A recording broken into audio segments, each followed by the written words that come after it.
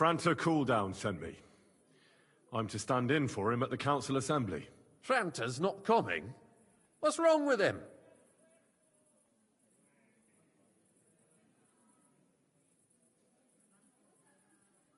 He got poisoned.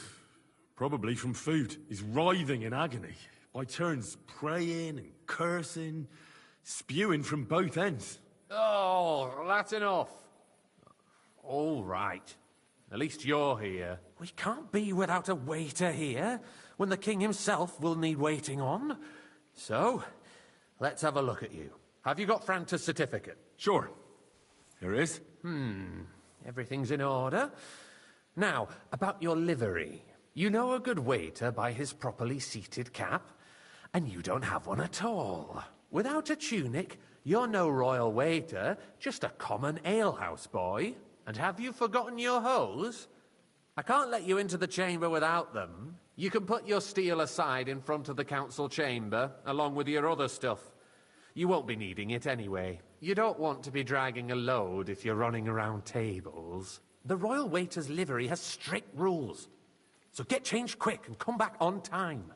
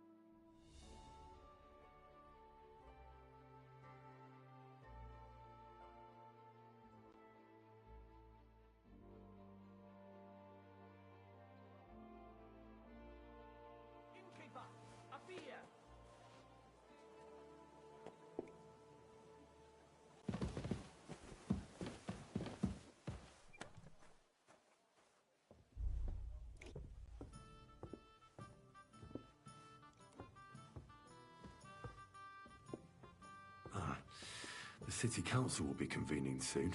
I better get a move on.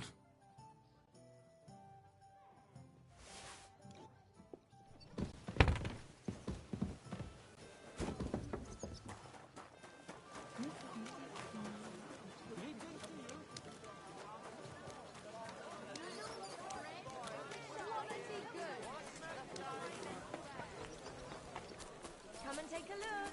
Quality goods.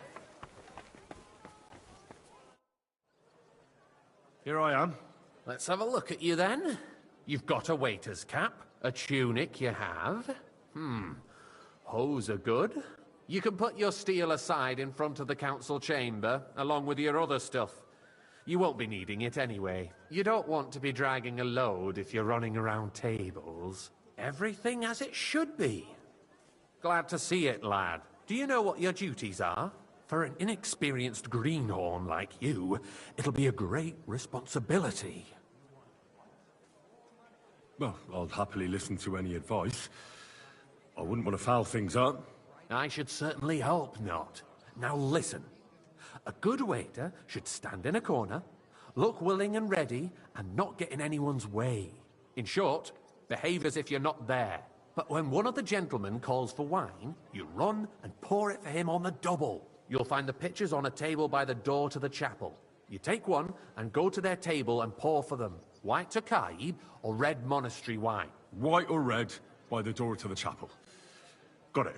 But for Councillor Adam of Zarzhitz, you must not pour at all. When he drinks, he disrupts and makes trouble. So the assembly has to be interrupted, or otherwise it never reaches an end. We can't allow that to happen in the presence of the king. All right. Sir Adam of Zarzhitz stays dry. And if the king himself wants wine, you pour for him with lowered eyes. Don't look at him. And the most important thing?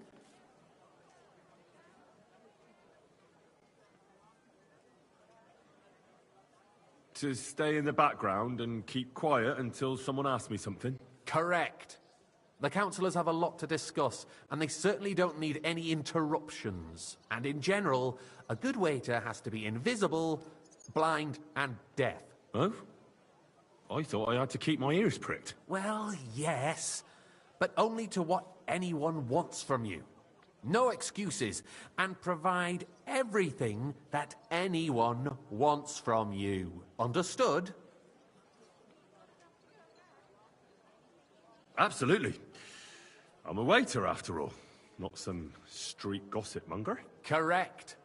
And if you manage not to botch it up, you can even rise on the social ladder.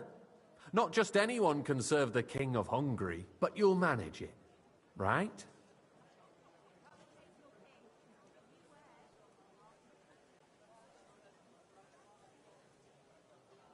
I know everything I need to. I can do it. Excellent. Put away your things here. It's easier to serve with a lighter load. You can wait in the cubbyhole for the servants.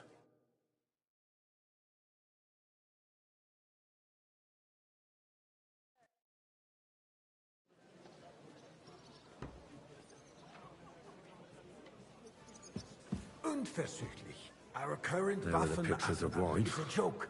And on top Hopefully of I that, won't the splash army anyone's was shoes. requisitioning from it. Should the town reserve have worse weapons than any Räuber in the You domain? there, lad. What are you a getting cup of red, at, Eldris? and don't you skip I'm on saying that the bandits who freed Hinnick, the Dry Devil, used that thing. That Hackenbücher. Hand cannon. Can you believe it? Come now, Where did they waiter. get I that? wanted red. You're the one who should know where they got them. Since you're a gunsmith. What are you implying, Friedrich? All I'm saying is that they had them, Herrgott. It is eine Schande when outlaws have better Come now, weapons than waiter. the I city wanted garrison. red. And Herr König surely knows this Sir? too. What is it, Eldris? You smell a Thank eel? you, waiter. What I smell is that your stubborn heads do not realize what Schwierigkeiten this is. The Dry Devil is running free. There are Raubricker everywhere in the region. We have the army bearing down, and you want to defend yourselves with a few rusty halberds. And who is it you I'd want like to some fight? monastery wine. Exactly. Refill my cup, boy. Merciful King Sigismund is providing us with protection, isn't he? It's not that long ago that some bandits apologise, burned down sir. Bohunovitz. Which one? Nobody dealt Monastery with them. Red. Or as far as I know, even started investigating. The König has his own concerns at home, and one day he will withdraw his army. Sir? Quiet! The king may turn up at any moment. Well, what have he heard thank you? the Lord. What then? We're sitting atop the biggest silver heap in the kingdom, and we're supposed to defend it with brooms? You're right, Eldris. But where Hey, can we wake get up. the coin Call me for some better monastery equipment? white. We can always confiscate the property of the king's enemies. I apologise, sir. Nicht wahr? Which We are one? more than Monastery familiar rat. with the yeomanly state of our armory. And the king is surely aware of it as well. Maybe if he waived some of the taxes? The king fears that this town will rise against him. He'll take the arming of the city's militia as a preparation for war. So you suggest we just wait with arms crossed for Monastery the wine Hauptbringer here. to wreak havoc all around? We can always ask the king to bring order to the realm with his army. But then the Dörfler Sir? will rise up. I'm afraid I see no solution of the current situation. I shall wait and see what His Majesty thinks about the matter. Maybe we can change his mind. Vielleicht? I'd like to report to the Honorable Council on the cleanliness of the city and the state of the public baths. You mean baths or brothels? My cup is empty. Isn't it the same? Pour me some white. So, the cleanliness of the city is not what it should be. The current baths in the city fall The far cathedral short will of be covering all the standing before you citizens' bring needs. me that We white. have another bathhouse here, on Hopring. My friend Adam from the baths in Haradek district told me about it. He says it's filthy. Nonsense. He's just envious. I'm sorry, sir. Bet he sees the opportunity, Orders from and above. people are lining You can up keep to that bathe slop. there. Is that I'm true? the biggest Well, wine I find it hard to connoisseur in believe. town. A woman? No, really. It's clean, it's warm. You can get Is wine, everything all right? something to eat, But there's and don't nothing get you me can do started about on the it. wenches. Come closer. So don't start. All right, I'll go over there and investigate. The need for cleanliness and citizens' health should not be underestimated. Nor overestimated. If someone needs to wash, there's a rip. I need something from you. There is an item in my study that I confiscated from a female thief. She thought she could wriggle out of it by telling me who the item belongs to. And what is it? A silver goblet. She sneaked into Sir Ulrich's house and stole it. No one's noticed the theft yet. But if Ulrich finds out, he'll turn the city upside down to find the culprit. Go and get it. And don't you make a mess there, understand? Keeping the city clean is important. Where can I find this goblet? Use your eyes and come right back with it, understood? It's only a waste of time because we're always arguing about the same thing. Not at all. If you'd finally admit that it's a trifle, we wouldn't have to keep coming back to it. A trifle? Do you ever walk the streets here? Sewage, rats, slop, and rubbish. The least we can do for the citizens is to provide them with a place to wash up. What nonsense. Next, you'll want me to serve wine to everyone for free, too. Why not? In Jerome Nardi's Nice. earthly paradise, Whose silver might everything this would be be? free. Don't put words in my mouth. Gentlemen, that's a... So, did you find it? I did, Master Bailiff. Here it is. Not so loud. Show it here. That's it. And now go back to your job. I got word that Rutard has pulled off another deed. That's nothing unusual. That old weasel will never accept that the city isn't run his way, at least until His Majesty honors us with his visit. And as we know, Tokai! Gunslin And the full cup. absolutely hates him. He can hate all he wants, as long as he does no damage. I apologise, Ulrich, sir. what have you got to Which say one? about it? White Tokai. Well, I'm not sure what you're implying. Horseshit! You know full well. Everybody knows. He wiped the floor with you. Compose yourself, Adam, and stop drinking. The king might come any time now. That's Sir? right. Let's not burden the anointed monarch with such... Well, Me? the Lord. Compose myself. Me? I beg your pardon. I demand that you... Ruhe! Franz, please continue. I'm speaking about the Rutard incident. You were there, weren't you? Oh, I apologize, sir. just a Which small one? misunderstanding. Monastery Red. We've sorted it out and everything's settled. My ears must be deceiving me. Are you defending Rutard? Besides, if his men attacked yours, as I've heard, Sir? then we have a good reason to punish him. What happened there? Thank you, waiter. Leave nothing out. I don't like Rutard, true, but in this case it really was nothing. Everyone in the city gossiped about it. I heard there were several dead. Did you? That's grossly exaggerated. I don't think Rutard will cause any trouble. He is sensible enough not to draw attention to himself while the king is here. That's true. Because if we don't do something about him, the king himself will put an end to him, and soon. Unless he puts an end to us pour me first. some Tokai. God knows what he wants to tell us. I apologize, sir. Happened. There's no Which point in wine? dwelling Are on you it. colorblind? Let's move on. I'm sorry, Andreas, but I wouldn't brush it off so quickly. Why do I have the feeling you're not telling us the whole truth, Ulrich? Are you accusing me Sir? of lying? Those are strong words, my friend. Well, Nobody thanks a said lot. anything like that, did they? Then why doesn't he tell us what really happened, I'm not keeping anything from you, but there's little truth to the rumors circulating around the town.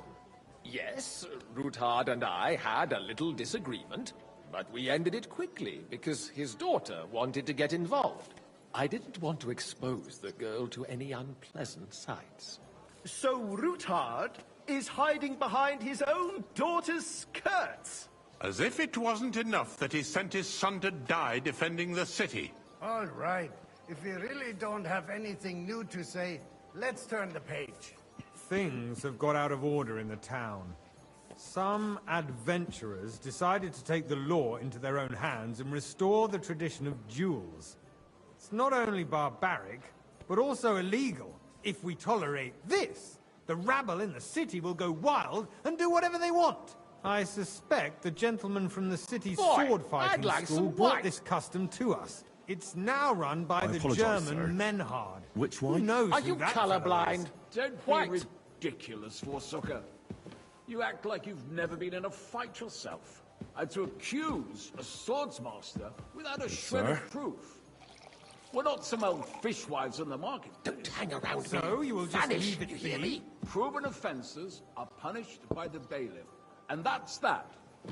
There are more pressing matters to deal with. Come More here for a pressing moment. than the open contempt of the whole town garrison. Refill, sir. The Do you guards think are I come apparently to the settling council just accounts to their guzzle own way. wine? We'll Come here. soon be the laughing stock of the whole town.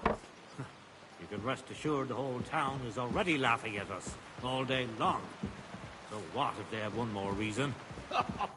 What can I help you with, sir? I left my gloves in the chapel. I took them off to pray, but then I rushed here and forgot to take them. I can't just get up and walk out now. But if you disappear for a little while... If I threw out everyone who complains over a beer, All right. I'd soon be I'll get them.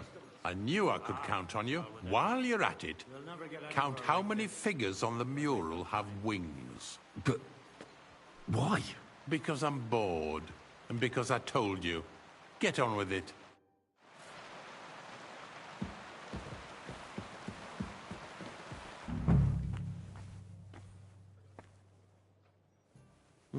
That was easy enough. And he wanted me to count the winged figures.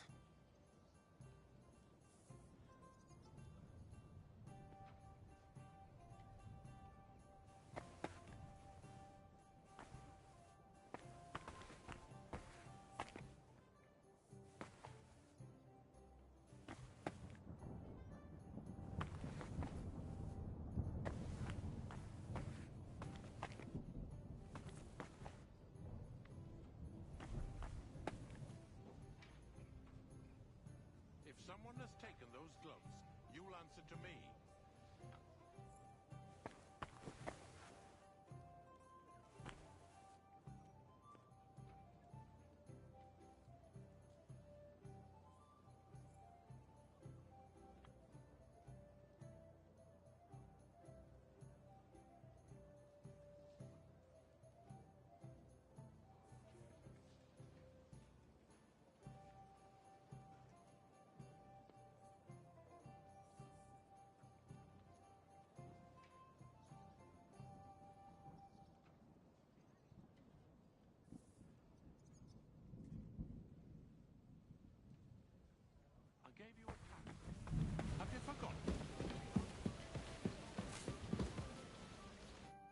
So, let's see what you've got for me.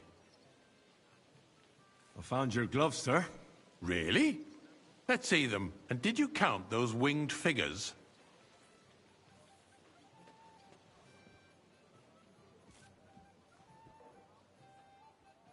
I counted 32, sir. That many? It seems a few more angels must have descended from heaven. For a royal waiter, you don't have much of a knack for counting. As the eternal dispute over the cathedrals.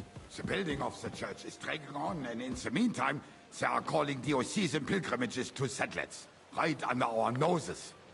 It's just a village with the monastery, and they are going to mock a royal mining city. Why can't we build faster? White Tokai. Hire more craftsmen, start with night shifts. Because those so-called craftsmen are a band of parasites. You pay them, they come late, or report sick, and if they do come, their work is shit, and you have to pay someone else to put it right. It's a waste of time. I tell you, a waste of time. Adam, don't interrupt the proceedings with your drunken ranting, even if you are in the right. Waiter, and as for you, pour me red wine. Haven't you noticed there's a war going on? Are the experts from far off supposed to work in a city under siege? Besides, I get the feeling there's something other than the welfare of the city behind your complaints. I wanted monastery wine. Do you? And what would that be? Like, for instance, that you'd like to have your own altar there? So what if I would? Hold your horses, gentlemen. That space in the side nave is mine. Then hell freezes over, my friend. Your place is at least 2 steps behind mine. A swordsmith dares to insult me? Ha! I think not. Hey, excuse me. Pour me some Tokai. You wanted to buy yourself an altar in the cathedral. Just like you bought yourself a seat in this council. How dare you? That's the I acquired my seat for the services our guild provided and still provides to the crown. Well, I hope you're not supplying equipment to the army. If that's all they have, they would be defeated by that bunch of ne'er-do-wells from the alehouse on Hopbrink. What ne'er-do-wells? Those wrestlers of theirs, of course. People from the whole town go to watch them brawl. Oh, this is news to me. Because it has all been sorted out. Not long ago, the guards raided and threw them all out. Ah, yes, I had forgotten. What do we have to discuss next?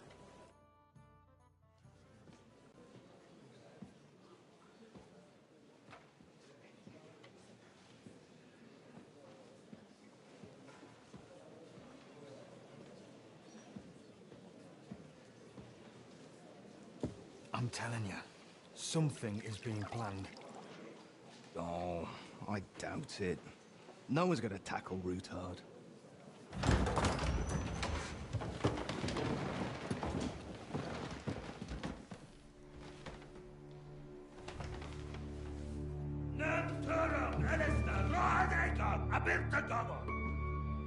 Azonal Juchagase, Allegiop Katonaikat, Ishkelkinek Utra.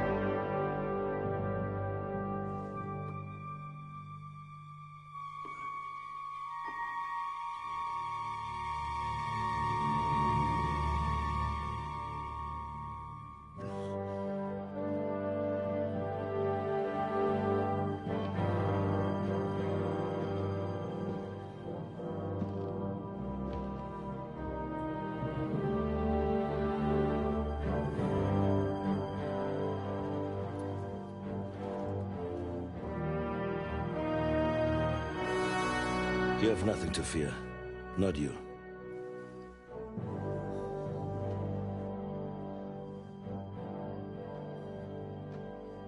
Like this plan of false!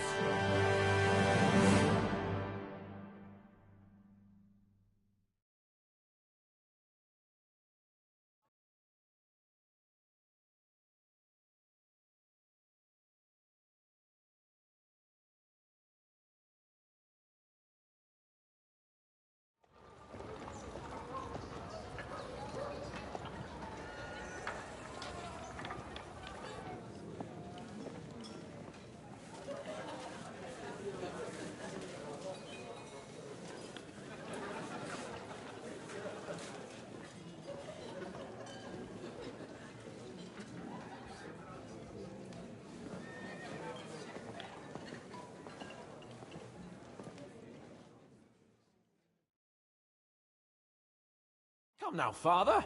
Put a little life into your dying. Seen more cheerful priests at funerals. I'd rather be at one than here. I hoped I'd never see this fortress again in my life. Unpleasant memories? You have no idea. I didn't part ways with my father on entirely good terms. 20 years ago. And now you're 2 decades older and wiser. At your Ujit's parish, you spread the word of God to your flock, and you saved my neck and Henry's too. I'd say your father should be proud of you. None of that matters a damn to him. Who knows? Maybe that 20 years has changed a thing or two. You know what? Let's drop the subject. Do you know any of the guests here? Most of them I'm seeing for the first time in my life. It's a pretty varied company. We've had bandits, nobles, burghers, a priest, and even a rabbi coming together here. It's like the start of some joke. Wait a moment. Rabbi, you say? The Kuttenberg rabbi? Yeah. He came with a retinue. But for now, they're keeping mostly to themselves. Maybe you should go and welcome some of them. After all, this used to be your home. And you're a spiritual man too, so you should have something in common. I wouldn't be too sure. But I suppose I can try. Who's that French fellow you brought here from Malashov? The great Baron Brabant. Been everywhere, knows everything, and has the keys to half the kingdom. He's got more fairy tales than my old nanny. Can he be trusted? He's a blabbermouth, but a harmless one. Besides, he defended Kuttenberg, and you know how that went. If he were on Sigismund's side, he'd hardly have been locked up with me. How does it feel to breathe free air again? What can I say? You can never truly appreciate freedom until someone locks you up for a while. Or until you become a priest. No fear of that in my case. I intend to enjoy life to the full. Wine, women, and song. What do you plan to do now you're a free man again? What do you think? Get drunk, woo one of the local wenches, and wake up in the morning with no hose and a head like a church bell. Have you perchance forgotten we're supposed to be deciding the future of the kingdom here? I'll leave that to the older and wiser. And duller. Dear me. I'd rather creep off into some corner with a full wineskin. But I suppose I'll have to introduce myself to the rest of the guests, eh? Indeed you should. After all, you are one of the lords of Rabosh. Oh, don't start with that. I'd like to steer clear of the old man as long as I can. In that case, you should sound out Radzig and Hanush and find out what they're actually planning.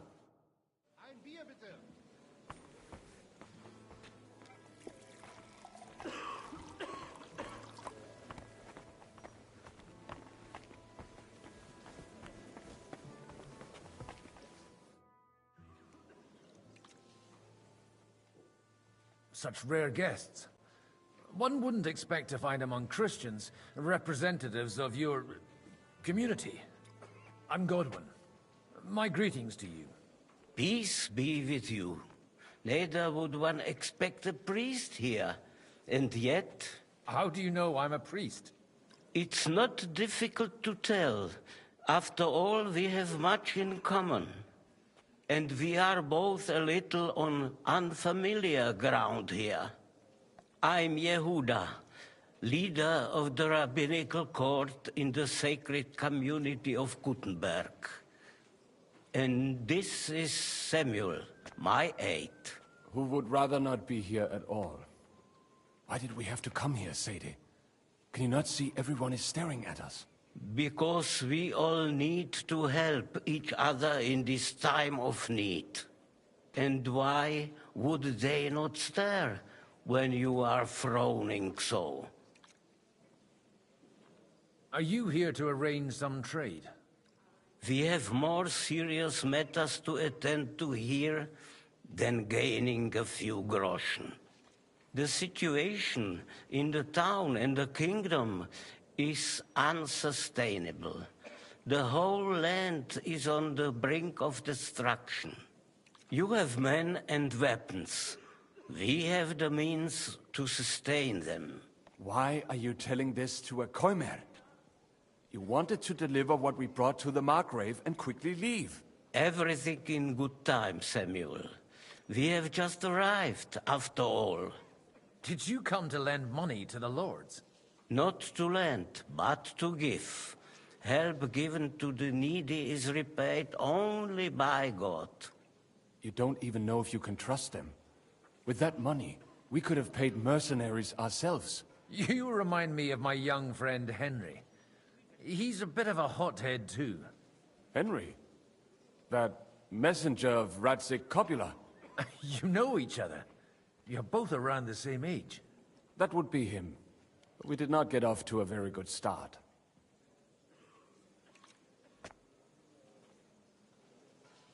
Well, maybe you'll get to know each other better. He should be coming here later, by the way. For a young stripling, he's been through plenty. It's not so long since his parents were killed in Skalitz. He was supposed to become a blacksmith, and instead, he's roaming the world, risking his neck at every turn. Wait, a blacksmith, you say? From Skalitz? Aye, that's right. Did you know anyone there? I knew of someone. A blacksmith by the name of Martin.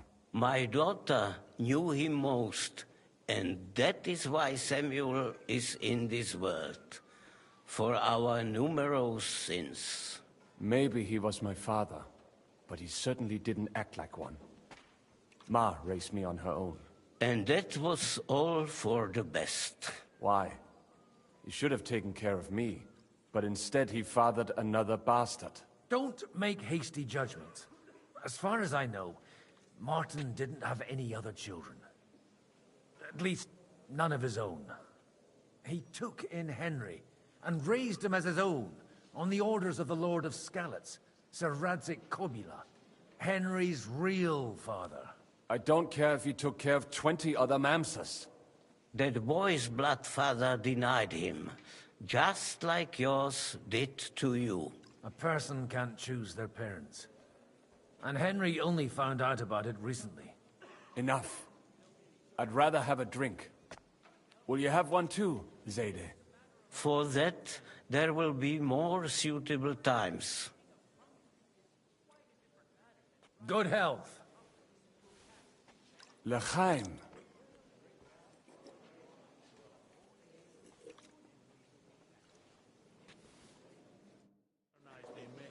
But how do you expect to reconcile their approach? Warring and diplomacy make poor better. Warring is no solution. Even that gloomy captain knows that. What's his name? Jishka. It's easy for him to rouse people to war when he has nothing to lose. From what I heard, he's I'm glad you finally accepted my invitation. I almost lost all hope. It's not that I didn't want to, but understand that my absence can signify.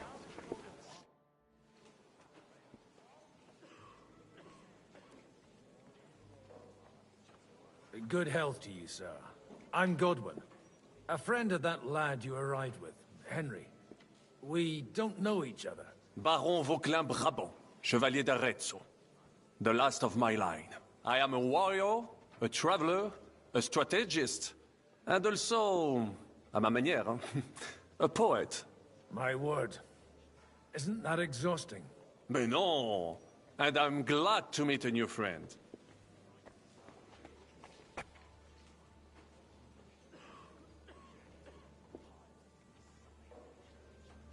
It's a pleasure to make your acquaintance, Baron. I knew right away we'd hit it off.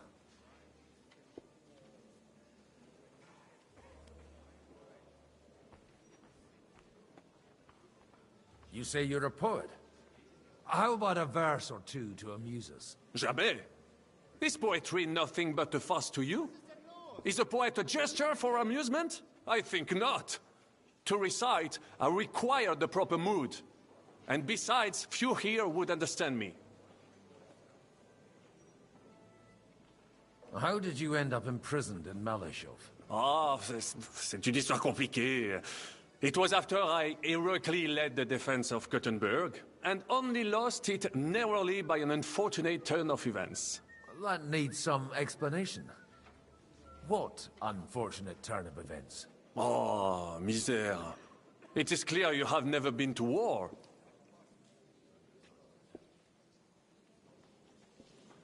So, be so kind as to enlighten me. When they broke through the defense, I ended up in captivity. It was only due to my acquaintances in a court that I escaped execution. Oh. I thought it was Henry who saved your neck. My neck was not at risk in Maleshov. I may have still been a prisoner with my personal freedom restricted, but they never broke my spirit.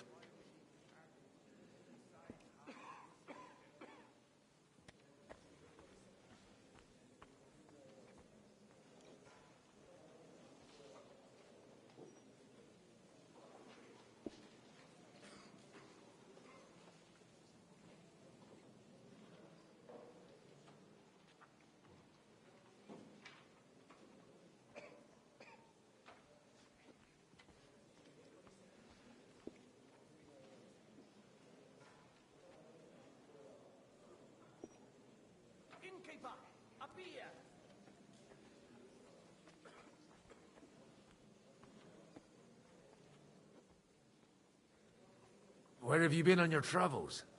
Have you seen the ocean? But of course! I was born by the sea. If you are interested in my greatest journeys, then I have traveled with a merchant caravan all the way to the Ottoman Empire. And if you are interested in my greatest deed, then that was perhaps saving the life of the King of France. And you wouldn't by any chance know the Pope, personally? Which one do you mean? I spoke briefly with Boniface IX when I was sojourning in Rome. A pleasant fellow. How come almost nobody here knows you? I am operating, as they say. Incognito. My great benefit is my strong connection with the French court. There, everyone knows my name. Here in Bohemia, I'm still building my reputation, slowly, but surely.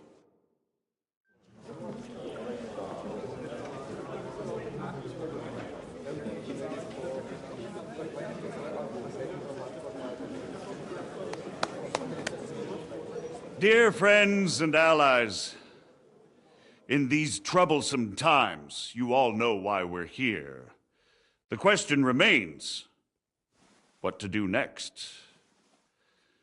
Sigismund is facing troubles in Hungary, and here, too, he is up against resistance. He's a capable strategist, but a poor diplomat. Mark my words. If we wait him out until winter, he will leave of his own accord. By winter, he'll have torched all our fortresses and carried off everything that we possess. Are we seriously gonna wait and cower in a corner? Or are we gonna drive them out in shame? A few well-planned raids and we could have him in our fists! At what price? Have you got men to spare? Has any of you got men and money to spare? We don't have men out there. Yes, we do. We do not. Jobst is right. That horse son won't fall easily. Only we can't wait. Are we to get ourselves killed? Or end with nothing?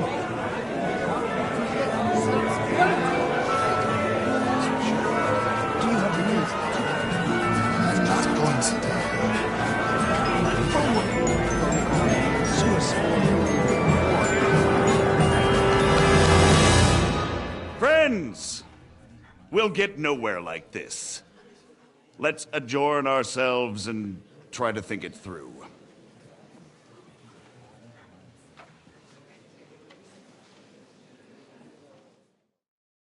Well, that went just as expected.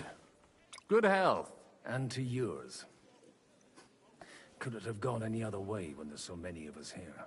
I would have expected a bit more sense from Jobst, of all people. He made an amateur's mistake.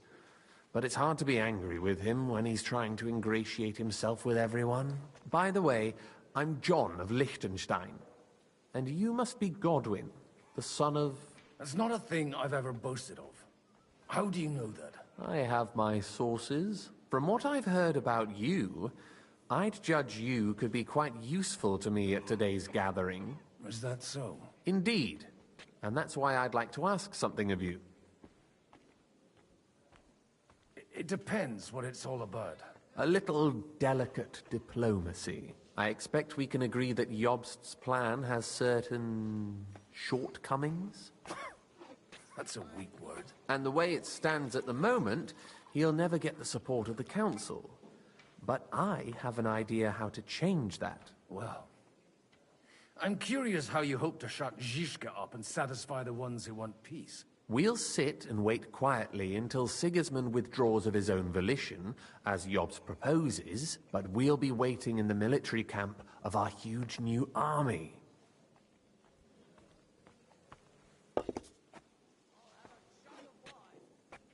If Sigismund decides to mount an attack on the camp, it'd be a massacre. Ah, but it won't. Sigismund's army is demoralized and weakened. And besides, he's running out of resources. He's able to tackle fortresses that aren't able to defend themselves, but he won't engage an equal force on the battlefield. But he can't retreat either. That would be a disgrace. And that's exactly why we'll wait until he's called back to Hungary by events there. For the plan to work, we need allies, their money and their determination. We've already set the ground for it. We just need negotiators who will push the right people in the right direction. Are you saying you set everything in motion even before Jobst? More like in parallel, but without his knowledge. If we find support and make it look like the whole thing was his idea, we'll all win. You've got an interesting way of approaching things. You're certainly not the first to tell me that. I take it as a compliment. Why are you doing all this anyway? Because I want to put a stop to the senseless deaths. And also because I'm happier with Wenceslas on the Bohemian throne. I'll help you. What exactly should I do? I'll give you 3 names. Bocek of Kunstadt, Haman Alder, and Anna of Waldstein. If you can get those 3 on our side, we've won the day. Meanwhile, I'll take care of Jobst.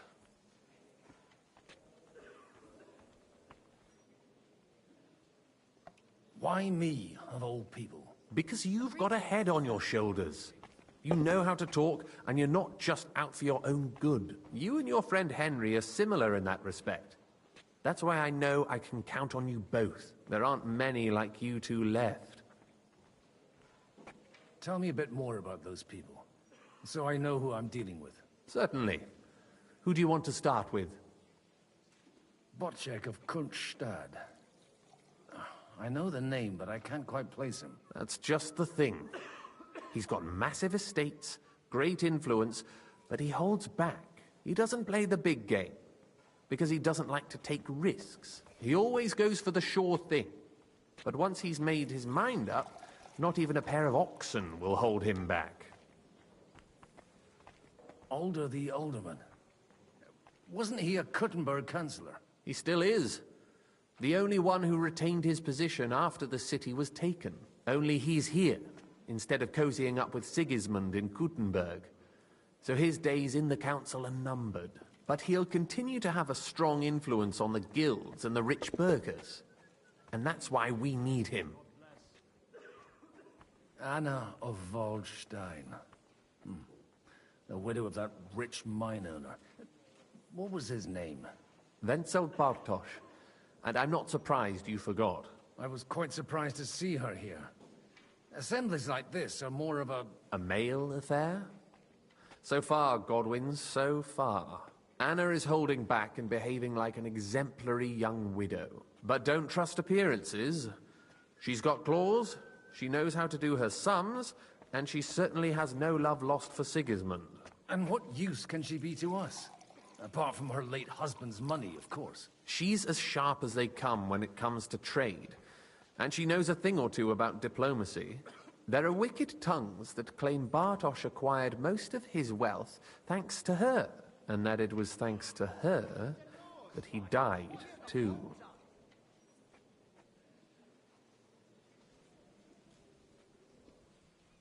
I'll get on it then. Wish me luck. I wish us both luck. Before the day is over, the die will be cast.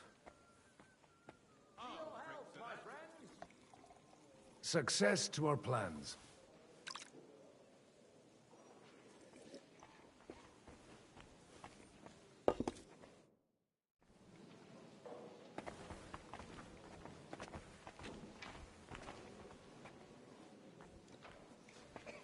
I'll tell you, nobody has the likes of these. Not even Bocek? Not even Bocek. And he...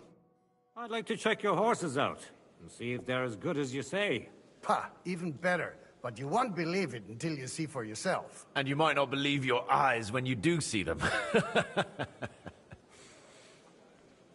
Well, well, we have a new guest.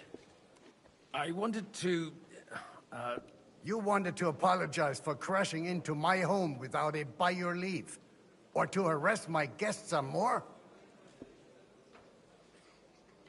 I want to have a word with Older. Well, I'm having a word with you. I apologize, Father. For interrupting our conversation? Or just for being you? Is that your... Unfortunately. Speak up, then. What are you doing here?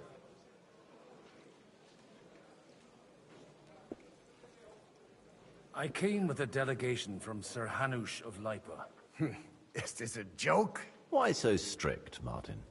20 years ago, he was nothing but a cheeky brat, only interested in wenches and booze. I got him a place at the Archbishopric to have some sense beaten into his head. Only it wasn't long before they kicked him out. And then I find out he's settled in some backwater parish in Sassau. But he took his boozing and whoring along with him, lost everything, and then came creeping home again. Huh? Try saying it again a little louder. They might not have heard you in the outer courtyard. You have the impertinence to show me your face after the way you disgraced our whole family?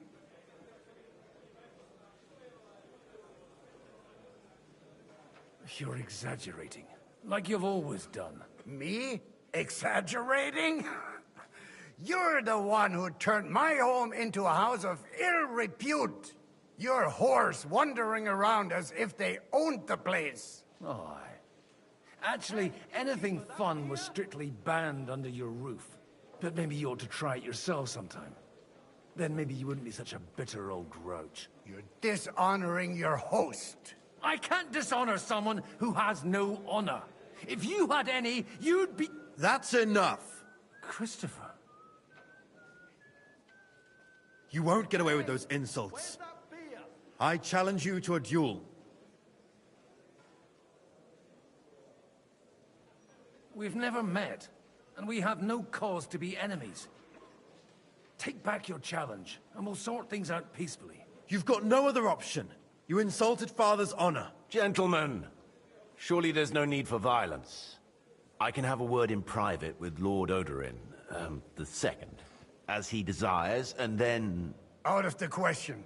This uncouth lout needs a lesson, and he's got plenty to learn from Christopher. By God's grace, I have at least one son I can be proud of. You want satisfaction? You'll get nothing but shame, as always. Suit yourself, then. We'll fight.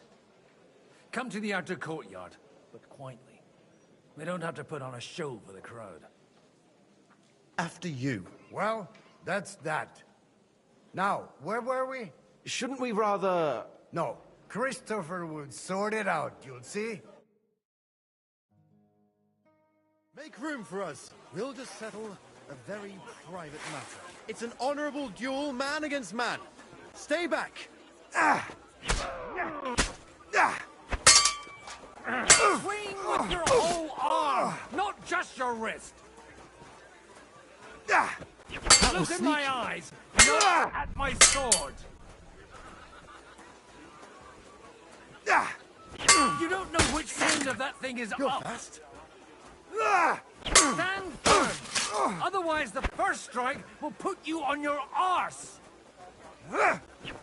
Arm lower. Not bad for a What's wrong priest. with your leg? Fucking hell! That was sneaky.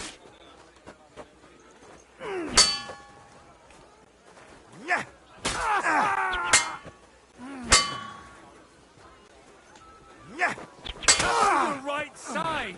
You've got a gap there I can drive a car through! Enough! That will do.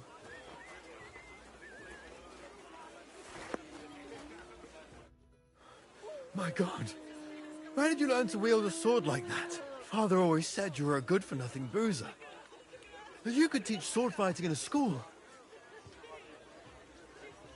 I was in a war. Right after they kicked me out of the archbishopric. And you ought to know yourself. Not all the faults that Father sees are real. Aye.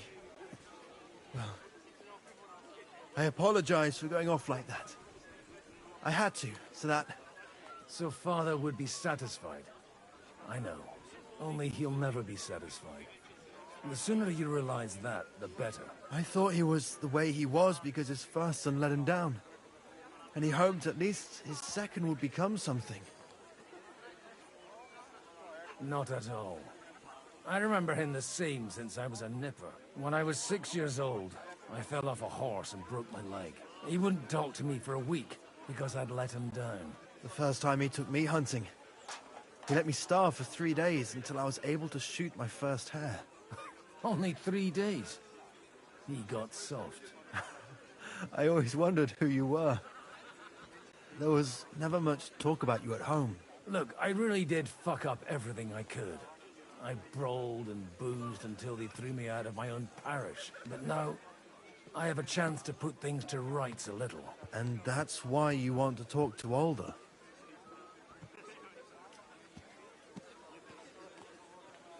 Aye.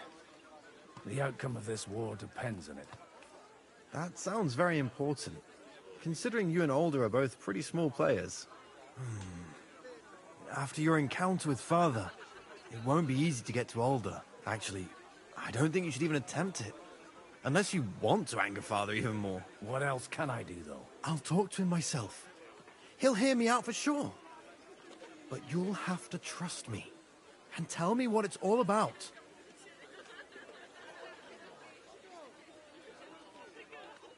All right, then. You've heard Yob's plan, right? It's a nice idea, but we can't wait around without an army to back us up. Only no one's going to pay for one, because that would be an outright admission of rebelling against Sigismund. Alder's got some clout with the councillors and burghers who are loyal to Sigismund. If he agrees, they'll follow. I expect Alder's not the only one you're after. You got that right. Leave Alder to me. The plan sounds sensible, and he's no fool. I don't know how to thank you. You can drag me to a tavern sometime. Pa doesn't need to know about it. You're starting to sound like a brother.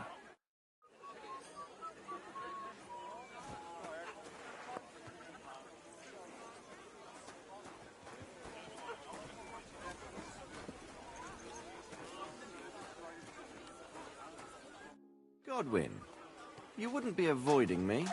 We didn't have much time for conversation on the way here. Let's rectify that. With pleasure, sir. As it happens, there's something I'd like to ask you.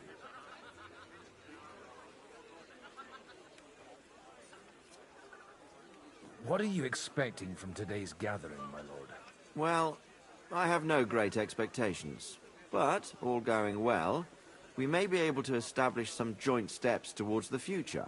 As long as we proceed without prior agreement and mutual support, we will be very unlikely to achieve any progress. Where did you leave Sir Divish? Surely he's not too old to miss out on such an event. Haven't you heard? Lady Stephanie is with child.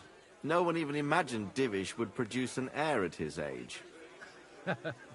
As they say, it doesn't matter who kneaded the dough, as long as there's a pie in the oven. Godwin. Well, it could be a miracle. Praise the Lord! I couldn't help but notice your son has a bit of a talent for getting into trouble.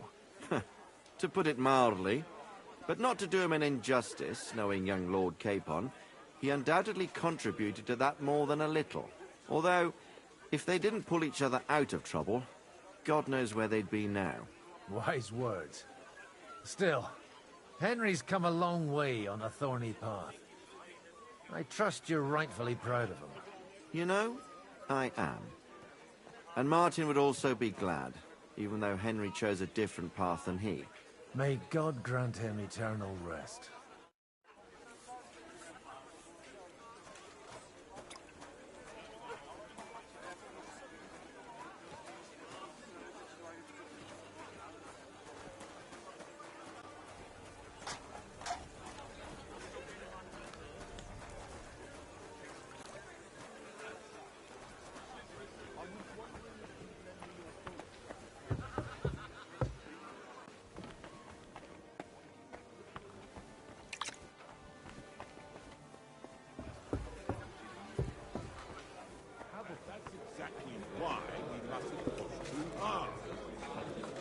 Burghers, patricians, and you... You seem a bit out of sorts. Anything wrong? Oh, these grand aristocratic assemblies are nothing for me. I'd be happier if they just told me in the morning how it all went and what my boys have to do next. But then you'd miss all the grub and the booze, and the gossip. Oh, and have you heard anything interesting here?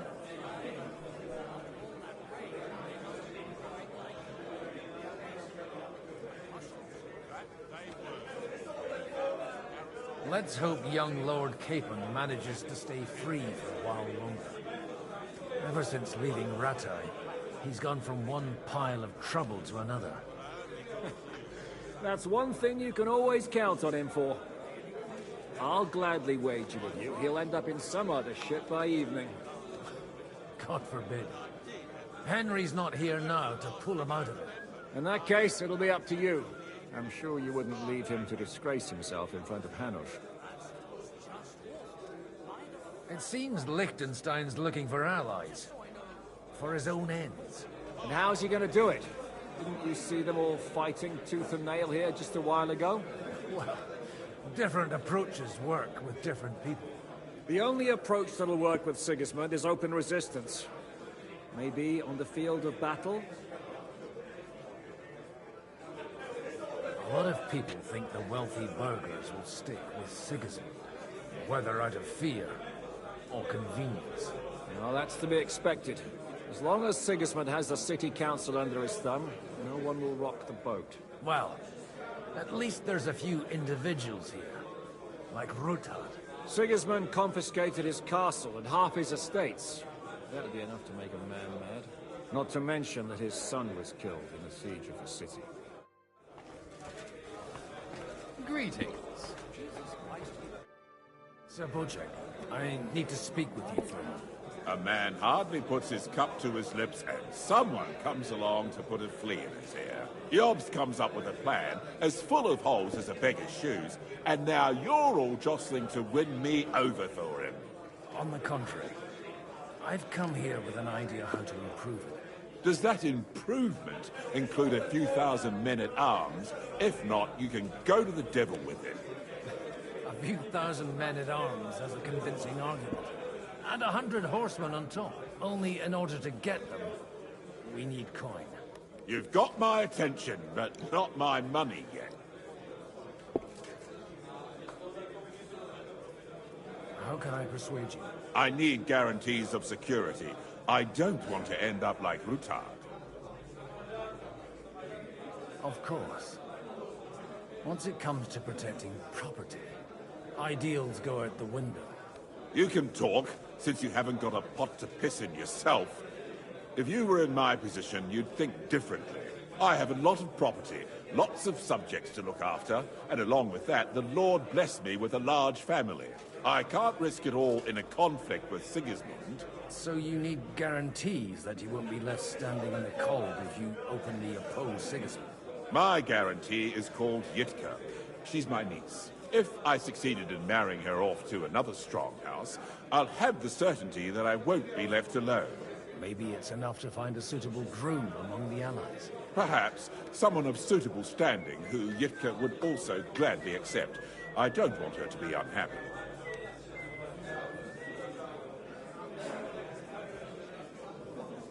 How about young Lord Capon? He's a youngster still.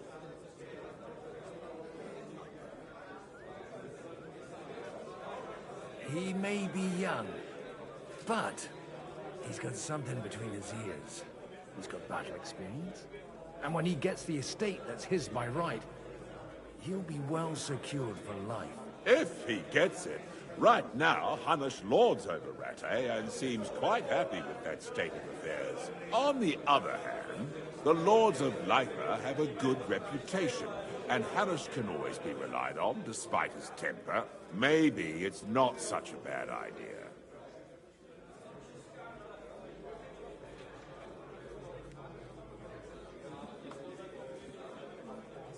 So, will you support our plan? You're selling the skin of a boar that's still grunting. First, I want a confirmation that the wedding will take place as soon as possible. And what if Lord Capon refuses? I don't care what the young lord thinks. Hanush is the one to decide. If he agrees, I'll be happy to support your plan. Pushing a friend to tie the knot to save the kingdom. Things have come to a pretty pass. The kingdom will not forget his sacrifice. Now stop dilly-dallying and go and tell Hanush.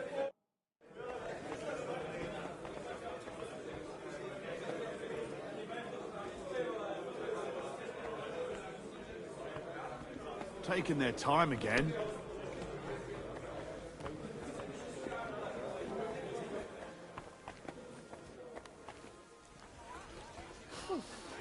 I'm all done in.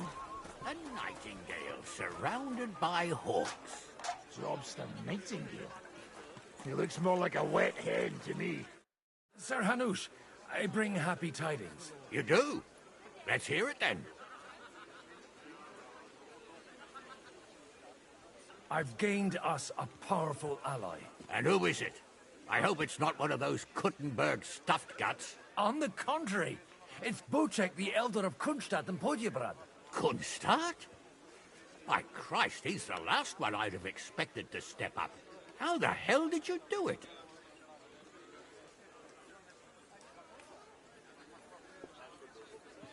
Well, I explained to him how such an alliance could be mutually beneficial. Mutually? What do you mean? He's got a pretty serious personal interest in this... bond. Stop beating around the bush and spit out what you promised him. Lord Kunstad has a niece, so... I arranged a betrothal for young Lord Capon, with your blessing if you agree. Hans Capon is to marry Yitka of Kunstadt. Godwin, you conniving old bastard! Oh, fuck. I don't believe it. So, young Hans is to marry Kunstadt's daughter? Yes. If you're serious, I'll make sure that you get the Rattay parish. Or you could make me the abbot of Sassa. Or what about a bishopric? Forget it.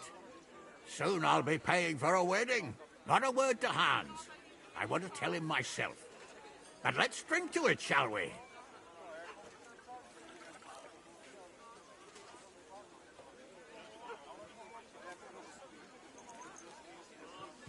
I must sadly decline, sir. Huh. I'll take that personally.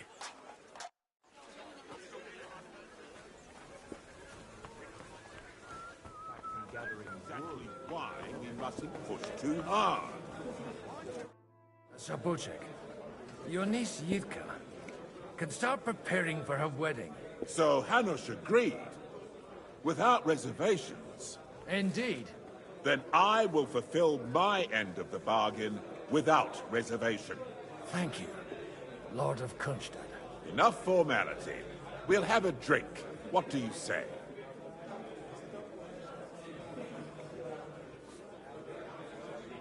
Thank you, but I'd rather not drink. The evening has just begun.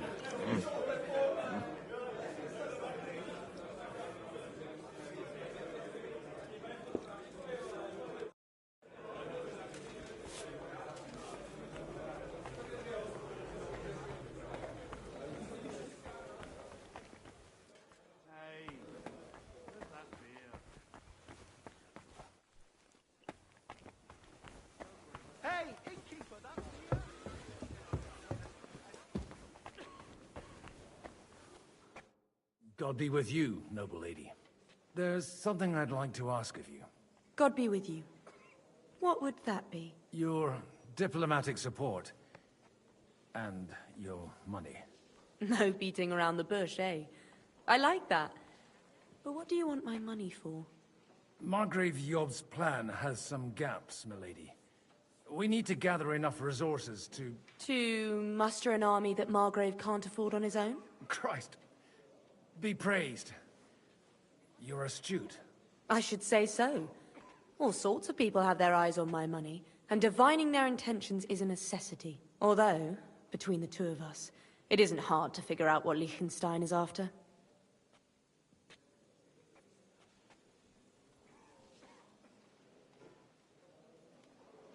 How do you know Liechtenstein is behind it? I know most of the people here very well. Many of them certainly have doubts about the Margrave's plans. But they wouldn't dream of stating them aloud. While it seems that Lord Liechtenstein, on the contrary, sees his opportunity. I'd say you have a better nose for people than most of this crowd. Not only for people, but also for good food and wine. And beneficial deals. Then you're in the right place. This occasion provides all of those things. The wine here is average. The cooks lack imagination. And I have yet to hear any interesting offers. So, to the point. What is it that Liechtenstein wants from me? Nothing more than support and resources for an army to parley more effectively with Sigismund. Nothing more? I'd say that's plenty. And why ask me for help? Why should I, of all people, take the risk?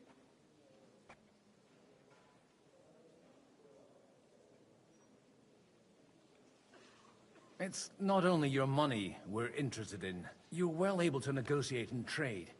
And if you were to take part in our plan... Then I'd be helpful to you on two fronts. If you want me to support you, you must give me a good reason. Perhaps a favor in return. Do you have something in particular in mind? Well, one of the guests here has something that shouldn't get into the wrong hands. Who's that? Harman Alder.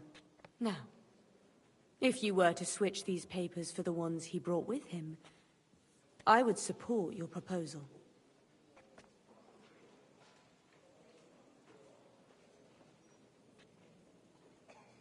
Have you fallen out with the town councillor? No. Alder is innocent in the matter. My relatives from the House of Bartosz are behind it all. They're disappointed that I dared outlive my husband, and the fact that I'm handling his estates makes their hair stand on end. And these papers I'm supposed to switch, what do they concern? My relatives somehow dug up some trade contracts between myself and certain undesirable parties. You were dealing with the enemy. They were not the enemy at the time.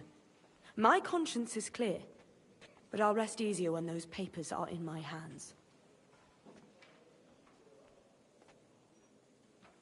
And the papers I'm supposed to plant on Alder? Just insignificant documents. If the incriminating ones disappeared without a trace, it would arouse suspicion. All right, I'll help you. Or at least I'll give it a try.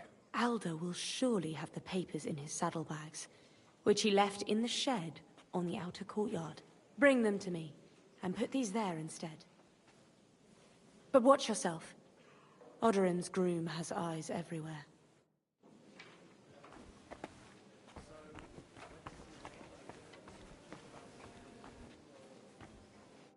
How are you getting on so far? Aside from the happy family reunion, everything is going according to plan. Thanks for asking. I'd almost forgotten about that little detail. But fortunately, it wasn't too much of a fuss. Father is getting old. There were times when he could keep yelling at me half the day. Keep it up. We've still got a lot of work to do. Just don't overdo it with the wine. No one takes a walking wineskin seriously.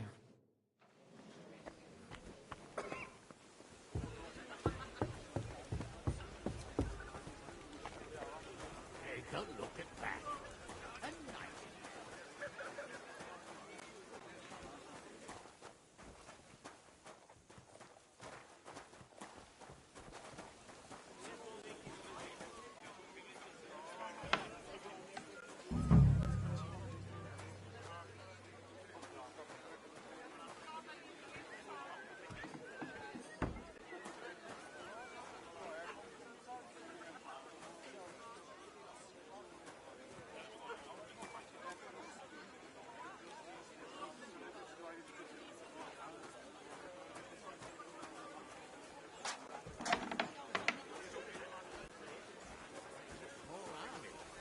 caused us a shitload of trouble. I've got those papers from Alder for you. Quiet! You don't have to announce it to everyone. Milady, with all the clamor going on here, I can hardly hear my own thoughts. Here they are. You're more capable than I expected. Thanks for the help. You're welcome. And now you're part of the bargain. As agreed. I will support Liechtenstein's proposal with both words and money. Thank you, noble lady. God will... Yes, quite. But let's drink to our bargain, Godwin. I'd like to, but I'm afraid I've had more than my fill already. I wouldn't want to cause a scandal. Wise. No matter, I shall drink a toast alone. But to your health.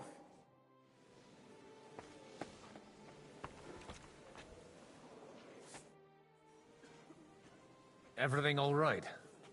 You look a bit out of sorts. I can't wait for it to end so we can get out of here. I reckon you'd have to be pretty brave to come and mingle with the Kuttenberg lords. Or pretty pissed off. Or that. We will leave as soon as we can. Anyway, all of these worthy gentlemen will be relieved when we are out of sight. Would you tell me something about your community? I haven't found out much so far. What can I tell you? It was never exactly glorious.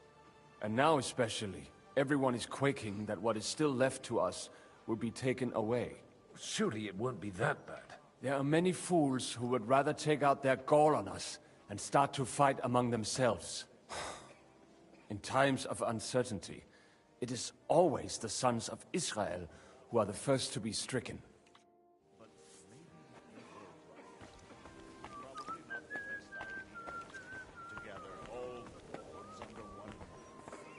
At other times, I would celebrate here.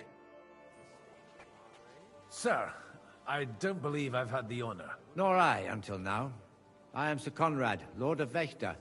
And you are the heir to the Lord of Raborsch, are you not? Used to be. My father somewhat disowned me some time ago. And I used to be the Royal Mint Master, until the King decided to replace me.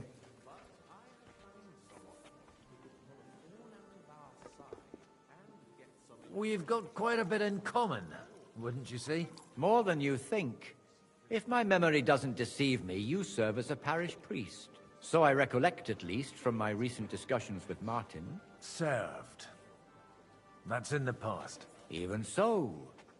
Before King Wenceslas appointed me his mint master, I was a priest. I was even being groomed to become a bishop. And now look at us. We have cast off our robes and merrily hatched plots against Sigismund. There's no point in waiting for divine intervention. On the contrary, the current state of affairs demands quite a secular approach.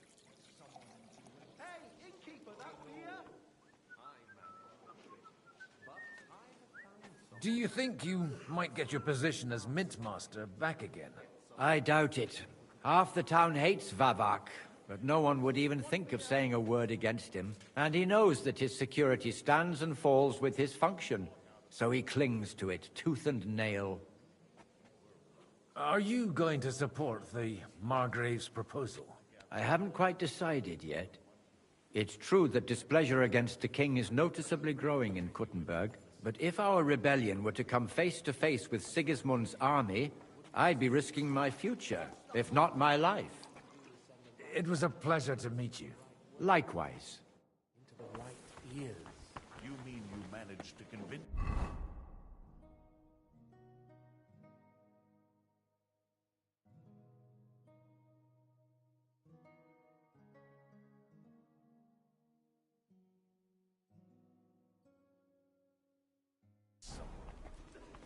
Someone influential.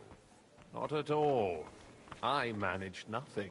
But I have found someone who could pull a thorn out of our side and get some influential people to join our cause. And who is this secret envoy of yours?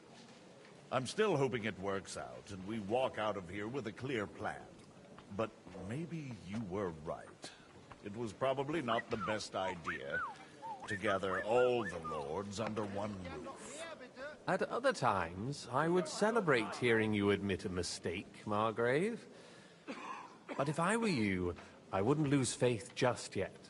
Sometimes all you need to do is send the right man to whisper the right words into the right ears. You mean you managed to convince someone? Someone influential? Not at all. I managed nothing. But I have found someone who could pull a thorn. Gentlemen, I think we can raise our goblets to the successful conclusion of the negotiations. Is this supposed to be your secret weapon? Like I said, miracles happen where you least expect them. Tell me, Godwin of the House of Odorin, what news do you bring us? I bring nothing from the House of Odorin. But the widow of Waldstein and Sir Bocek of Kunstadt will support our cause. Both of them? Good heavens, what did you promise them? This is going to be a long story, and I could use a drink. So if you'll excuse me, my lords?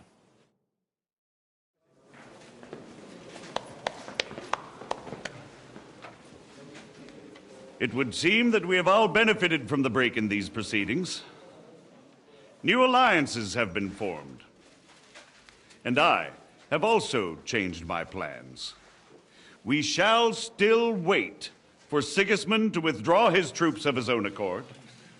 But we will wait with an army at our backs. Yes. Yeah. And how are we to raise an army? Wasn't it made clear at the meeting that no one wants to take the risk? The only thing made clear was that each of us alone is weak, and that we could not find common ground. But that has now changed.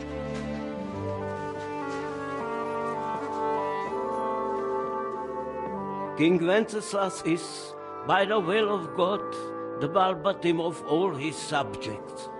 Not only the Christians, our community, and not only ours, will give you coin. Yes! The Kuttenberg houses are still loyal to King Wenceslaus, and we stand with Lord Ruthard. And if that's not enough, the houses of Leipa and Kunstadt will unite and march side by side.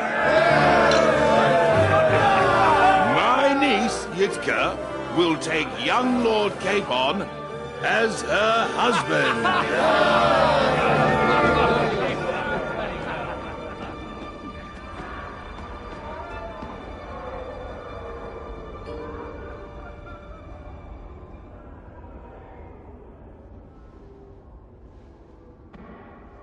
Lords Kunstadt, Hanush, Radzig, and I will set out immediately.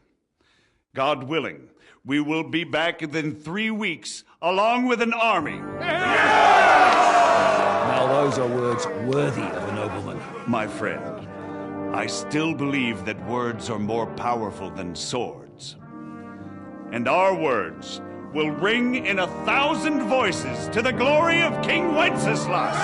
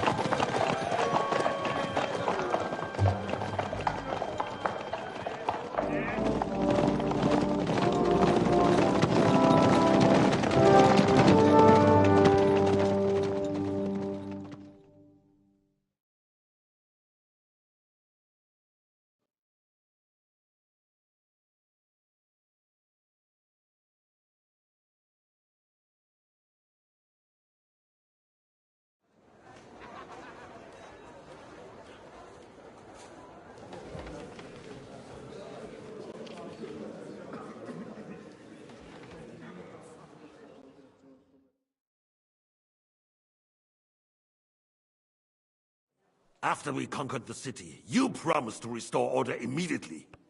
And then I find out things are even more disordered than before. Your Majesty, we are sorry. We will put it to rights. You've already said that. I want to hear real solutions. We will put more guards on the roads and toughen penalties. We can have a few captured bandits executed as an example to others. We do not care about bandits. We care about rebellious nobles and burghers. What will you do with them? How will you solve the chaos in the town administration, the rebellious miners, and the dismal yields? And how is it even possible that a rebellion against the king is smoldering here in the city? What do you mean, sire? I hear the resistance is coming from the Jewish quarter, from right under your noses. Why haven't you done anything? We don't know who is behind this. Without evidence, we cannot punish them. Otto von Berghoff did not ask questions in Prague either. He acted.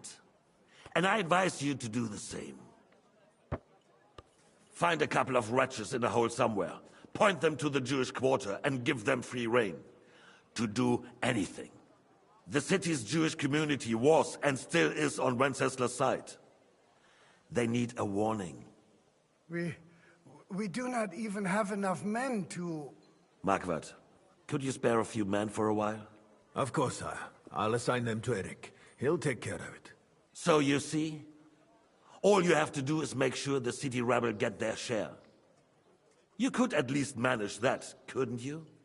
And if the thought should cross your minds that you would get rid of the debts to the Jewish moneylenders this way, forget about it. Your debts will remain, up to the last groschen. Only now you owe us directly. And while we are on the subject of money, has the yield from the mines finally matched last year's? Sire, the deposits are dwindling, and mining is becoming increasingly difficult. And to make matters worse, the miners started rebelling. Don't take us for a fool. They'll stop rebelling when you pay them proper wages. Your Majesty, we can't do that. Silence! How dare you oppose the kingdom's protector? You're a bunch of incompetent sycophants. Chicken shits. Not any better than the scum hiding in the forest. And drunks! Give them hell! Lazy fools, the lot of them. How dare you?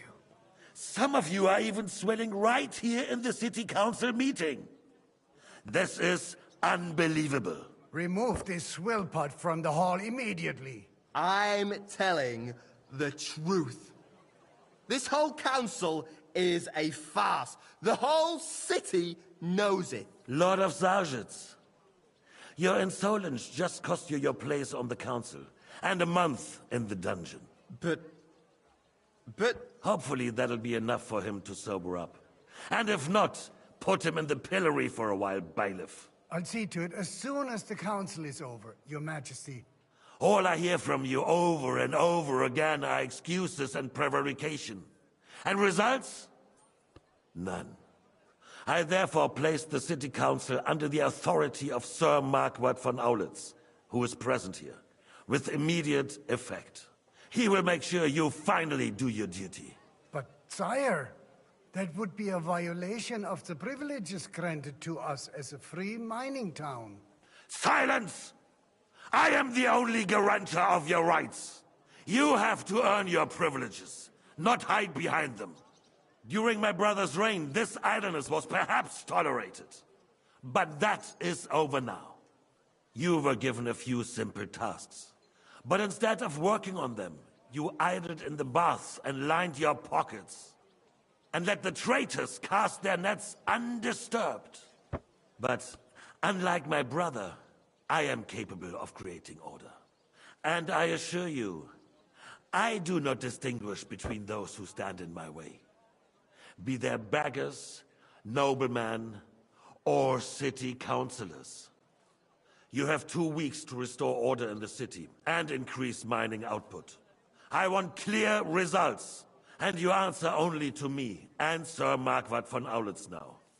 No one else.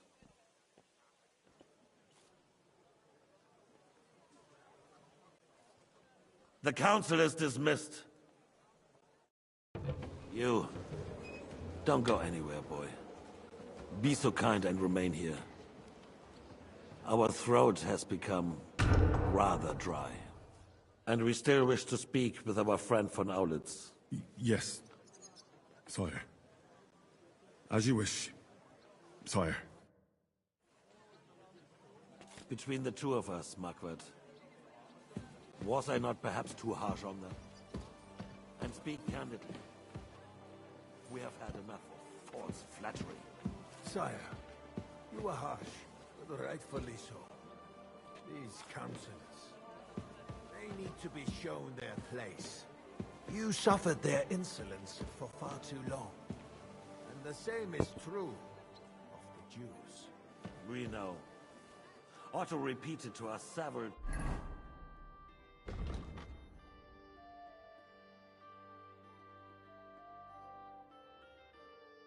times that it is time to strike against him. We are glad he is not here. He would be intolerably self-satisfied if he knew we had heeded him. Boy, can't you see the king's cup is empty? You tend to us as if we were infirm. Boy, pour us a monastic wine. The monks had a good year. We have concerns, friend. The Hungarians are rebelling. Our army is falling apart, and we have enemies here on all sides. Would we had a proper army instead of human mercenaries? They cannot be relied upon. And we are no closer to our goal now than a few months ago. You don't. Can't you tell white from red? Well, no matter. At least the Takai will remind us of our home. If our father were still alive, he would have been astonished by the mess that a few years of Wenceslas' reign brought to us. With a single word, he would have put the nobility in their place, and the country would flourish. God grant him eternal glory. We won't need much more time. We'll arrest the traitor Odorin, and the rest will fall in line. You say the others will be brought into line, but what do you know of them? We know only a few of them. But there's a fortress standing on every damn hill here. What side are their lords on? We'll find out soon enough, sire. If only Wenceslas were not such a stubborn ass, and relinquished that throne that he has no use for anyway. The nobility, on the other hand, found a ruler like him very useful. They made a puppet out of him. Once you restore order, they'll join you. All you have to do is promise them the privileges they lost during Wenceslas' reign. First, they'd have to be willing to make peace at least among themselves. Jobst does everything he can to sow chaos, so that he himself emerges victorious in the end. This business makes me thirsty. Pour me some of that red, boy. I think Jobst is just waiting for the right moment. He'll switch sides when it suits him. Maybe. But first I'll have to conquer a few more cities, and get a couple more lords on my side. Then they take the threat of war seriously. And Hungary. If Bohemia is a wasp nest, then Hungary is a viper's lair. You will follow in his footsteps, sire, as soon as you get the chance. But the wine is good here. To your health, Marquardt.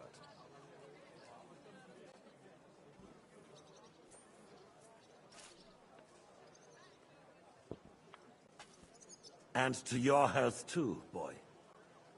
May your children grow in a land ruled by a good king. You did a good job, waiter. You can be proud of yourself. To your health, Your Majesty.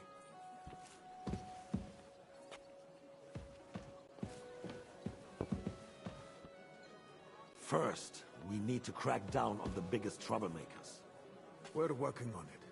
While the consul was meeting, Otto turned back off and his men set out for Raposh. Odorin won't give you any more trouble. He and Ruthard are in it together. Once we get Odorin, we can handle Ruthard easily. Rabosh will be yours. After all, Otto has already got Malishov. I appreciate your confidence, sire. But the devil knows there are a lot more strongholds to conquer here. For the king, red wine, boy. No. We shall have white. We have had enough of it. White it is. Quickly! If Repoche falls, others will follow. I think von Berghoff's little contraption will find its use again. If need be, we could use it to raise this town hall too. And I have some suggestions for other candidates. Not so fast, my friend. It's a wondrous tool, but we can't rely on it forever. But to bring it here to the square and point it at the city hall? Those sycophants would only benefit from a warning like that. It's a splendid idea, but it won't be necessary. The councillors are quite fearful enough already that they can hide nothing from us. There's been enough fretting, sire. You shall see. Soon we will drink to the conquest of another fortress. You are right. So then, to victory. And you, boy, will you drink with us? So that you shall have something to tell your children and grandchildren. To victory, sire. To today's, and those of the future.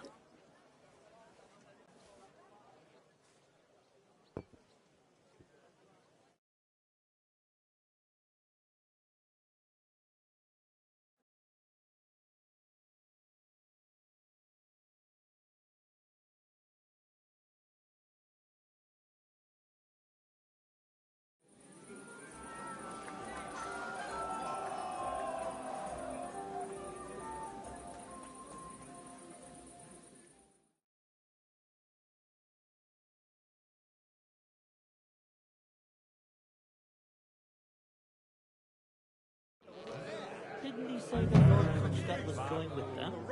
Ah, so. That's a long time ago. Your name is unpronounceable. How would you like a wine, Charles? The art of winemaking has a long tradition in La Belle France. Recipes are passed on from father to son, and each generation brings them to perfection. I myself was practically raised on wine. How many I have tasted. Even the French royal court took note of my refined taste. The king himself had wine delivered for his table according to my advice. I expect his lordship had the best barrels rolled out. Now, if he'd only known he had a real connoisseur here. Best barrels! Mon ami, this wine would perhaps be suited to the infirmary, where it would suffice for cleaning wounds and easing pain. For that, the taste is of little consequence. Baron Vaku Boku. Damn it. Your name is unpronounceable. About the girls? Or the piglet? Ah, fucking's for beggars. I'd rather eat well.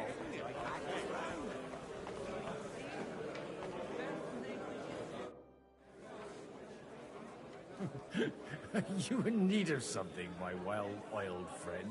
I'd like to drink a toast with you to our joint success.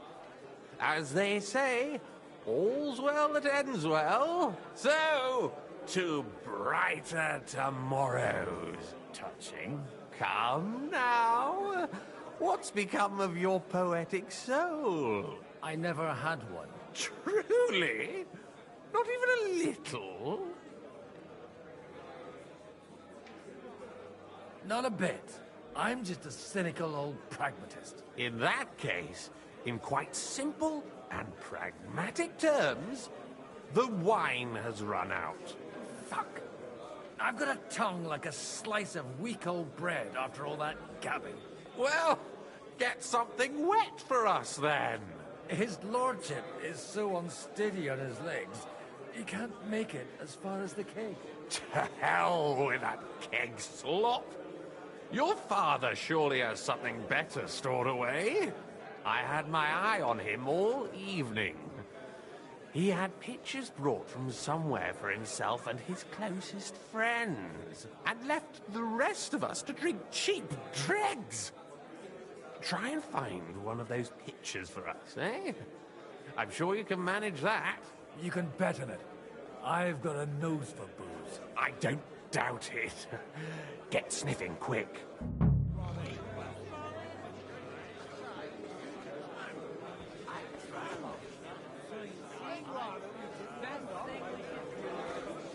I thought your Alishka was brown-eyed, though. What do you say? Good house. All right. Sorry, mate. But you're Come right here. about Sigismund. The sooner he's gone, the sooner life returns to us. To King Wenceslas. Fuckings for banging. I'd rather eat.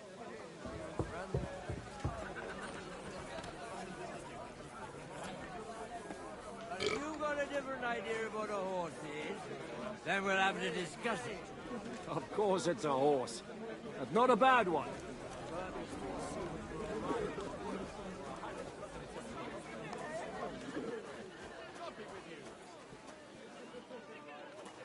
I understand.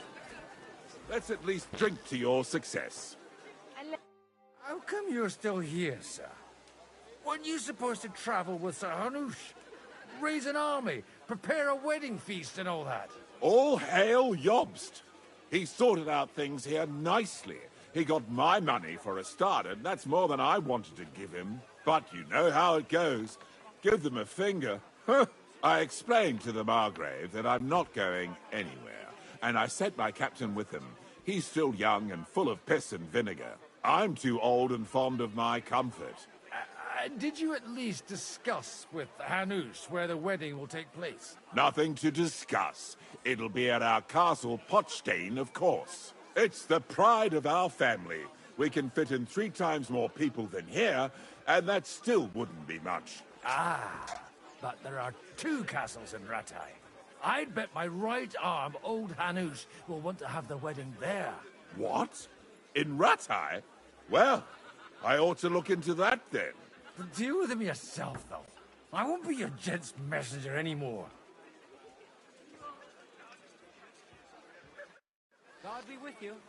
Have you ever thought about getting married again? It would make a lot of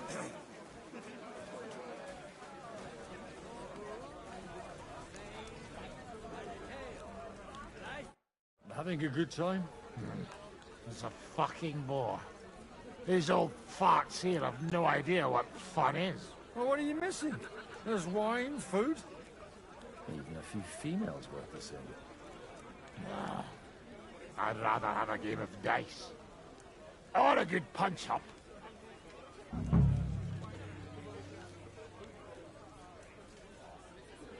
Well, let's have a game then. But for what? For coin. What else?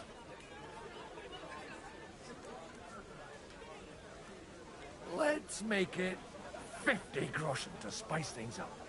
Nice. If I'd known you had that kind of coin on you, I'd have pinched it long ago.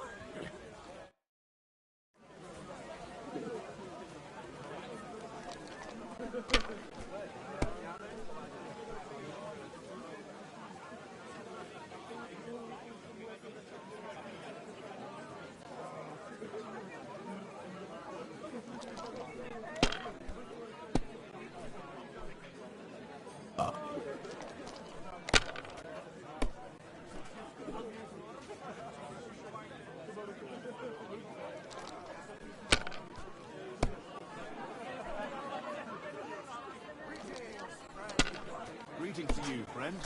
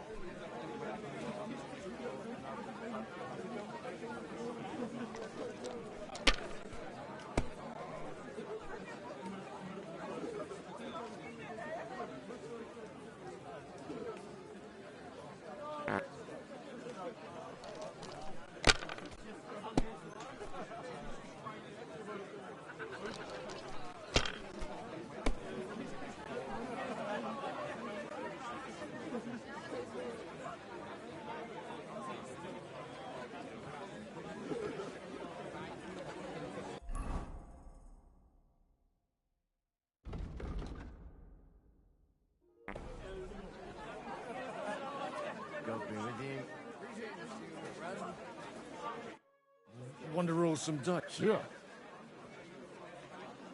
Let's make... Nah.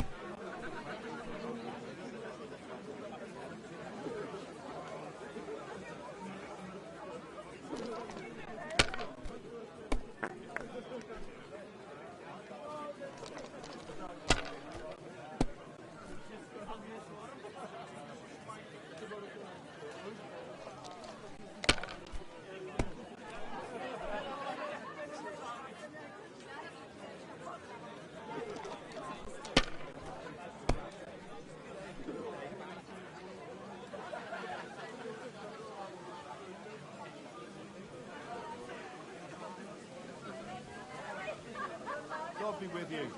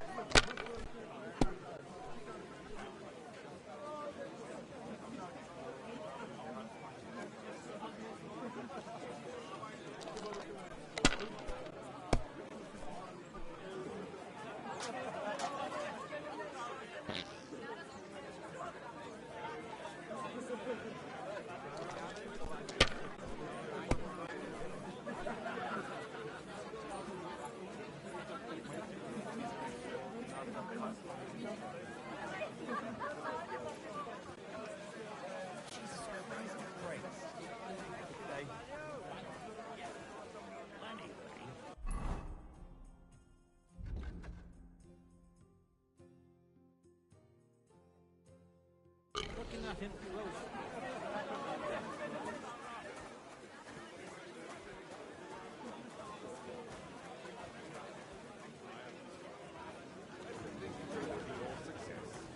And let's drink to the future of Lady.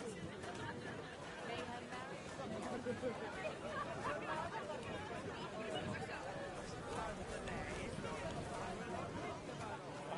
For a cock.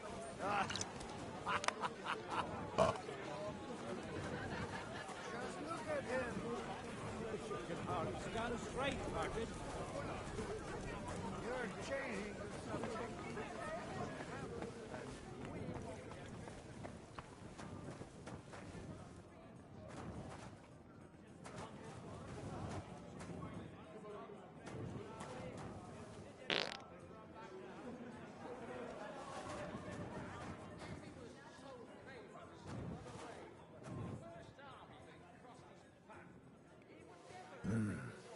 Everybody likes a drop of white.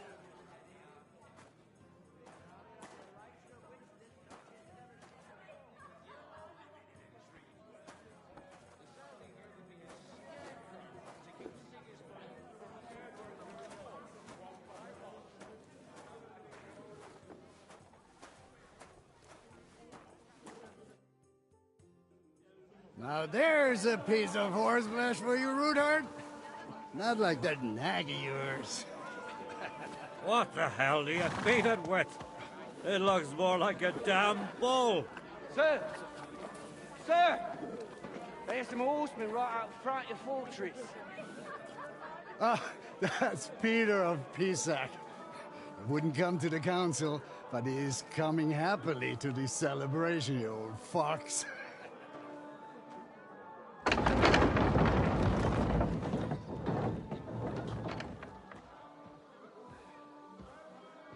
Come on in, sir. There's wine aplenty.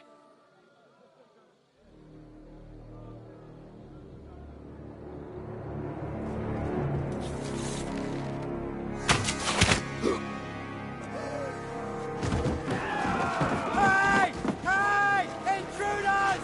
Enemies at the gates!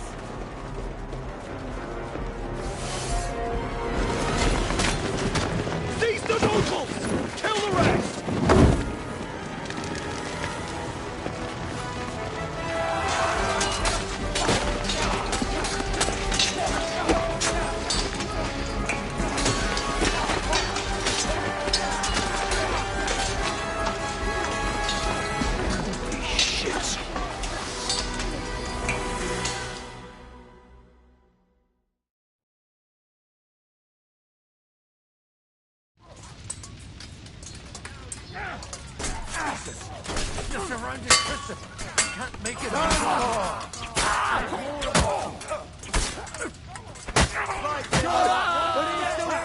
Stand your ground! We'll kick your asses! None of those fancy moves! Get him from behind! You're mine!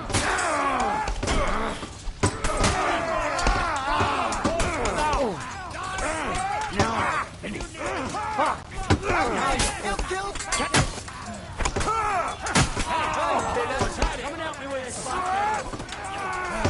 help me with it! Didn't see that, eh?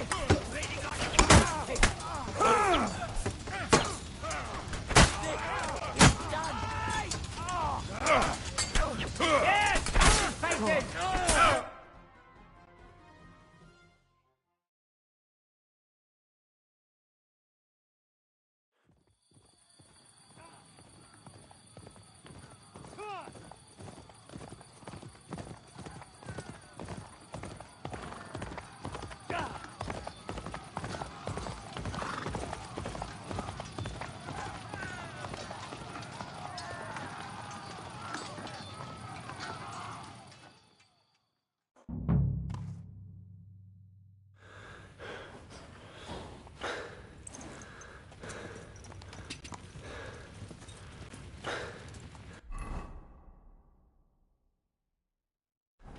Go! No. I shouldn't leave now.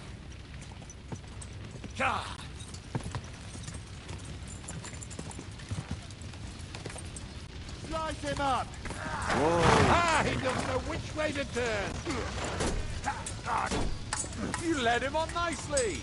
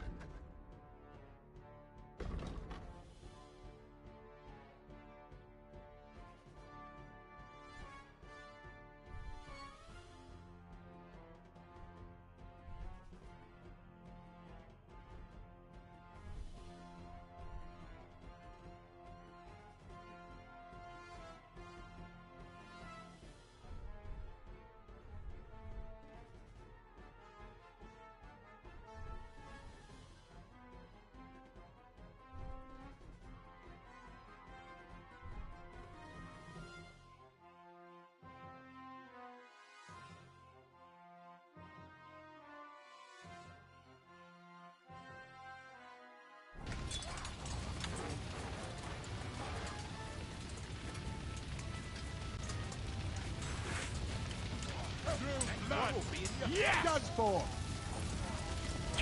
Do it!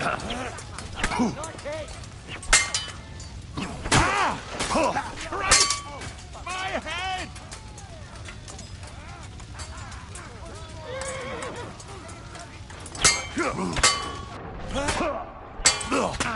Show your stuff!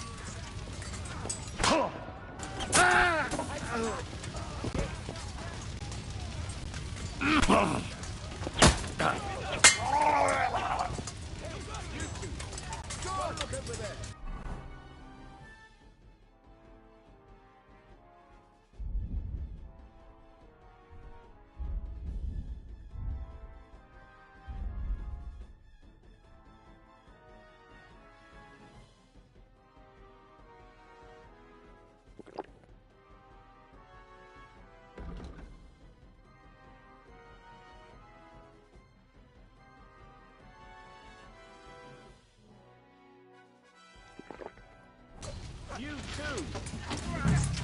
You asked for it! I'll beat you to a bloody match for one who doesn't shit himself! Ha! Take that!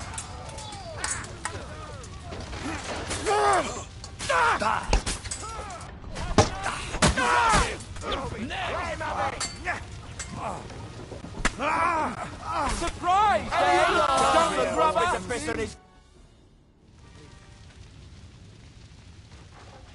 That was a close shave. A little too close. Fuck me. Do my eyes deceive me? Henry! Godwin! How did you get... Damn. I can't tell you how happy I am to see you. You turned up at just the right moment. Is everyone alright? Well, some are, some aren't. They captured Odorin, Kunstad and Rutard. And they took Alder and Kunrad of Vector away too. They wanted to slay the rest like dogs. What about my father? And Hanush? They left with Jobst long before that. I'm sure they're all right, but not everyone was so lucky.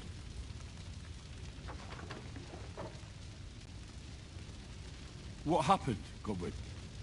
Who died? Anna of Waldstein. She didn't stand a chance against those butchers. May she rest in peace. She was simply in the wrong place at the wrong time. And they almost killed my brother. But only almost. Good work. What do you mean, almost? What happened? I got there in time to help him, fortunately. Christopher tried to defend our father, but nearly lost his life doing it. For nothing. Old grievances aside, Odorin is an ally, the same as Rutard and Botchek. Oh, they all have their quirks. Cousin Botchek's a money-grabbing magpie. But I won't give up on the fucker either. We'll have to wait for the other side's move anyway. We don't even know where von Bergau took them.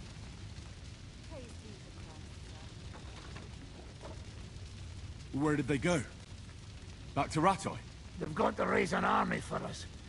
And I hope they fucking hurry. So we have a plan to counter Sigismund? More of a promise than a plan. But, as you can see, our allies are getting scarce. We should lay low until Jobst gets back. I'll gladly play dead for a while. Be so kind. And don't speak of the dead. I tried to come as soon as possible and warn you. But von Bergov's people beat me here. You knew he was coming.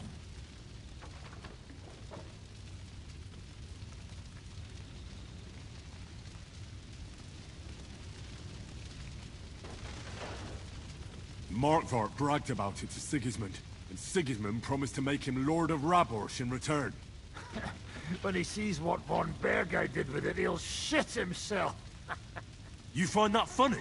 Do you like watching those foreigner dogs rampaging around and slaughtering innocents? Who else has to die before we do something about it? Tell us about it. We were neck deep in corpses before you bothered to turn up. Well, not you. Fuck you, Jan. I'd trade places with you in a heartbeat. Trust me. We've lost a lot of allies. We'll have trouble finding new ones. They'll be afraid to even peep against Sigismund. Well, are you surprised? Look around. Sigismund showed everyone what's coming for all who resist him. You want to give up now? Nobody said anything about giving up.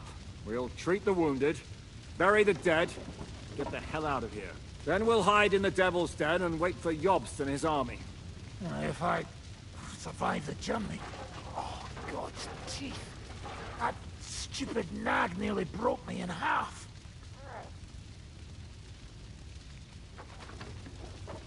The king announced one more thing at the council.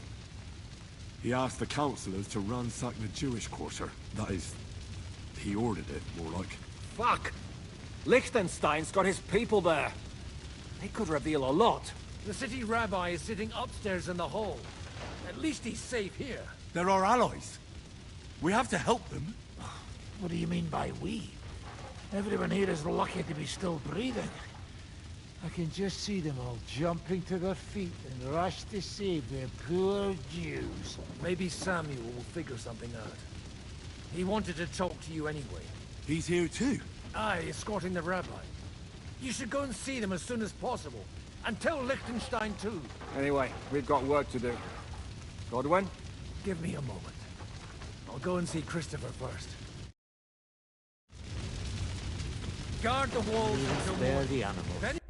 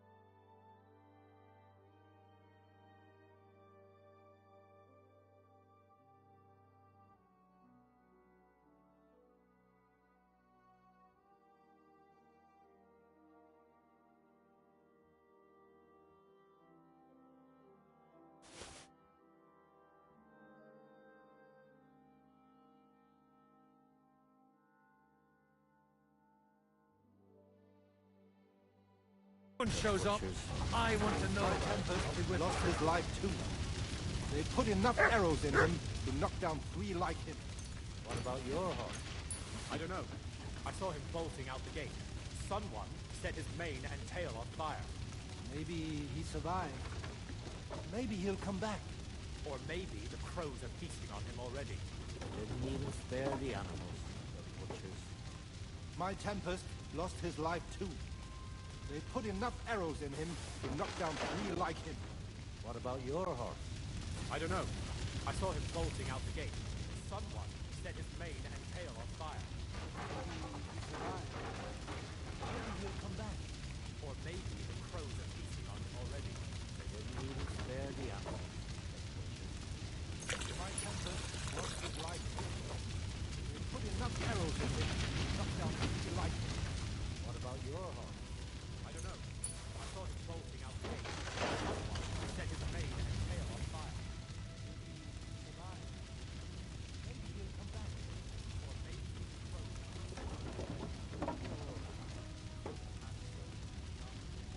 Dirty.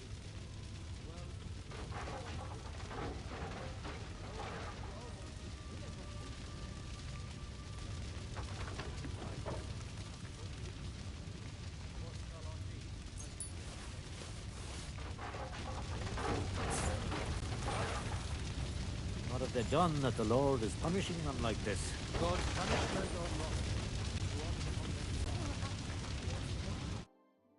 Good to see you both. Alive. Oh, come on. You know, I've walked out of much worse scrapes laughing. They could well have killed us all.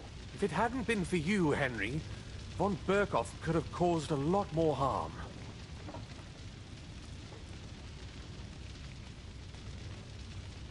Von Aulitz surprised even Sigismund with that.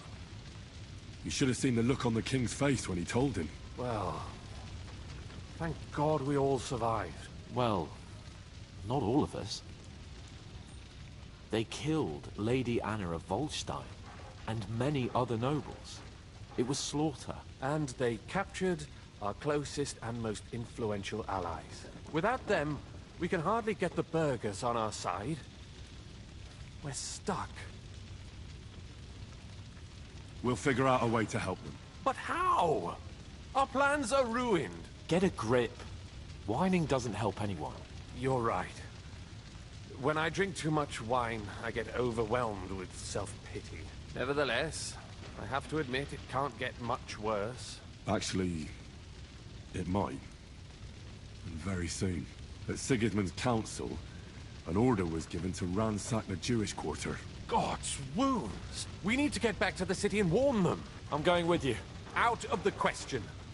Do you want to end up imprisoned again? You'll be more useful if you stay here and help Shishka. Henry, tell Samuel and the rabbi to get ready to travel. I'll try to get someone else to join.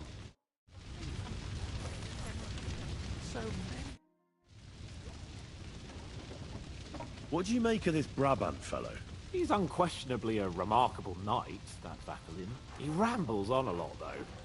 My head nearly burst listening to him sometimes. Although it was better than being stuck there alone. Otherwise, he seems to me like a bold and worldly gentleman, if a little obsessed with wealth. I honestly can't stand him. He's as full of tales as an old fishwife, and half of them sound very unlikely indeed. No one's perfect. As for his constant chatter, you have to learn how to shut him up, and ideally not get locked up in one room with him. On the other hand, when Sigismund invaded, he could have easily just stepped aside and kept his nose out of it, and he'd still be sitting pretty in Miskovitz. Instead, he did the opposite, and defended the town. Give him a chance to prove himself. You'll see for yourself. I'll believe it when I see it. What happened when von Berghoff hauled you off after the Nabokov battle? It was a dreadful journey. Jesus, don't even remind me. It was a bit better in Malashov. Apart from being locked up, of course. Did anything happen along the way? No, but it took ages to get to Malashov. 4 or 5 days in that god-awful cart. I was traveling with von Aulitz's minions. They hauled me in one of the wagons. They treated my wounds a bit, but I was still in a really bad way. after that battle and all. What did they do with you in Malashov? Nothing much, actually. They took care of my wounds, and then stuck me in a room with Brabant. But they treated me decently, as befits a noble. Von Berghoff came asking questions a couple of times, but that was about it. Only I almost went mad from being cramped in that damned room. It's a good thing you got me out of there. Well, what was the problem with the room? That I couldn't get out of there. You saw yourself when you came for me, didn't you? It's just that since Nabokov, when they shot the tower right down on my head and I was stuck there. Well, since then, I don't feel well in cramped spaces. Actually, I never did. I always preferred to be outdoors. But since Nabokov, it's worse than ever. I had a feeling the roof would fall on my head again and I'd be buried alive.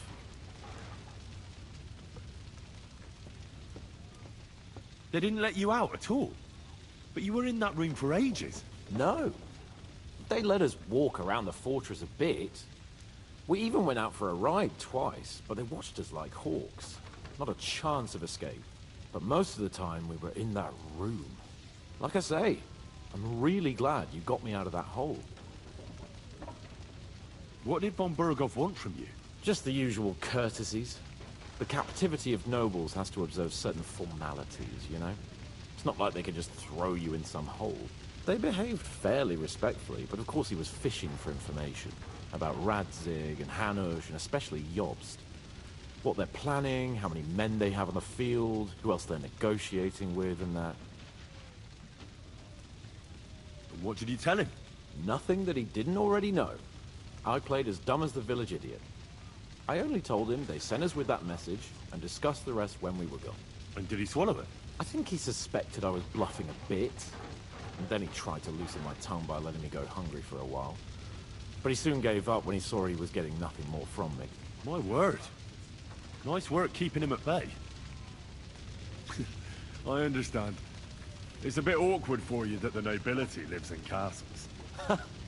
That's a fact.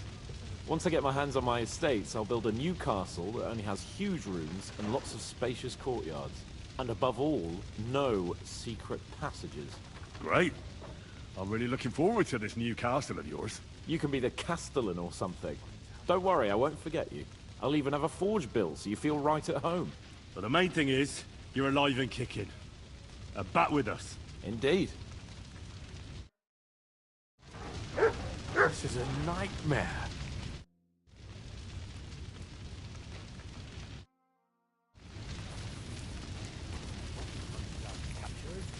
The other almost crushed. What have they done that the Lord is punishing them like this?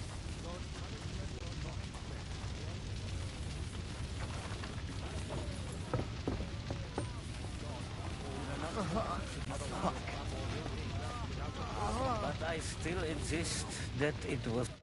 Sam, I need to have a word with you. Uh-huh. That makes two of us. Just tell him.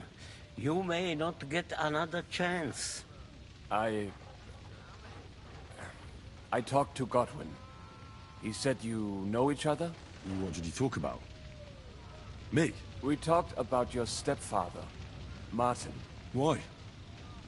Neither of you knew him. It's true, I did not. But I tried many times. Remember how I stared at your sword when we first met? I recognized the Master's symbol engraved there. Well, the thing is, I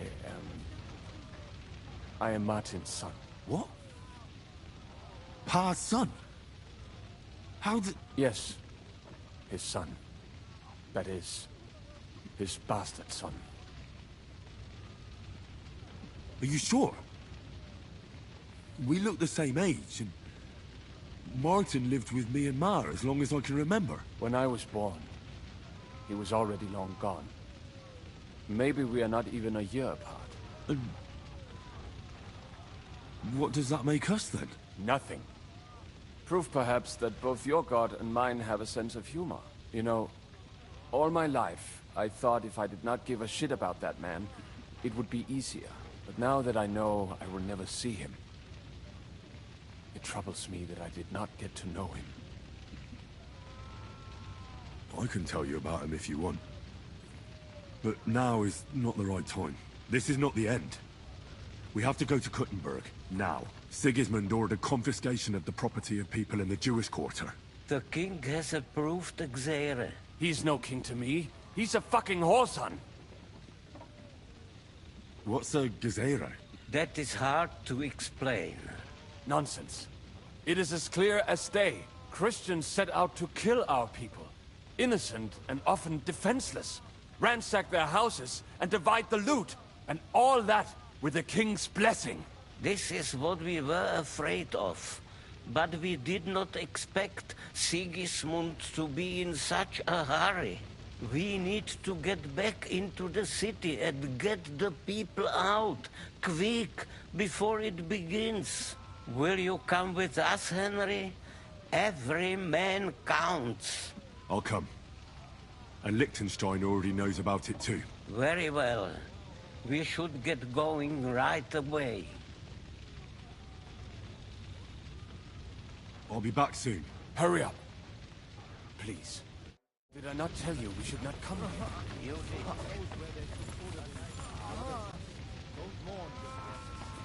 Did I say anything like that?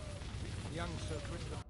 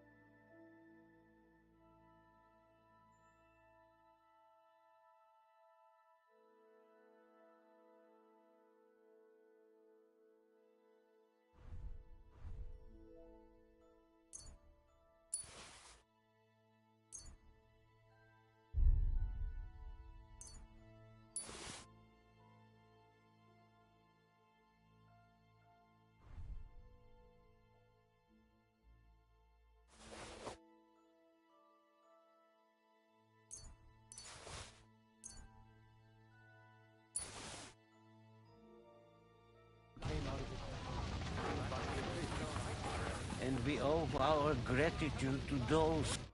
We can go.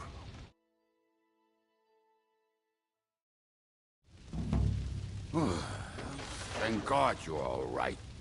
On the way here, I saw Sigismund horsemen and feared the worst. Kubienka? What brings you here? Well, I heard you were having some kind of a feast here, so I came to grab a bit of meat. And I see, instead of that, you have a massacre here. Well, the real massacre is yet to come if we don't do something fast. We have to get to Kuttenberg. Can we borrow the wagon you arrived on? But of course. I borrowed it too, if you know what I mean, but, Could you stop blabbering already? We don't have the time. Easy, Ingele. And you, sir, if you can, come with us and help us. All right. But could you please tell me what the fuck is going on? I'll explain to you on the way. Time is running out. Are you coming too, Sir John? Of course. But do you think that's a good idea? No offense, sir, but you're no great warrior. I'm not. But I'm not just going to sit here and wait, either. All right, then. Let's go.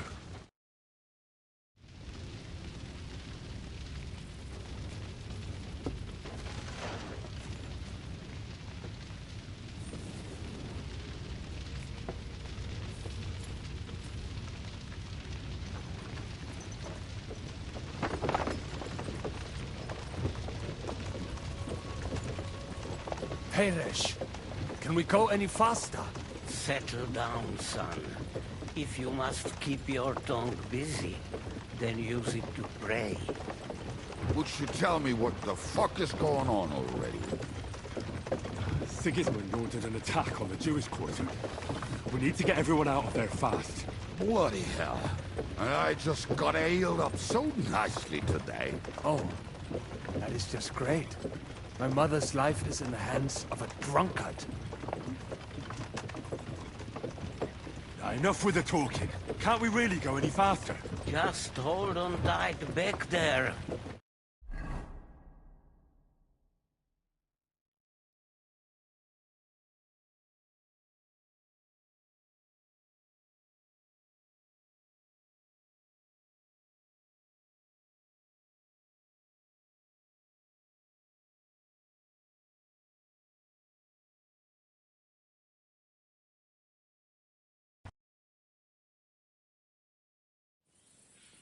What's the matter? Why are we stopping? We will walk from here. We cannot drive right into those murderers' arms. But how do we get into the town, then? We will go through Sheol. There are many abandoned mine shafts under the town. One of them ends here. Won't it collapse on our heads? We'll find out soon enough. Follow me. What a blessing it is to have found the passageway.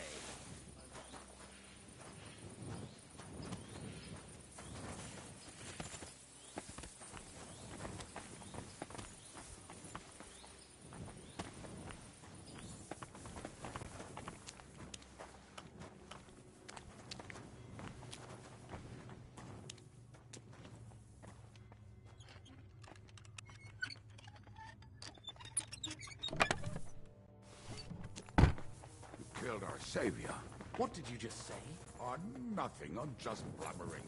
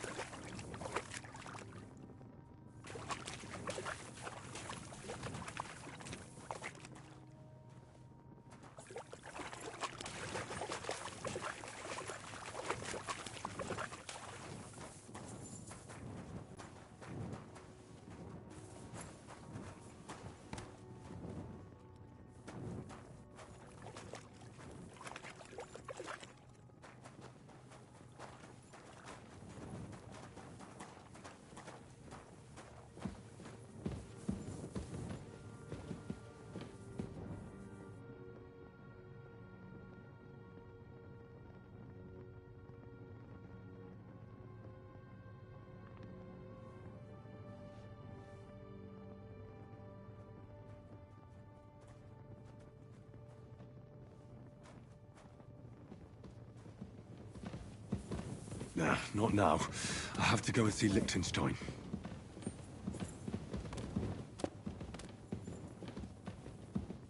Hopefully we'll find it quickly. I left a stack of my papers in the tavern. And if they fall into Sigismund's hands, people in other towns will die too. How can a few pieces of parchment be that important? And what do they contain, anyway? Nothing very pleasant for the most part. Who hates who? Who could be blackmailed with what?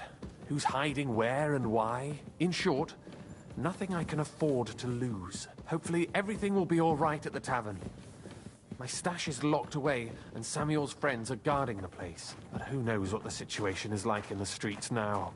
Are you afraid? Me? Do you have any idea how many times I've had to run from a burning town or deal with a hired assassin?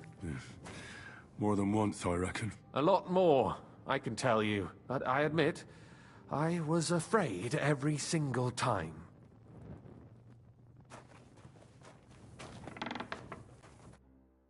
Damn it. What's the matter? The door leading up to the tavern is open. Samuel's men wouldn't have left it like this. Somebody else must have got in. I think there's someone walking up there. Go and check it out. If they took anything down here, they mustn't get out alive. I'll gather up my things in the meantime. I'll meet you outside the tavern.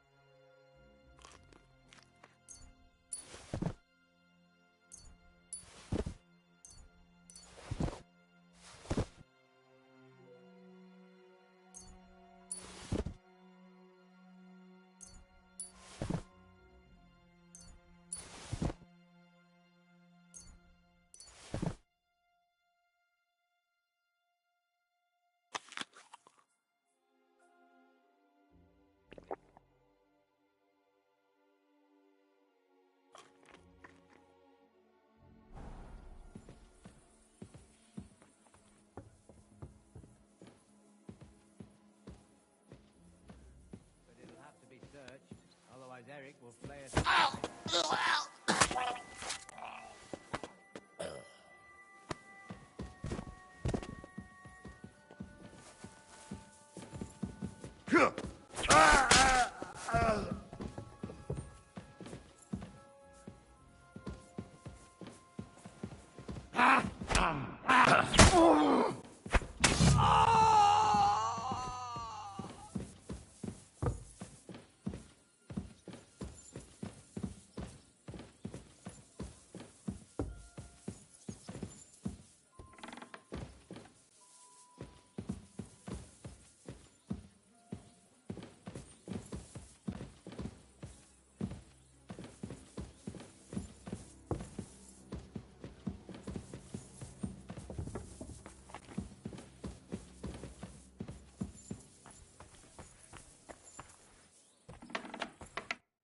Baruch Hashem, Henry. You're all right. Sam, you're back already? How does it look outside? A few of the cutthroats got in over the walls, but we dealt with them. But there are more outside the gate. 4 of them were here in the tavern, too. Fortunately, they didn't take anything important. But your friends paid for it with their lives. What? I'm so sorry. If it's any consolation, Henry here has already taken care of those cutthroats. But they didn't look like they just came to the tavern by chance. Eric must have sent them. What about your mother? Is she all right? She is, thank God. I told her to get ready, and we would come for her right away. I'm really sorry about your friends. We got here too late. There was nothing you could do. Benavis Hamardes. This Eric is really pissing me off. I've never laid eyes on him, yet I cannot wait to wring his neck. Well, there'll be plenty of time for that later. We have to go now. I'm sure Mama is waiting for us. We have to take her to the shul. You go ahead.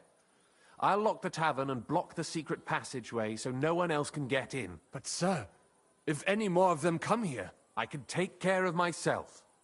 Now go. God be with you.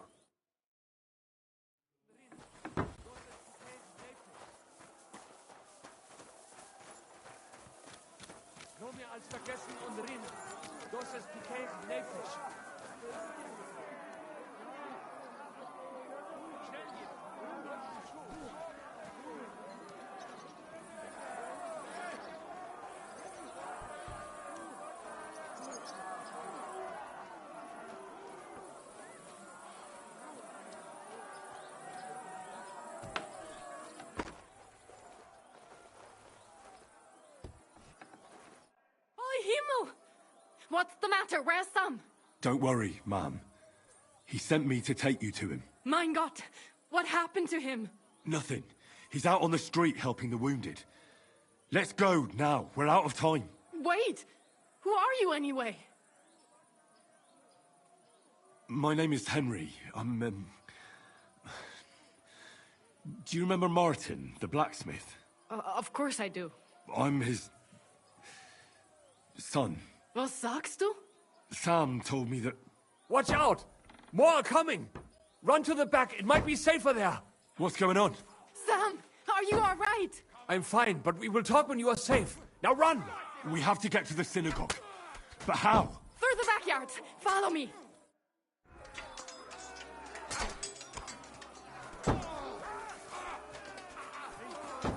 Watch out! They're shooting at us!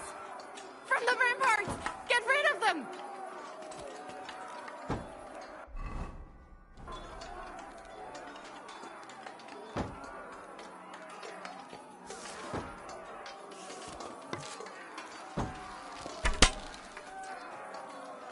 Baruch Hashem, they're gone.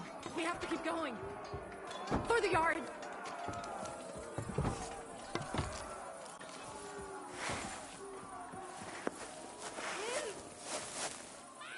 That is you to the left. Can you help them?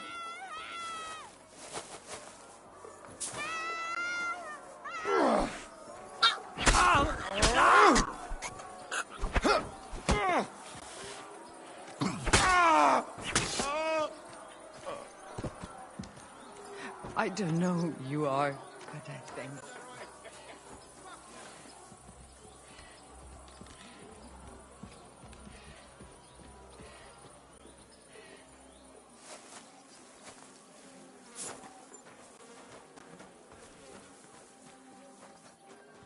We cannot get past the wagon. We have to go this way. Through the house.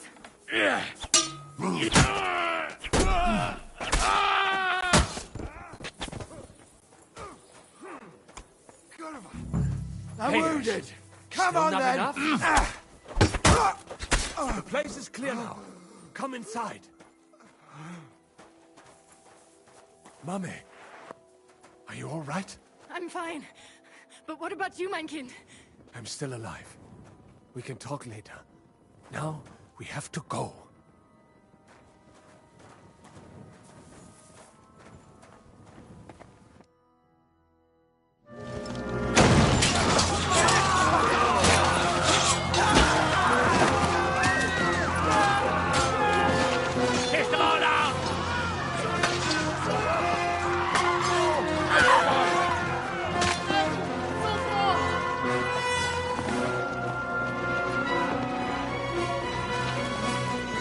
Come on! What the hell? What is it, fuckers? You'd rather slaughter women and the defenseless? Let's go! What's going on up there?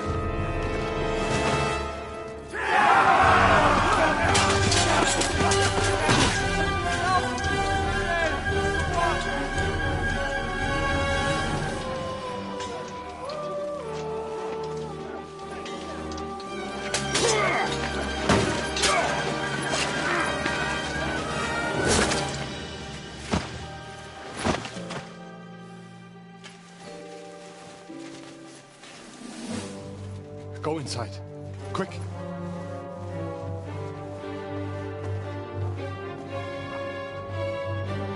To the fucking task. I've never been so glad to see you two. You need of a helping hand, are you? No. I just don't want to die here alone.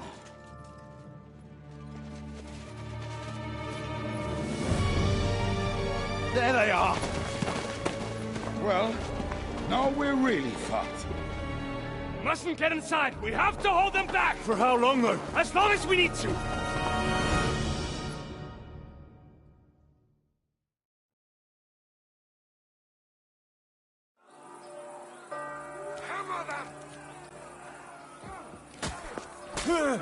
I'll be done with you in a flash. Flank him!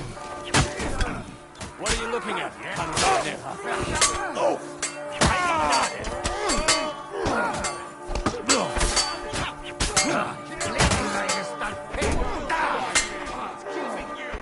Crucify you! I'm bleeding! Now you'll die.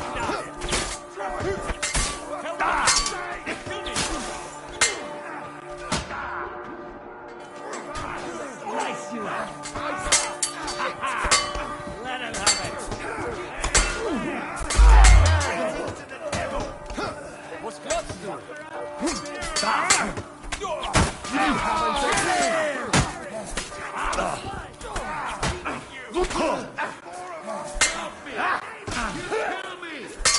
Take that!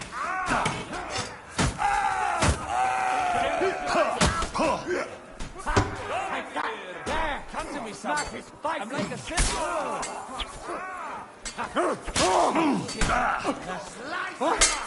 You led him on nicely. We'll rid this guy away.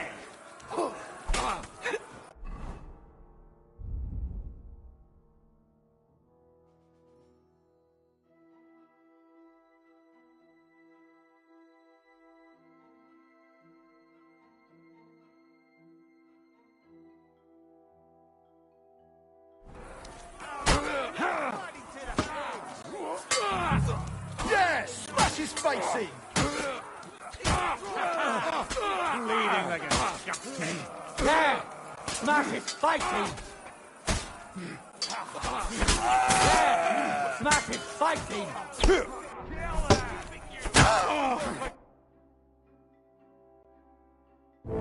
Come on! Everyone's inside! Henry, come on! Let's go!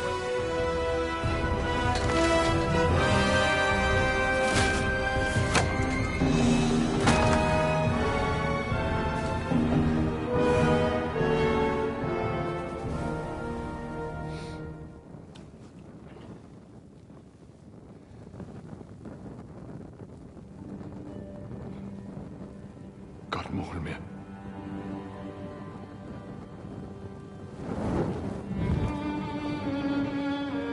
Let's go. It's this way.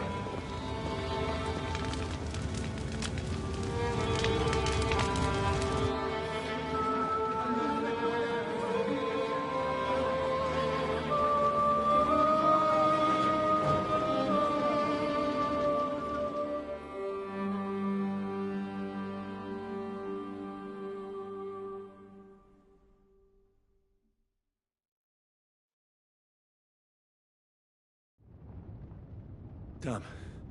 That was a close shave. I reckon I should go to Samuel's.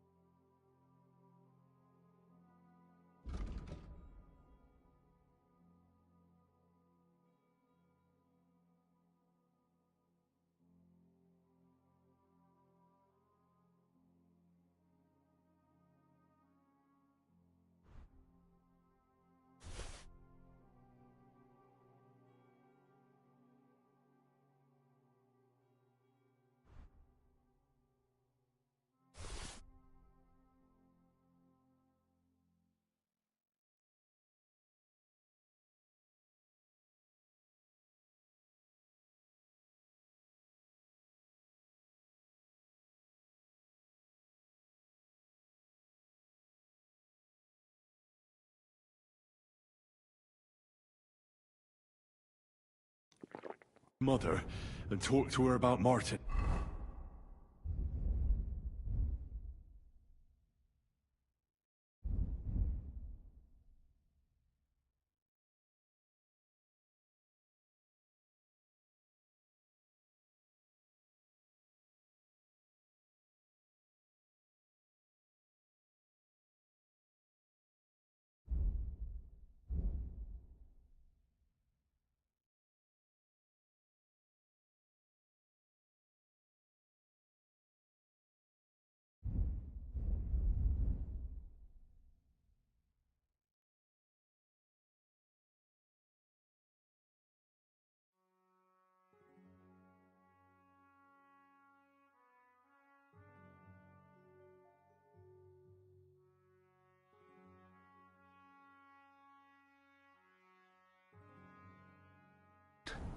I won't get another chance.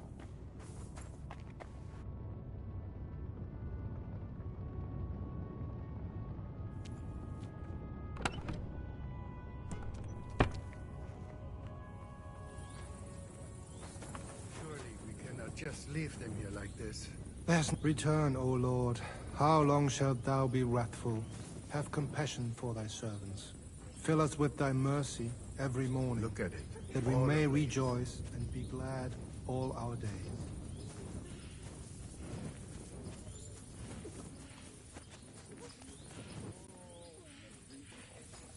Don't worry. Even if that happens... Look at it. All ablaze. Look at him. Yes. Pull it will. Are you all right? I'm fine, lad. I thank you for everything. Is there anything else I can help you with? Mein Gott, boy. Have you not helped us enough already? Now we have to manage on our own. I know this might not be the best time, but... do you think we could talk about Martin? Right now? Well... all right then. How is Martin, actually? He died. It's only been a few months. Oh... Sigismund burned down my village. Pa went to help Ma and... well, they both died there. I am sorry to hear that, lad. But that is the Martin I knew. He always put others first. At least you survived. That would make Martin happy. I'm sorry I don't have better news to give you. Do not worry about it. I am just sad he died before he could meet Samuel. Is everything all right? Yes. Do not worry. We were just talking about Martin. How did you meet Martin, if I may ask? It was such a long time ago. He wanted to open a blacksmith shop in town, but there was no place among your people, so he tried his luck in our quarter. And that's where he met you? The rabbi gathered the good men so they could decide whether we wanted to have a goy blacksmith. And Martin wouldn't stop looking at me all night. Then it went schlag auf schlag.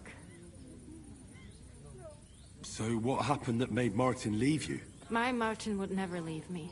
My father found out we were seeing each other and did his best to drive him away. To marry a goy is isur deoraisa, forbidden. But Martin would not give in, and we kept seeing each other, until one day, I was ubore. That means pregnant. Yes. My father knew that if word got out, he would not be able to avoid the shame. So he did not miss a beat and took me out of town in secret. I did not even have time to tell Martin the news. I was gone for almost 4 years. In the meantime, my father told everyone that he had married me off. But my husband died. And he only let me come back when he was sure people had accepted it. Did Martin not go looking for you when you suddenly disappeared? People said he did go looking for me, even as far as Colin. But he did not find out anything at all.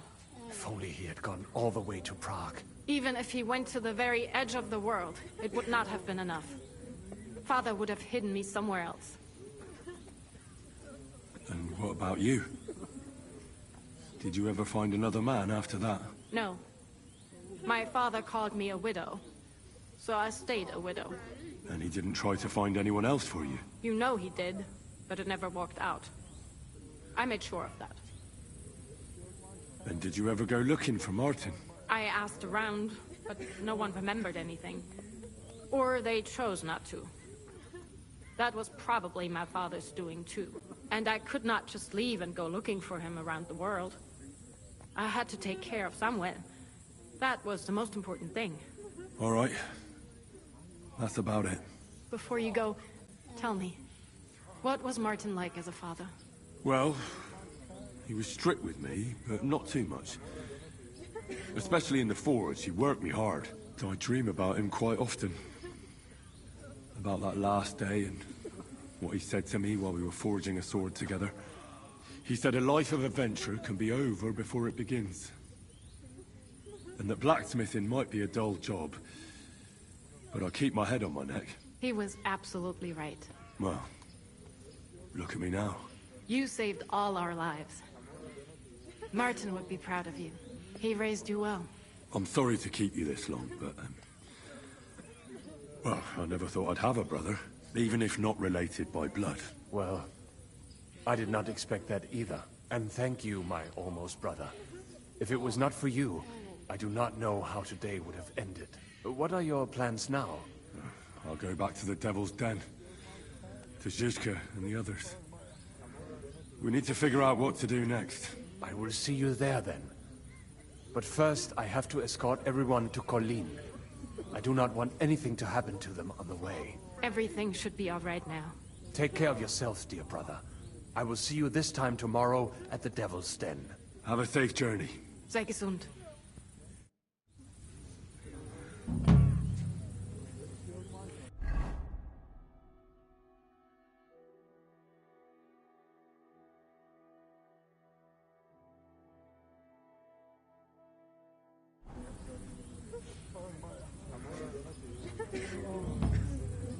This does not end here.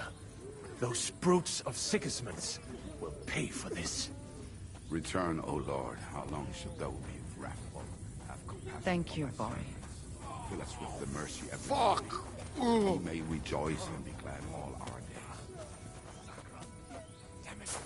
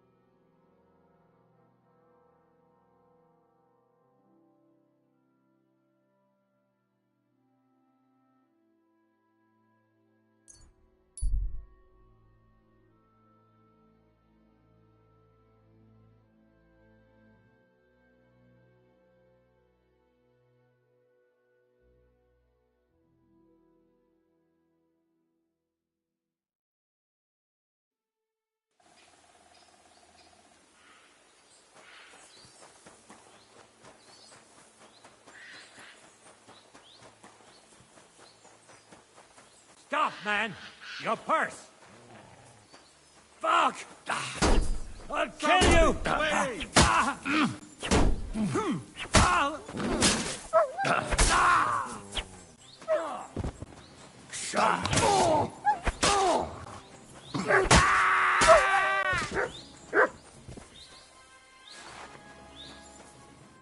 What do you think you're doing?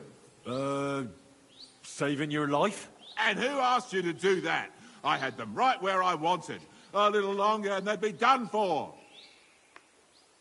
Sorry then. I was just trying to help. Well, thanks a lot. Now everyone's going to think I'm some kind of milksop. You know what? Piss off before I kick your ass at least.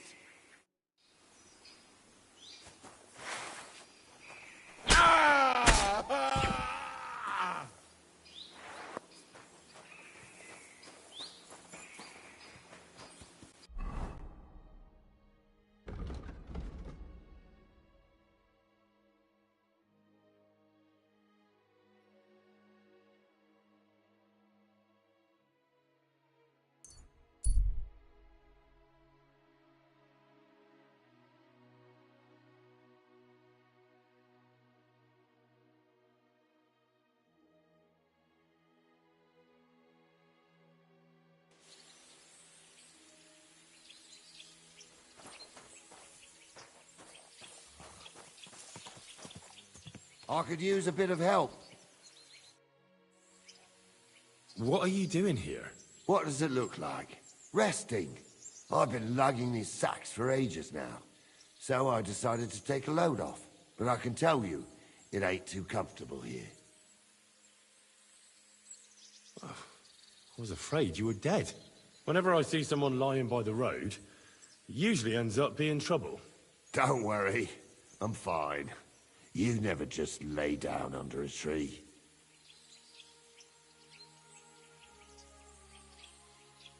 Of course I have. But to tell you the truth, it's not always the safest option. This one time, I laid down in a meadow, and some bastards stole my boots. That's what you get for sleeping like a log, lad. You make it easy for the thieves. I'm a light sleeper. Ain't nobody taking my old boots. Look, you know you have something sticking out of your forehead, right? It looks a bit like a horn. A horn? Nobody's called it that yet.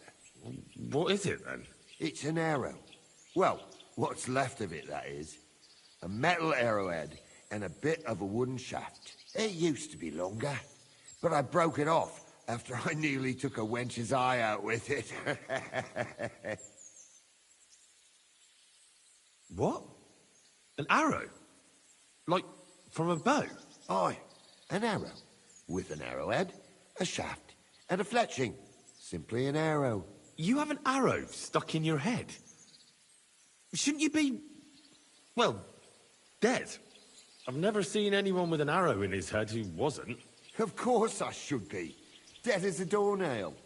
If it was an ordinary arrow, I'd be pushing up daisies. But it ain't no ordinary arrow. Oh? And what's special about it? Always questions all of a sudden. How about you tell me who you are first? Talking to strangers ain't the safest these days. I'm Henry, the son of a blacksmith from Skalitz. Oh, fuck. I heard about Skalitz. I heard it was real bad. That it was. Well, at least you got out in one piece. Look, the name's Carl. Folk call me Carl Arrowhead. On account of, well, you know. How come the arrow didn't kill you then? Because it ain't no ordinary arrow. You said that already. Thing is, it's a magic arrow. Yeah, right. You don't believe me, do you? Sometimes I get mixed up in, let's say, some confrontation. And sometimes things get a bit dicey. I was always getting beaten up, wounded, battered. But ever since I had this arrow in my noggin, not a damn thing. No wounds, no bruises. Nobody can hurt me. They haven't a chance. Well, that could very well be a coincidence. You're just lucky. It ain't no coincidence. It's a gift from God. This arrow here blessed me. Doesn't it hurt? Looks like a nasty wound. Look, when God blesses you, you accept it for what it is. So does it hurt? Hurts like hell. And it fucked my eyesight up a bit. But that don't matter. It's still a gift from God. Do you think it could be taken out? Can I touch it? If you touch it, I'll rip off both your arms, shove them up your arse, and make you clap. Easy! Easy now! I was just asking. No need to get upset. You're worried I'd get the magic too, eh? No. I'm worried that you wouldn't march and step, and I wouldn't like that. Why do you think God chose you to be blessed? What did you do to deserve it? Well, I suppose all them good things what I did in my life. I take care of my people. I'm a good person is all. I reckon God's pleased with me. I understand. You're simply undefeatable.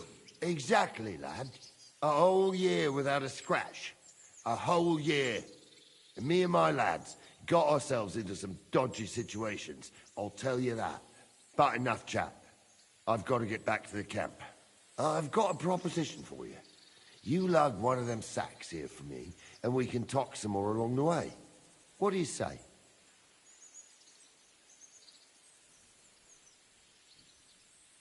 Well, can't let you lug them all on your own. Glad to hear it. Ugh. Them sacks are heavy as fuck, but I couldn't just leave them behind. A man can be invincible, and blessed by God, but 2 sacks of charcoal is still 2 sacks of charcoal. You're probably not a monk, are you? What are you, then? A bandit? Ha! A bandit? It don't sound too good when you say it out loud. Bandit. Do you know who the real bandits are, in my opinion? I don't. Them lords, what hold their protective hand over us. They stuff themselves to bursting, hunt in the forests, start wars, and the ordinary folk has to do all the work for them. And when you get in their way, they string you up or beat you like a dog. Not even the worst bandit behaves like that. That's what people should be whipped for in the stocks, not for hunting a deer in some noble's forest, or picking something up here and there. We're just trying to survive is all. You said we. Are there more of you somewhere? Of course there is. And with what's been going on, there's more and more of us. Towns get raided all the time, and folk have nowhere to go. So they head into the forests and become bandits, as you call them. Well, I meant nothing by it. Right. I used to live an ordinary life myself, before it all got to me. First, my wife got a fever, so I paid the sobos to help her, and nothing. He took the money, but it didn't help, so my dearest died. Then the soldiers came. I don't know if they were ours or someone else's, but they took everything. And whatever they didn't take, they torched. I had nothing left. So now we live in the forest, like animals. We don't have no other option. Look, if it makes you feel any better, I've lost a lot too. Of course, we all have. Some more than others. But we've all lost something. This sack really is heavy. How much further is it? We're getting close. Hang in there.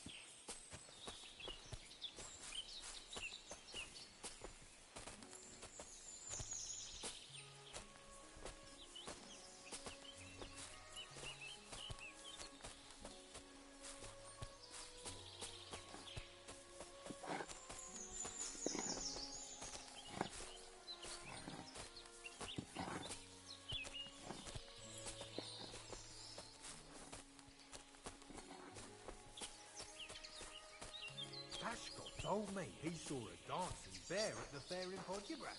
Pashkot? He's a Pole, isn't he? No, he's Silesian. Oof. Those Silesians seem to see dancing bears wherever... I dropped that sack over there, but... Look here. Don't you mind just leading me right into your camp?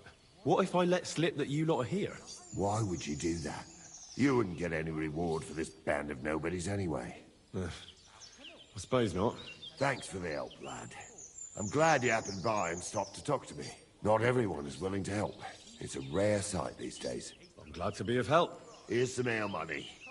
And I wish you good luck in these wild times. May God's favor be with you. But now, you should get going. The fellas get nervous when there's strangers around. Lord be with you. I don't know. Some Latin ditty.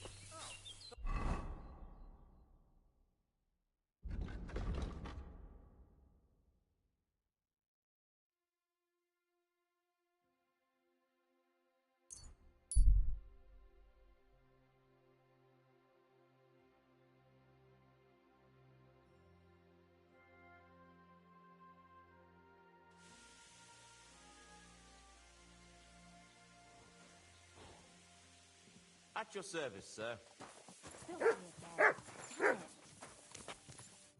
What would you like, friend? What do you have for sale?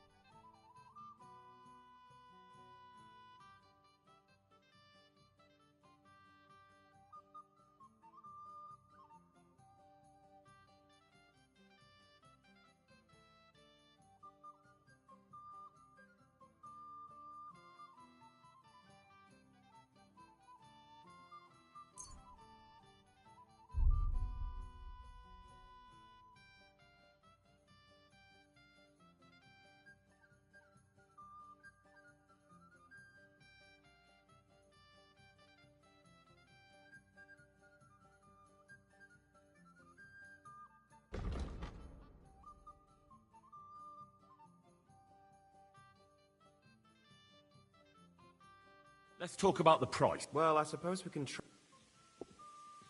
That? Well, well. Thank you, sir. And come again.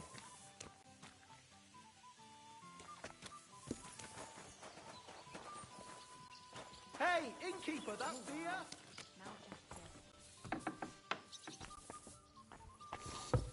Oh, what a stench. What the hell are they cooking?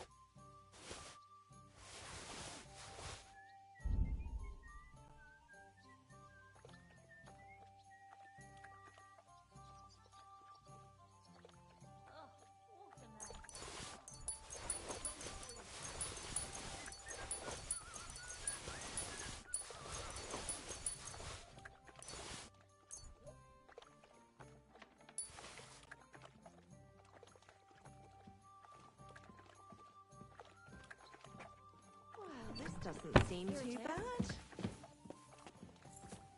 Greetings.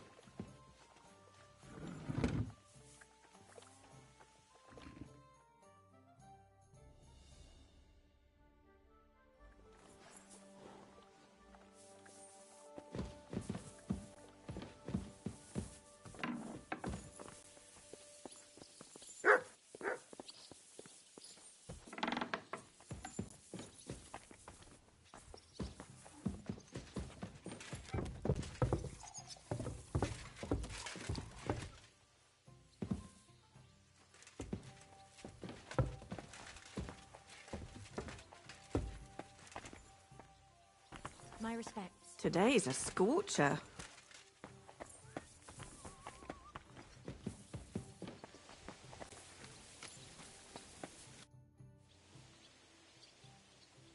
Sir Vaculin, you've had an exciting life. Tell me some stories. Bien sûr. Your interest is gratifying and quite understandable. Where does the name Brabant come from? That is simple. My compatriots call me that because I am originally from Brabant province. And the name stuck. One day, I shall tell you about my place of birth, but I am sure you will long to hear about the conquest of Arezzo, yes? Or would you rather hear how I saved the King of France from certain death?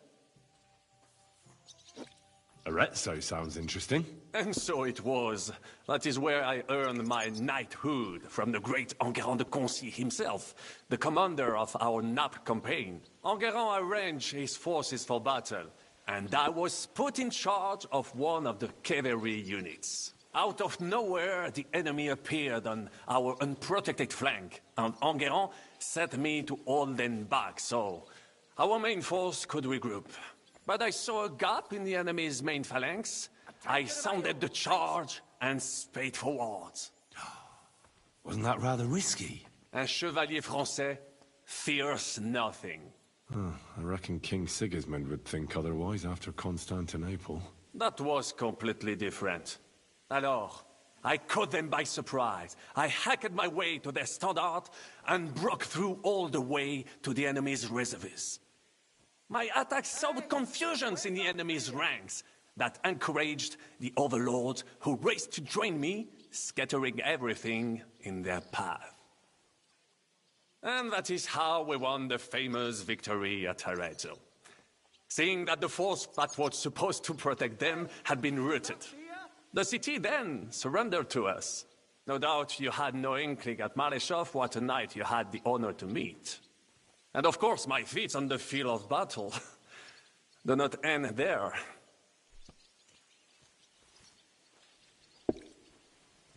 A bold maneuver. Quite right. Courage is my middle name. Just as Monsieur Chapon says, Audantes Fortuna Juva.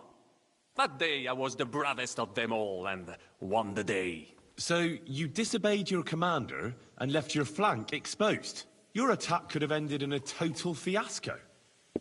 You were lucky the others came to your assistance, and your entire force didn't collapse. I hear thee speaking, but you are still wet behind the ears. So, I can forgive you. In short, I saw an opportunity and took it. Moments like that can decide entire wars. What did your commander have to say? He made me a knight and sent me to the royal court to inform the sovereign of our triumph. I reckon he wanted to get you out of his hair. Do not talk no sense. What other feats have you performed in battle? Oh, many, mon ami. For one battle does not make a warrior. It would take a week to recount them all, so I will just tell you about my second greatest feat. On the Italian field, we faced John Hawkwood, a ruthless Englishman and a fearsome warrior. Surrounded, we were at his mercy. Night fell, and we knew he would attack at dawn, and that would be it. But just then, Providence put an idea in my mind. You went to parley? Mais non! You cannot reason with les Anglais. One beer. Unobserved, I mounted my horse and set off to find help. And La Dame Chance was exceedingly kind to me that day. As I rode away, by chance, I stepped it off of our horses. Thinking we were trying to break through, les Anglais went to head them off. But while the English were occupied with Myceli, our units managed to flee. I saved many men from certain death that night, and many lords from the disgrace of capture. Needless to say, I was generously rewarded for my valor. That is indeed incredible. But you were just trying to flee, weren't you? I wanted to bring reinforcements, but as I say, I merely follow Providence, and she guides my steps, from triumph to triumph, wherever I go. Stick close to me, Henri, and Providence will favor you too. How did you save the King of France? With Providence as my guide, mon ami, I came to the court from the field of battle to bring news of our victory, because, and remember this, the bearer of good news is always rewarded and cherished. But the king was in a bad mood and did not wish to be disturbed. Maybe I thought the news of our victory will dispel his ill humor. How could you tell him if he didn't want to be disturbed? Ha! I climbed up to his balcony and into his chambers to surprise him with the joyful tidings. And lo and behold, the king was writhing and gasping on the floor, overcome by one of these fits. Wasting not a moment, I dashed over to him and unblocked his throat, thus saving his life. In return, the king bestowed on me the title of Échanson, or cupbearer, and other generous gifts. And I then spent a while in his service at court. Unfortunately, though, even the king's favor does not last forever, and minor mistakes can come to overshadow good deeds. What happened at court that led to you being out of favor? Well, perhaps I shall tell you some other time. Would you not rather hear about the glorious duel between Le Gris and Carouge?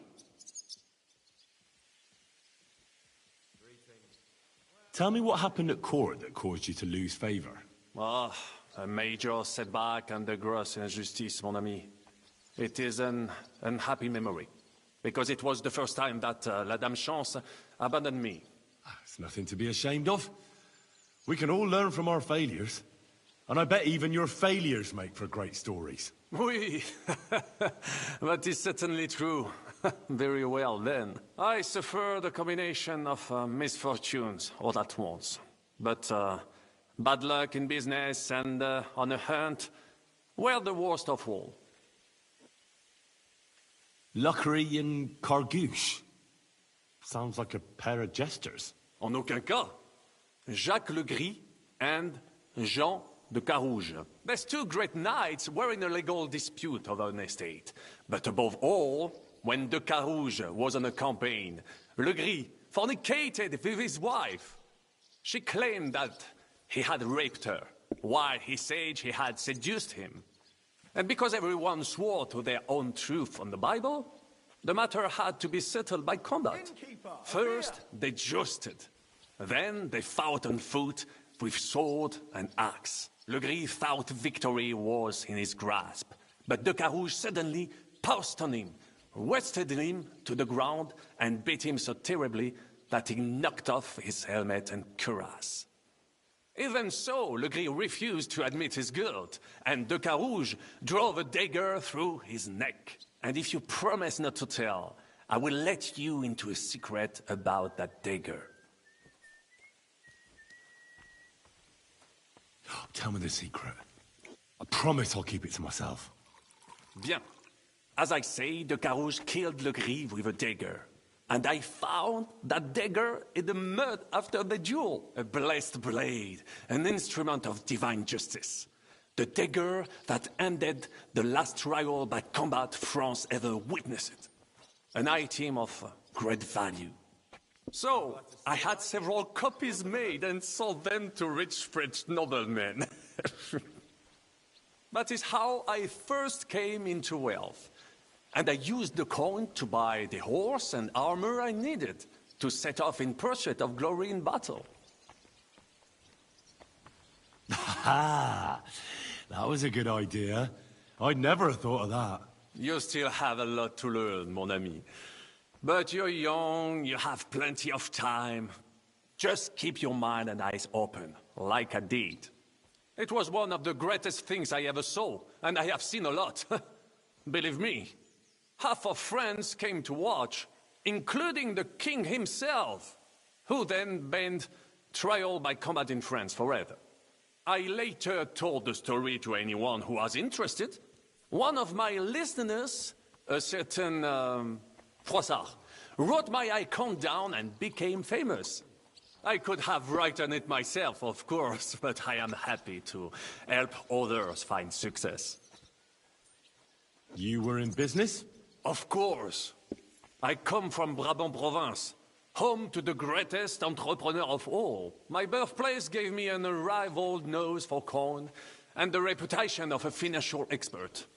I was nicknamed the Seer of Louvain, and also the End of Midas. That is, until I persuaded an important nobleman to invest a large sum in maritime trade with Africa. All the ships he bought sank in a tempest. He had to sell off part of his estates to pay off his creditors. Of course, he wrongly blamed me for everything and turned many influential courtiers against me. But my advice was sound.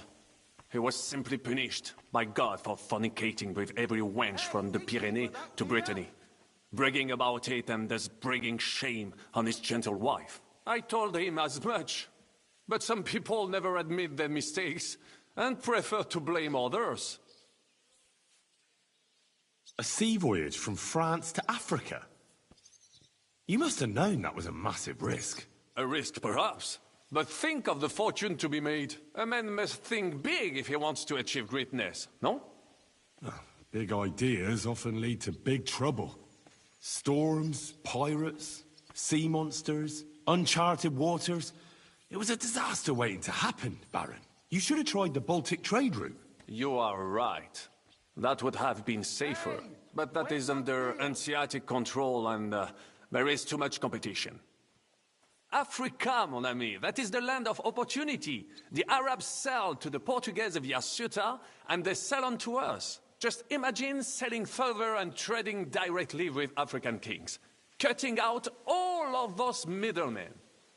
Remember this, because one day I will be proven right. What was the hunting incident? We were out in the royal hunting grounds when I caught sight of a white stag. There had long been rumors about it, so imagine the prestige I would have gained by getting it. I set off after it, pierced its flank with arrows, and unleashed the hounds to finish it off. When I arrived, it turned out that my aunt had not killed a stag, but the horse of a lady, a court favorite of the queen's. I fell out of her favor, and all the doors became closed to me.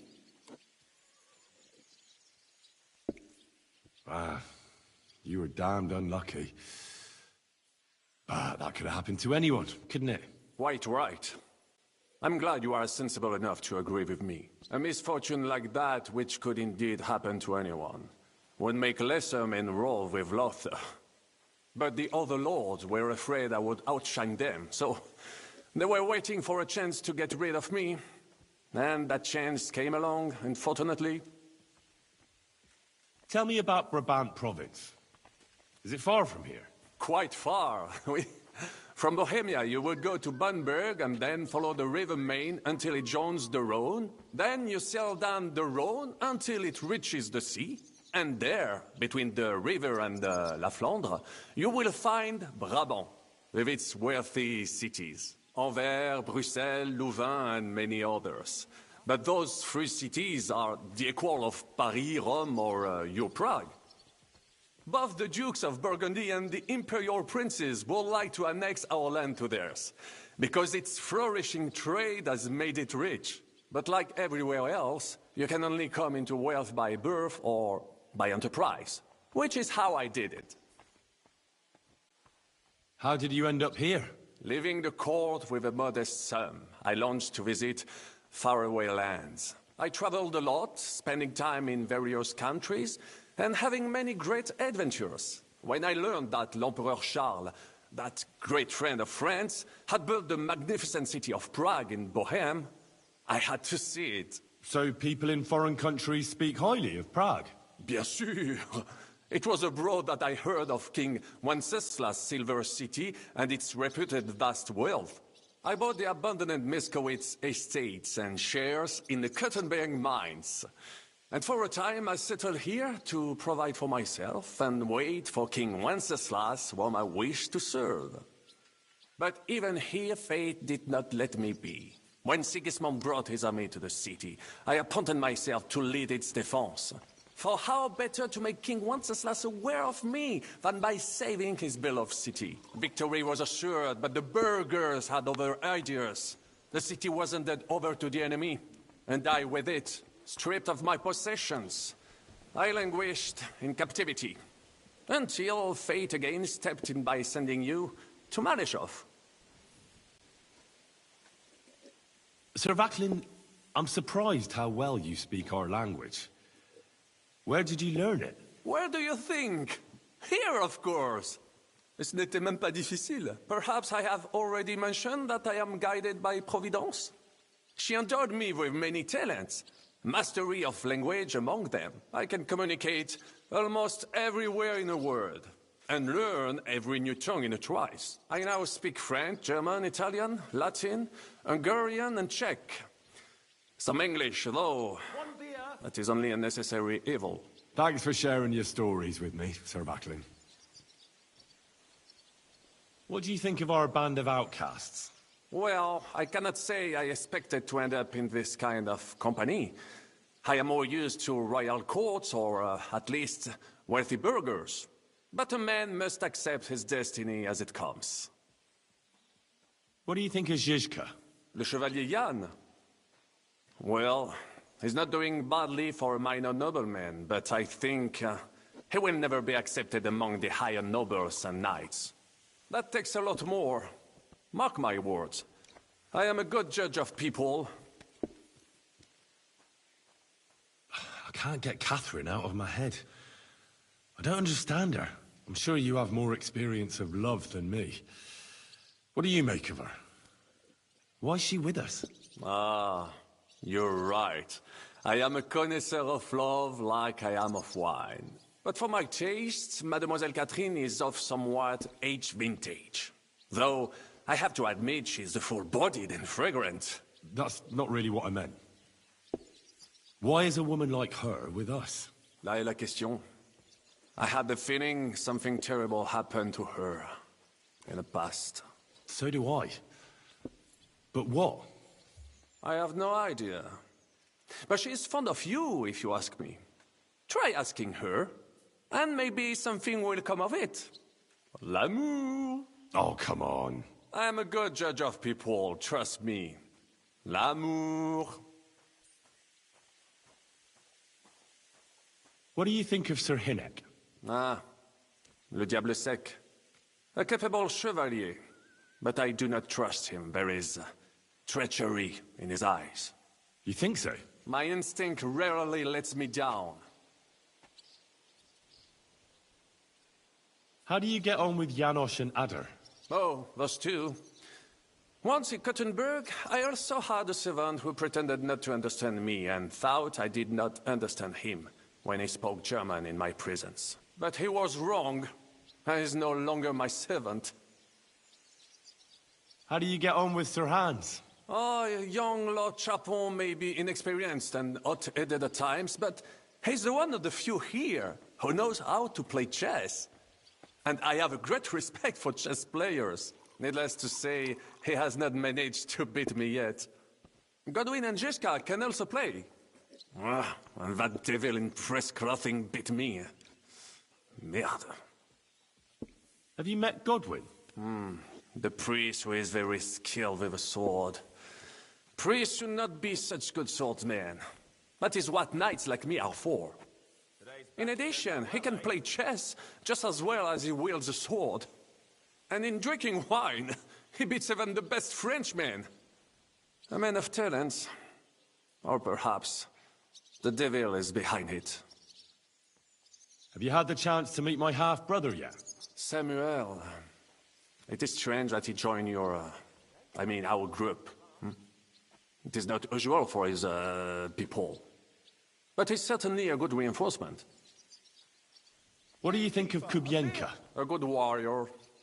But he has no morals and no manners, like all mercenaries. Well, I don't think he cares much about that. And that is just the problem. How can you trust a man who does not want to be a knight? Tell me, how did the siege of Kuttenberg go? Ah, mon ami, poorly, poorly. But what could I do? Stand down from leading the defense like a coward? After all, I had to live up to my reputation. And at the time, it did not look hopeless at all. I thought it would be enough to stall Sigismund for a while before the Allied army arrived. And that would not have been so difficult. Only no army arrived. Précisément. The hope for a swift end melted away, and the courage of the burghers along with it. I, who fought in 5 countries, was relieved of command, arrested, and handed over to Sigismund. I heard your attack on the trebuchets was a disaster. It is true, but that was not my fault. The Kuttenbergers blamed me to cover up their own failure. Ces connards. I made the correct decision, but I was given bad intelligence. The Kuttenberg spies that I sent out reported that the trebuchets weren't defended, but they were too cowardly to take a good look from up close. This tragedy would never have happened if it were not for their stupidity and lack of heart. But enough of that. There is no point, as you say, in crying over the spilled milk. One must move forward. In the meantime, however, I can pass on some of my experience to you. After all, I am not getting any younger, so it is time to pass my wisdom on to future generations. I'd like to learn. It will take some time, and a few groschen, mon ami. Acquiring my art came at great cost, so I cannot pass it on for free. Especially now, when I have been injustly stripped of my possessions, and I must rely only on my sharp wits. Ainsi va le destin. So, what would you like to know?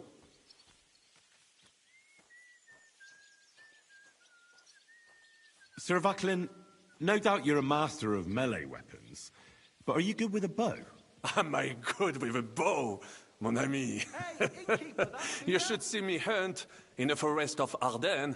I once hit a bison in the eye at 200 paces. You will never be that good, of course, but I will show you how to do it. And I think, with my instruction, you should manage it at perhaps 80 paces. Allons-y, mon ami.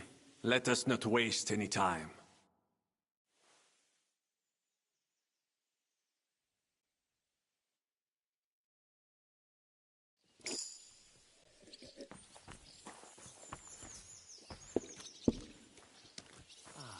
Finally, some peace and quiet.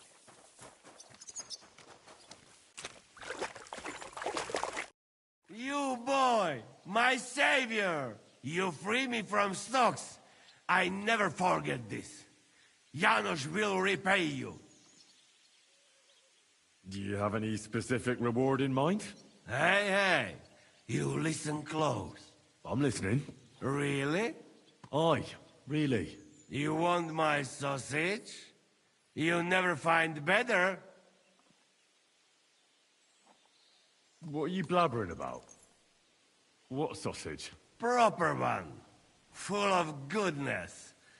Maybe not smell so good, but taste good when you hold nose.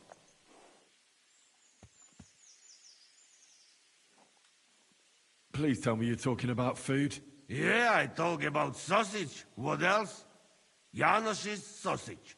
Ah, I see. You think I means big, huge salami in my hose, eh? He's not for just anybody. Me? I am decent Christian. I'll take it. You will not be sorry. Come back when it is nice and firm. It melt in your mouth. You see? Firm? Well, all right. You told me to come back for sausages. So here I am. No hurry, eh? Sausages not grow on trees. Come back when they're ready. What'd you do before they locked you up? What do you think? I steal food. You know that, eh? Ah, you mean before, like back. I was locked up then. Oh, I see you're one lucky bloke. Also for food? No, because of war. They take me prisoner. Want to chop my head off, but then find out I am a cook. You're a cook? No, but they not know that. So they lock me up in Castle on Rap. And what did you cook for them? Sauerkraut? Lucky there was Serbian cook there. He teach me everything. If you no have blue blood, being cook is not bad, eh? And how did it all turn out? Cook catch plague and die. Me? I escape back to Bohemia. Teach me something then. Maybe it'll come in handy. It will take some time, but you give me some coin. What about that axe of yours? Show me a few tricks with it. That is not just axe. That is fokosh. Belonged to my grandfather. Really? Nah, I make fun. But where I from, even old women's carrying basket. It's wild place there. Interesting. Teach me to fight with it. We start.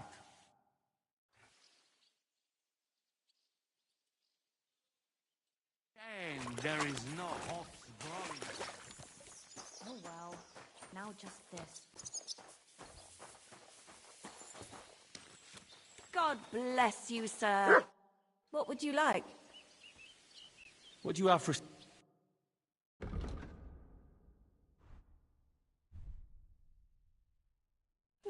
Nothing to your liking, sir. Christ! Pardon me.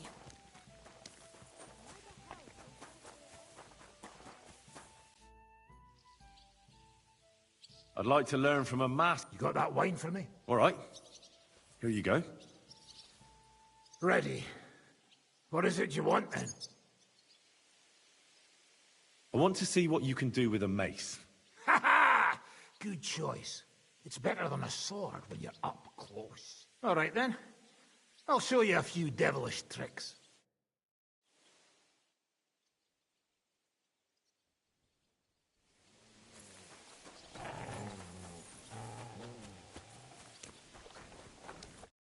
Henry, you have no idea how glad I am to see you alive and all in one piece. I was really worried about you.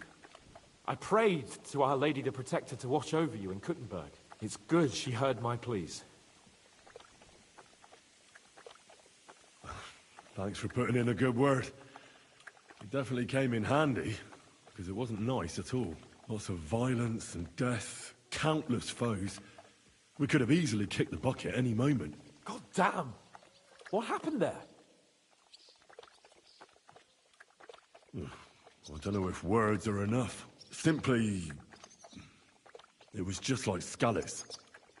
Confusion, screaming, dying, and then the flames. The worst part came when the gate fell. It was as if the bloody gates of perdition opened for a moment, and hell surged into the world. God protect us!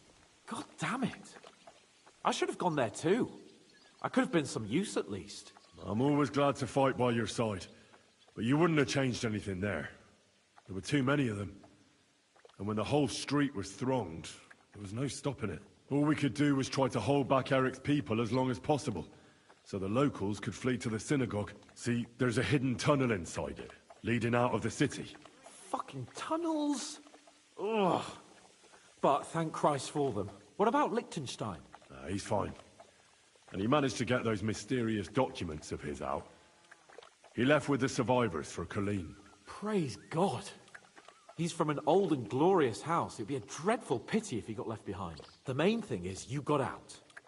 I was afraid I wouldn't be able to thank you properly for coming to Malashov for me.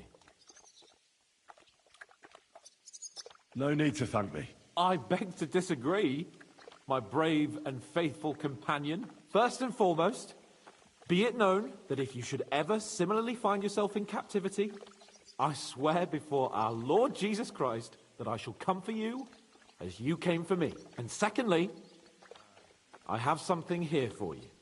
A truly knightly reward for your knightly deed. A hunting bow that has no equal in the province. I hope it'll brighten your thoughts after all those horrors. It can fell the mightiest buck deer and enchant many a doe. And besides, it has attached to it an enlightening history. Well, I'm honored. Thank you, friend. Just a moment. This bow looks familiar. Isn't it the same one you gave me in Rattay? Certainly not. This one's much better, believe me. When I found out that Yobs would gladly leave me locked up, it got my blood up. So, to pay him back, I relieved him of the bow in Rabosh, and it was immediately clear to me that that bow should go to none other than you. That is certainly just, I'd say. I knew we'd see eye to eye. It'd be great to try that bow out right away. We could ride out together on the hunt. Wine, bacon, wine, the deep woods, a quiver full of arrows, wine, shoot some deer and celebrate with wine, like we used to do back home.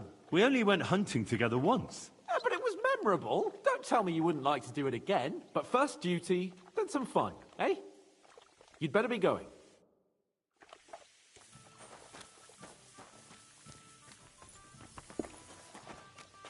I'm glad to see you like it. You want another?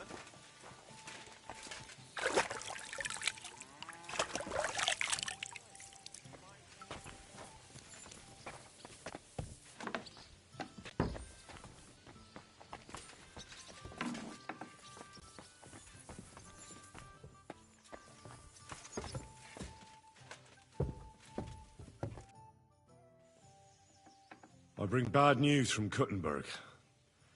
Eric's soldiers and the town rabble have torched the Jewish quarter. Fortunately, we saved most of the people. But I doubt they can form an alliance with us now. Fuck. Where are they now? Oh, Samuel and the rabbi took those who survived to Colleen. Shit. We have to find Dry Devil and Capon and decide what to do next. Well, Samuel said he wants to be around for that, and we should wait for him. I see. But if he's gone to Colin, he won't be back till tomorrow. Oh well. At least we'll have time to get everything ready. All right. I'll come tomorrow then.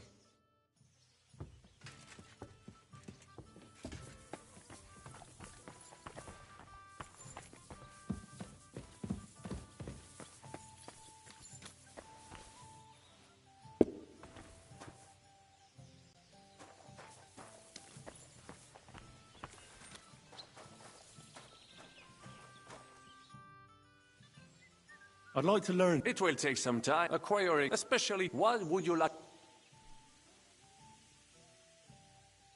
When we were fleeing Malashov, your skill in the saddle... Yes, you... on my so, pay... Allons-y, mon...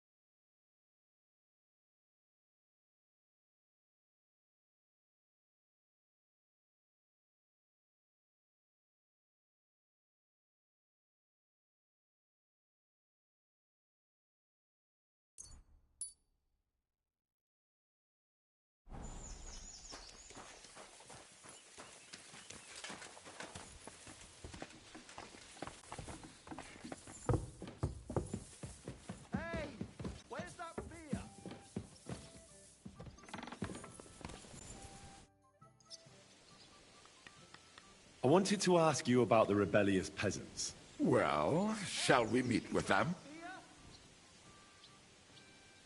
Aye. I've changed my mind. We should join forces with them. Great. Those fools use a secret password to recognize their own. The password is the foxes in the henhouse. So, remember it. The foxes in the henhouse? Oh, isn't that just fantastic? What am I supposed to do with it? Go to the herb woman in Miskovitz and say to her. Why her? I suspect she's working with them. Provides them with supplies and such. I have a feeling she might be the way to get to that. Try telling her the password and see what happens. All right. I hope I won't get slapped too.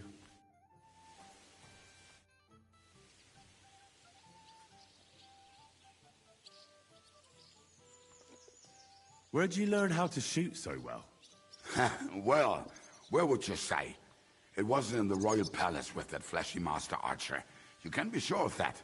It's the result of years of practice. You'll soon find out live targets are the best.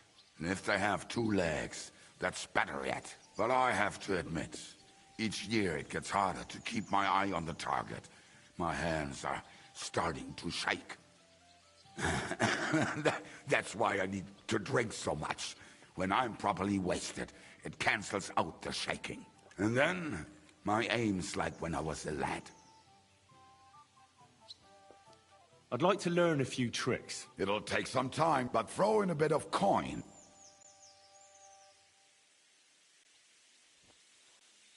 I saw you shoot. You're bloody fast. I don't get it. Aye, that's easy to learn. It's just a little trick. Show me, then. Oh.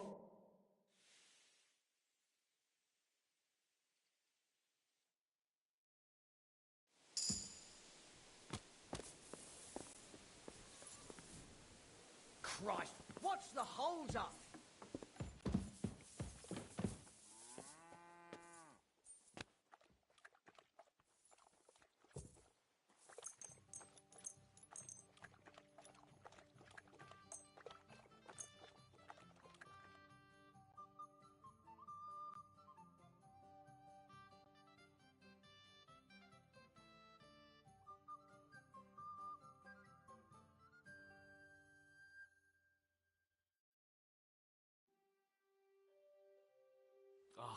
The scent of a new day.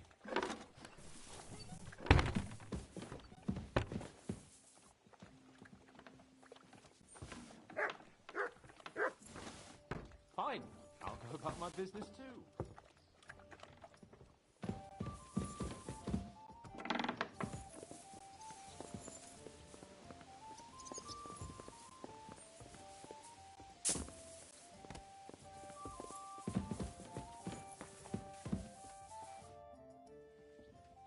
I heard you fought in the Battle of Kosovo. Is that true? Why wouldn't it be? Well, I'd hate to fall for one of your jokes. And I know you talk a lot when you're drunk. True enough. And I'm drunk a lot. That's true too. But as St. Killian is my witness, it's true I was on the field of Kosovo, and I fought there. And I was quite sober. So how did it happen? Tell me. I don't think I can quite imagine such a massive battle. How many soldiers were there? Countless, lad. I'd never seen so many take the field. At least 10,000 men on our side. And Sultan Murad must have had at least twice as many with him.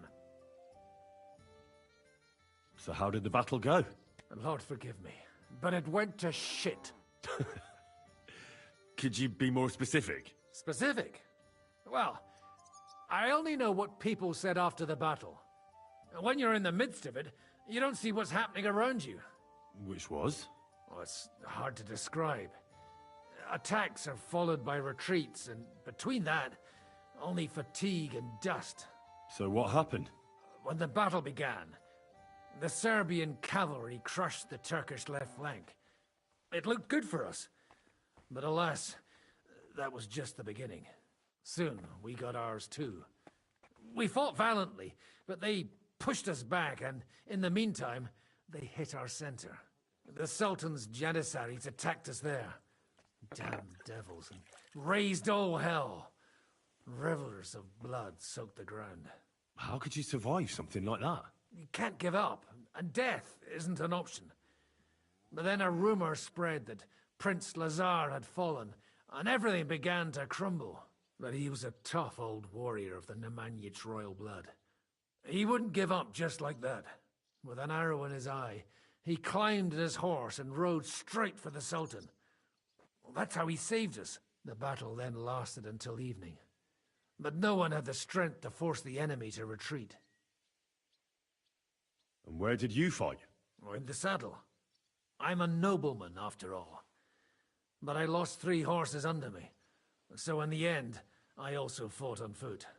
Most of us mercenaries were on the left flank, under the command of Vladko Vukovic. But he soon got wounded, and the men began to flee. I mean, if it wasn't for Nicholas Gabriel, we wouldn't be talking here today. And who was that? The commander of our company. A born warrior, and a good friend. In fact, Zhishka reminds me of him a bit sometimes. In any case, the fact that Gabriel had taken a command at that point meant our flank did not buckle, and the Ottoman rabble did not cut us to pieces as we fled. So who won in the end? The battle lasted all day, and in the end no one knew who had won, because both sides left the field. Only later did we find out. Prince Lazar had fallen there alongside all his Serbian nobility. Still later came the news that Lazar had been captured and executed by the Turks the day after the battle. They executed a prince? Aye. They beheaded him, because someone had slit their sultan's throat like a piglet. So you didn't win? It's hard to say. We held our own against the odds and survived. Only without their prince, it was just a matter of time before Serbia fell into the new Ottoman Sultan's lap. Fortunately, I didn't stick around to see it. All the same, even as I'm telling it, it strikes me what an adventure it was. I suppose time heals all kinds of shit. In the end, you forget the bad things. And yet, I can only thank God that Nicholas Gabriel was there. You're a captain? Aye, him. We actually became friends of sorts. He even taught me one of his sword tricks. He did? Aye, really. I could even show you sometime. A memory of the good man who saved my arse on that day.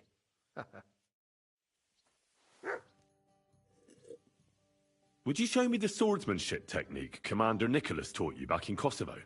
Why not? I'd be happy to show it to you. But whether you understand it is up to you. Oh, at any rate, you need to be quick and thorough. Because for once, you aren't attacking the head directly, but rather the opponent's sword. When you knock it aside, you open up space for a deadly blow. Now come and try it a few times.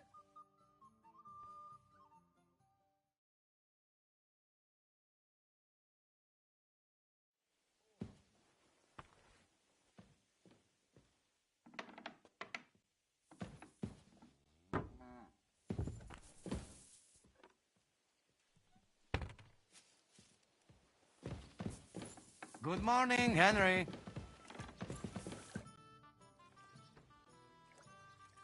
You told me to come back for sausages. So here I am. You must wait. Since you know so much about food, could you teach me how to cook? Good idea, friend. Like Bible say, man not live on wine alone. Hey, what do you want to know? Something fast and simple would come in handy. I'm always traveling somewhere, so something to fill my belly quickly. Fill your belly? Food. Food is gift from God. Even simple food must be good. You know what? I teach you beer soup.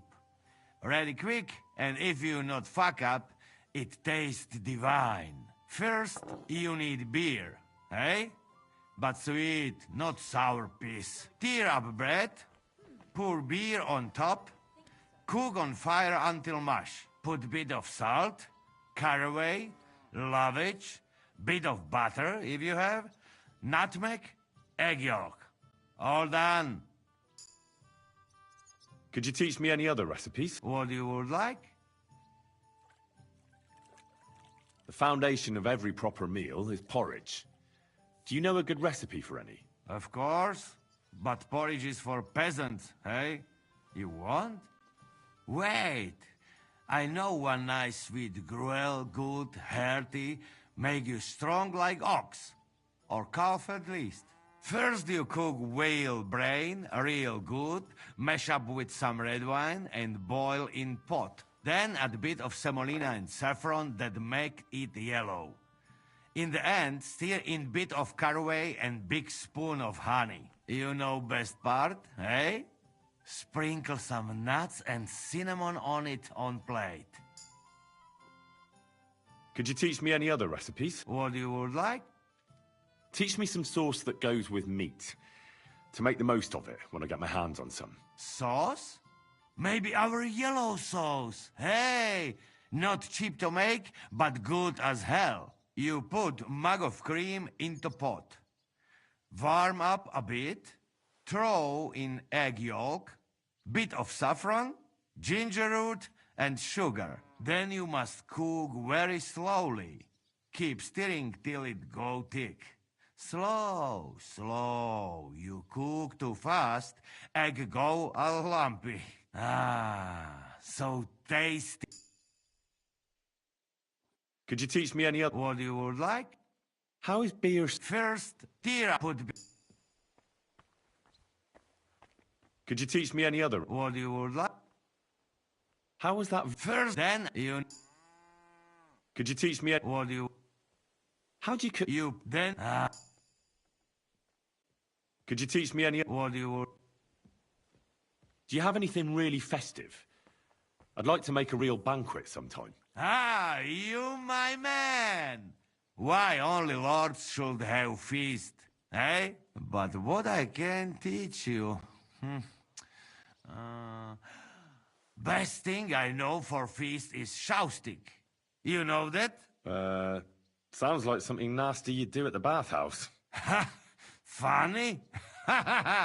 No, it even better.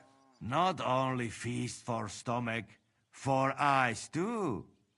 Nice special food to put in middle of table. It can look different ways. Favorite is all kinds of roasted beasts.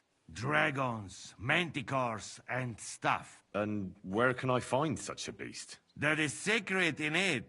You cannot. You make one.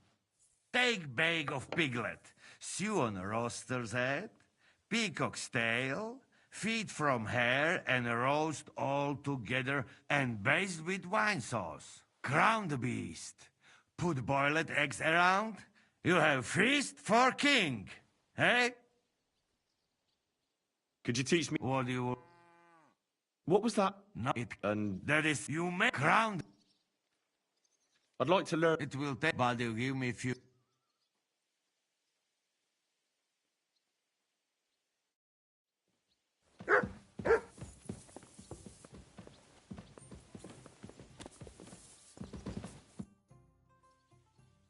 How'd you like Devil's Den? Well, it's better than the Malashov prison, but not much. Aren't the beds soft enough for his lordship? I'm more bothered by how small the place is. You feel like the walls are closing in on you, but at least I can go for rides around the area. Where'd you go for those rides? Well, not very far, just from... Oh, damn. What's the place called? Horshan? Aye. From Horshan to Bohuniovitz and back. Why go to the ends of the earth when there's so much to see here? I found a nice hunter's camp in the forest beyond Bohuniovitz. It's not exactly close, but it's quiet at least. Oh, Christ almighty. You haven't started poaching again, have you? You could say that. This girl from Bohuniovitz took me for a lovely... ride. Oh, that's enough. Spare me the details.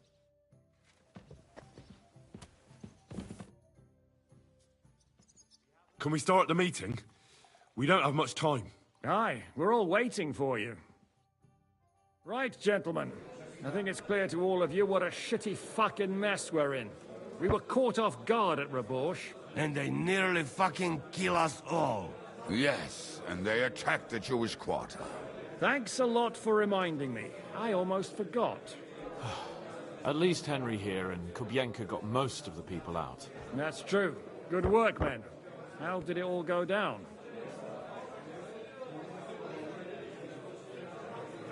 A few unruly townsfolk with sticks. Nothing we couldn't handle. Too fucking right. They thought they'd loot and torch the whole place, but we scared them shitless. It is nice that you found my people's suffering so entertaining. But what I want to know now is how you all intend to avenge them. Well, what do you have in mind? We shouldn't give up. That's the main thing. Except that Sigismund has the League of Lords and a whole fucking army. And what do we have? Fuck all! Come on, lads. Jobst will bring his army soon. It'd be fucking mad to try on anything big before that. It might take weeks for them to arrive. Von Berghoff will have found and caught us by then. We have to get rid of Von Berghoff. It's because of him that we're in the situation we're in, after all. You mean in the shit, Sir Hans? No need to mince words.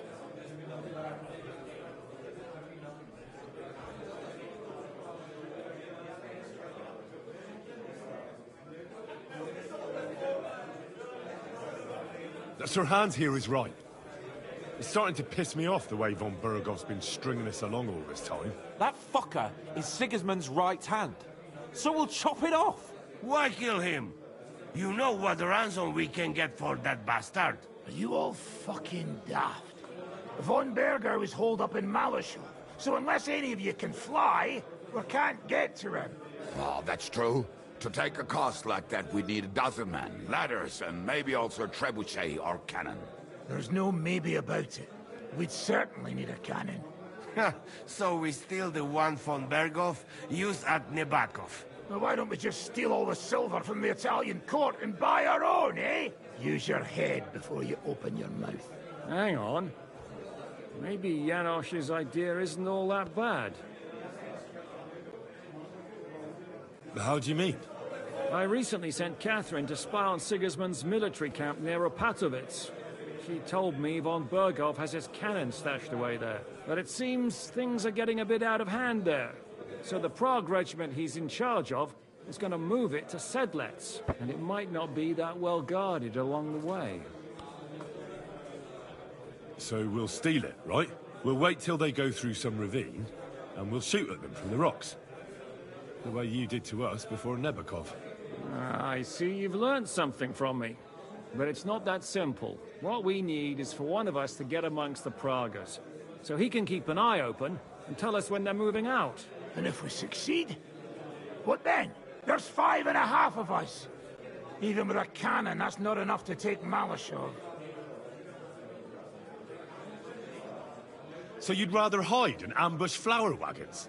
Are we common thieves? No, patrzcie tylko. Jeszcze wczoraj przerzucał gówna, a dziś ten prawdziwy chojrak. I know going up against Von Berghoff is dangerous, but we have to try. Dangerous, my arse. It's suicide. That's enough. Von Berghoff has to die. Painfully. And above all, as soon as possible. And if there are not enough of you, this might help. Well, well. That's a sight for sore eyes. Why the fuck didn't you show us that earlier? We could have saved ourselves a lot of blathering. Where did you get such a fortune? After what happened? People in Kolin decided to help.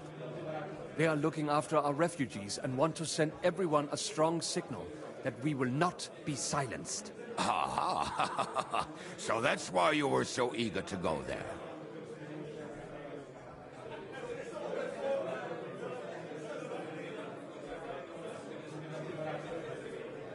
We really appreciate it, son. Believe me. And we won't mind if you got a couple of more purses like that. If you will permit, monsieur, I might be able to contribute. I know a few mercenaires in this part. They may not be la cavalerie royale, but for such a purse, they will gladly tear Malishov down stone by stone. Ah, a company of mercenaries, a surprise attack, and a cannon in reserve. You could could do something with that, couldn't we? No, not so fast. We don't have the cannon yet. Then we'll fucking get it. We'll find a good spot for an ambush and send someone into the camp to spy on them. What about you, Henry? You'll get yourself recruited into the Prague Regiment, and when they take the cannon to Sedlitz, you'll send us a message via Catherine. Me again? Well, at least I'll see Catherine. Well, now, has the youngster here fallen in love? That's settled then. Henry will go to the camp. Catherine will tell you all you need to know. You'll find her in the bathhouse there. In the meantime, Ada here can go to Malashov and find out how von Burkhoff and his people are stationed there. But look, don't touch. Za kogo ty mnie kurwa masz? A lot of soldiers need a lot to eat. You'll have to stock up. I'll go hunting. This tavern's a bit crammed for my liking as it is. And what are we going to do? We're going to prepare a warm welcome for the Praguers. What do you say, Sir Hinek? Well, what the fuck are you all sitting here for? Didn't you hear? The fun's about to start!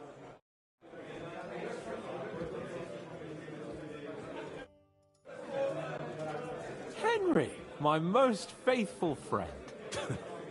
Uh-oh. That sounds a bit too friendly for my liking. You need something, don't you? Me? Never. But you do. You need to relax a bit. Let your hair down. So it occurred to me, you might like to go hunting with me. Poaching, you mean? Poaching's what commoners do, not me. Come on! We promised Zhishka we'd find some meat for the mercenaries, didn't we? Where did I put it? Oh well. Now just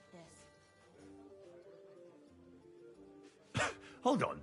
You're the one that promised Zhizka you'd go hunting, not me. Except you're my page. So my promise is your promise. Don't make me beg.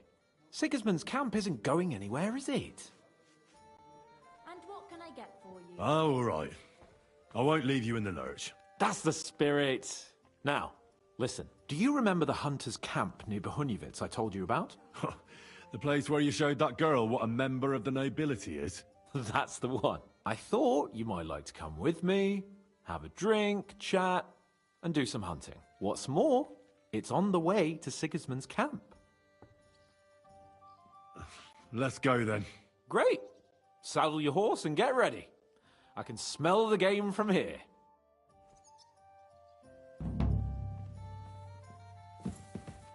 I'll be right there.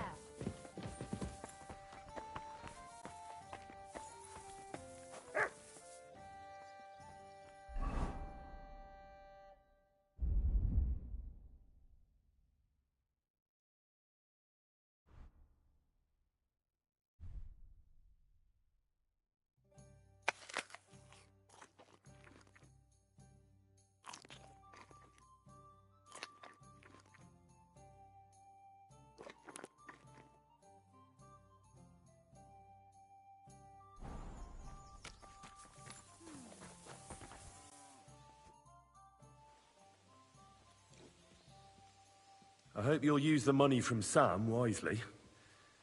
The mercenaries, you know. Who are they? The best fighters I have ever met. You will not regret a single groschen, mon ami.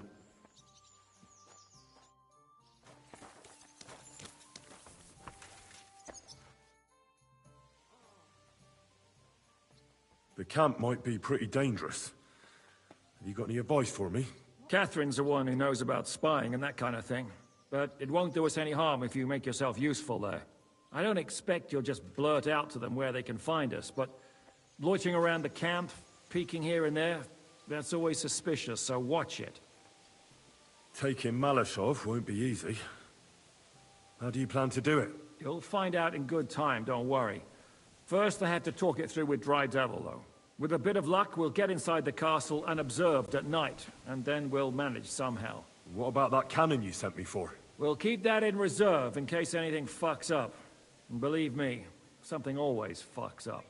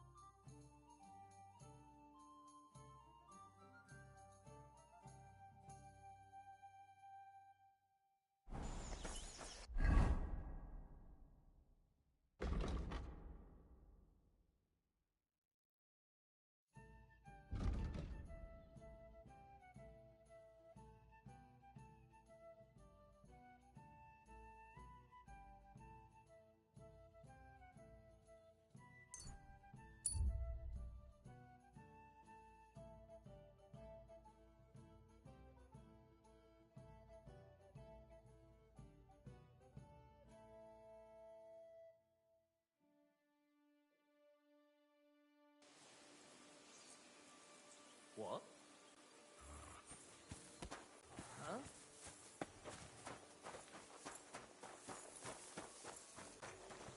Huh?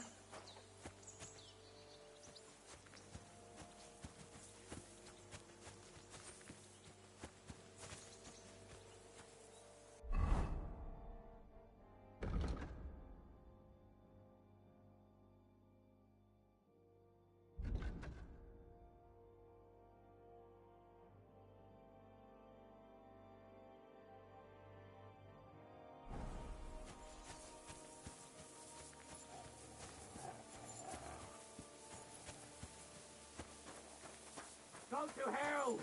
Alert! To arms! Ah! Here I am, you scum!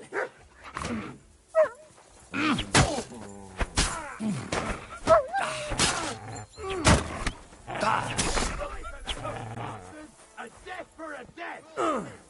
Go fuck yourself!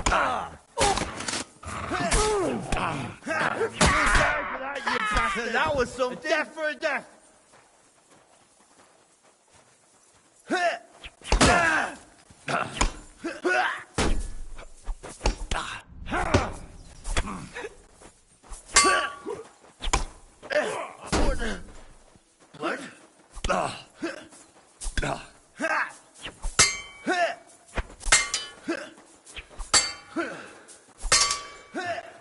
Wanker! Show your stuff! Face that, you shit! We're gonna get you, you arsehole!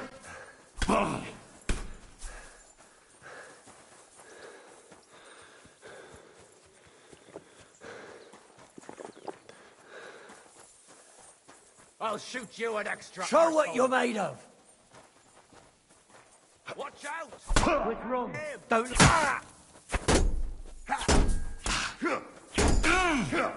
Got him! What do you want? It's a wonder you're still standing!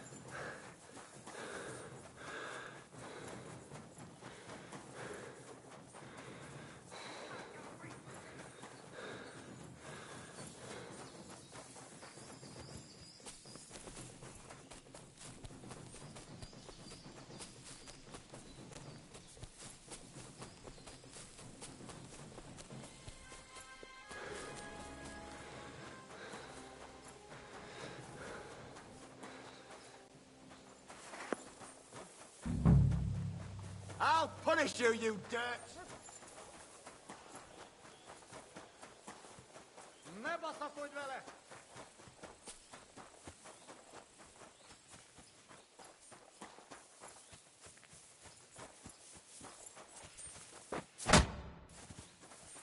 I'll shoot your head off!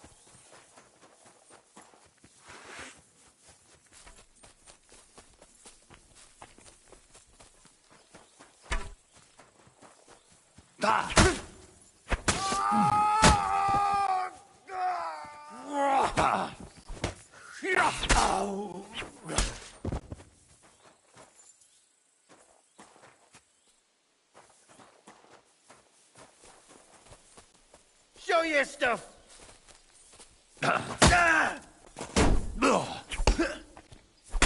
Bleeding, are you?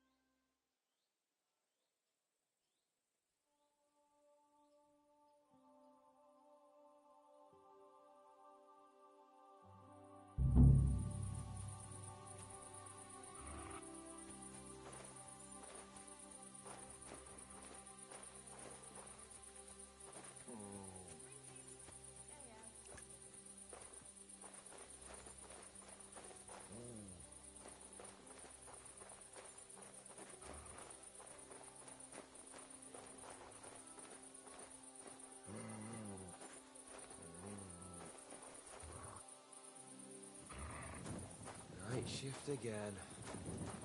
Good to see you.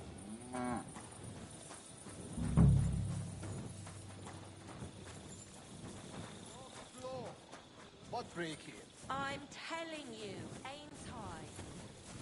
Men smash all my kitchens. And on top of that... Put it away.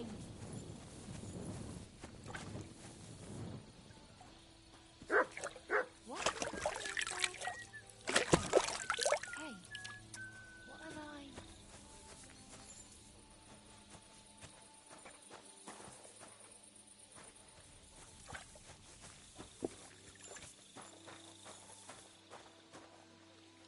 Greetings. I'm going to see Farkash. Do you know where I might find him? I have no idea. But Chaplain Bohemil, or that foreign barber surgeon might know. Or Milada in the bathhouse. She knows everything. See you later, my friend. Lord be with you. It's like I'm invisible or Do you know how it ended up with Victoria? Well, you see, I wanted to thank you for helping us, especially her.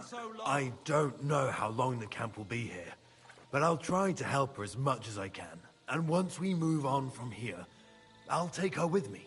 There's always a place for a hard-working woman in a camp. Now those are the words of a real man. Good luck. God be with you, good sir. Careful! Christ, what's the hold-up? Greetings, friend.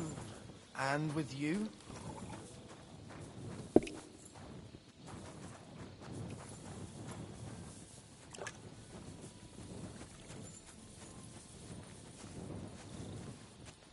You silly doggy.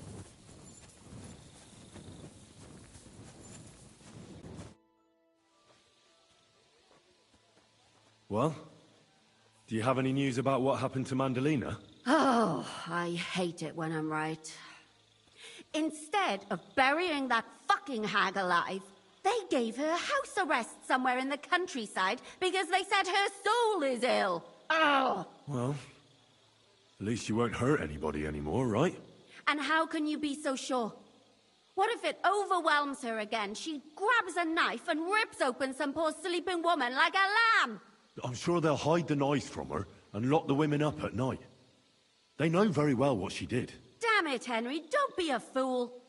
Oh, I still think I should have cut her throat.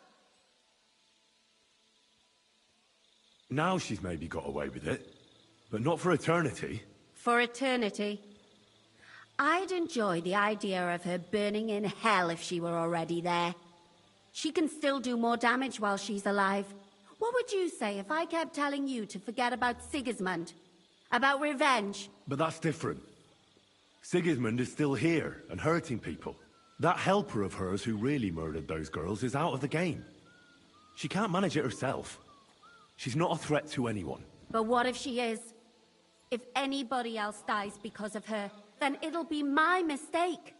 I'll be burning in hell with her. I wouldn't worry about it that much. She got away with it because nobody realized what she was. That's not going to happen now. Maybe you're right. At least, I hope so. And maybe when I find out where she is, and... It's not going to be so bad, eh? There's a solution for everything. And you helped me a lot with it, Henry. I have to reward you. Here. Take it. Ah, there you are. Henry? What are you doing here? Zizka sent me. Is there somewhere we can talk? In private, I mean. Oh, by Christ. Oh, you've come up with another plan, haven't you? Come. I know a place where nobody will disturb us. Where's that? Stop asking questions and start undressing. You want to talk here? You said you wanted privacy, didn't you? If anyone sees us here, they'll think you're just another customer. And relax a bit. You're as stiff as if you were waiting to be branded.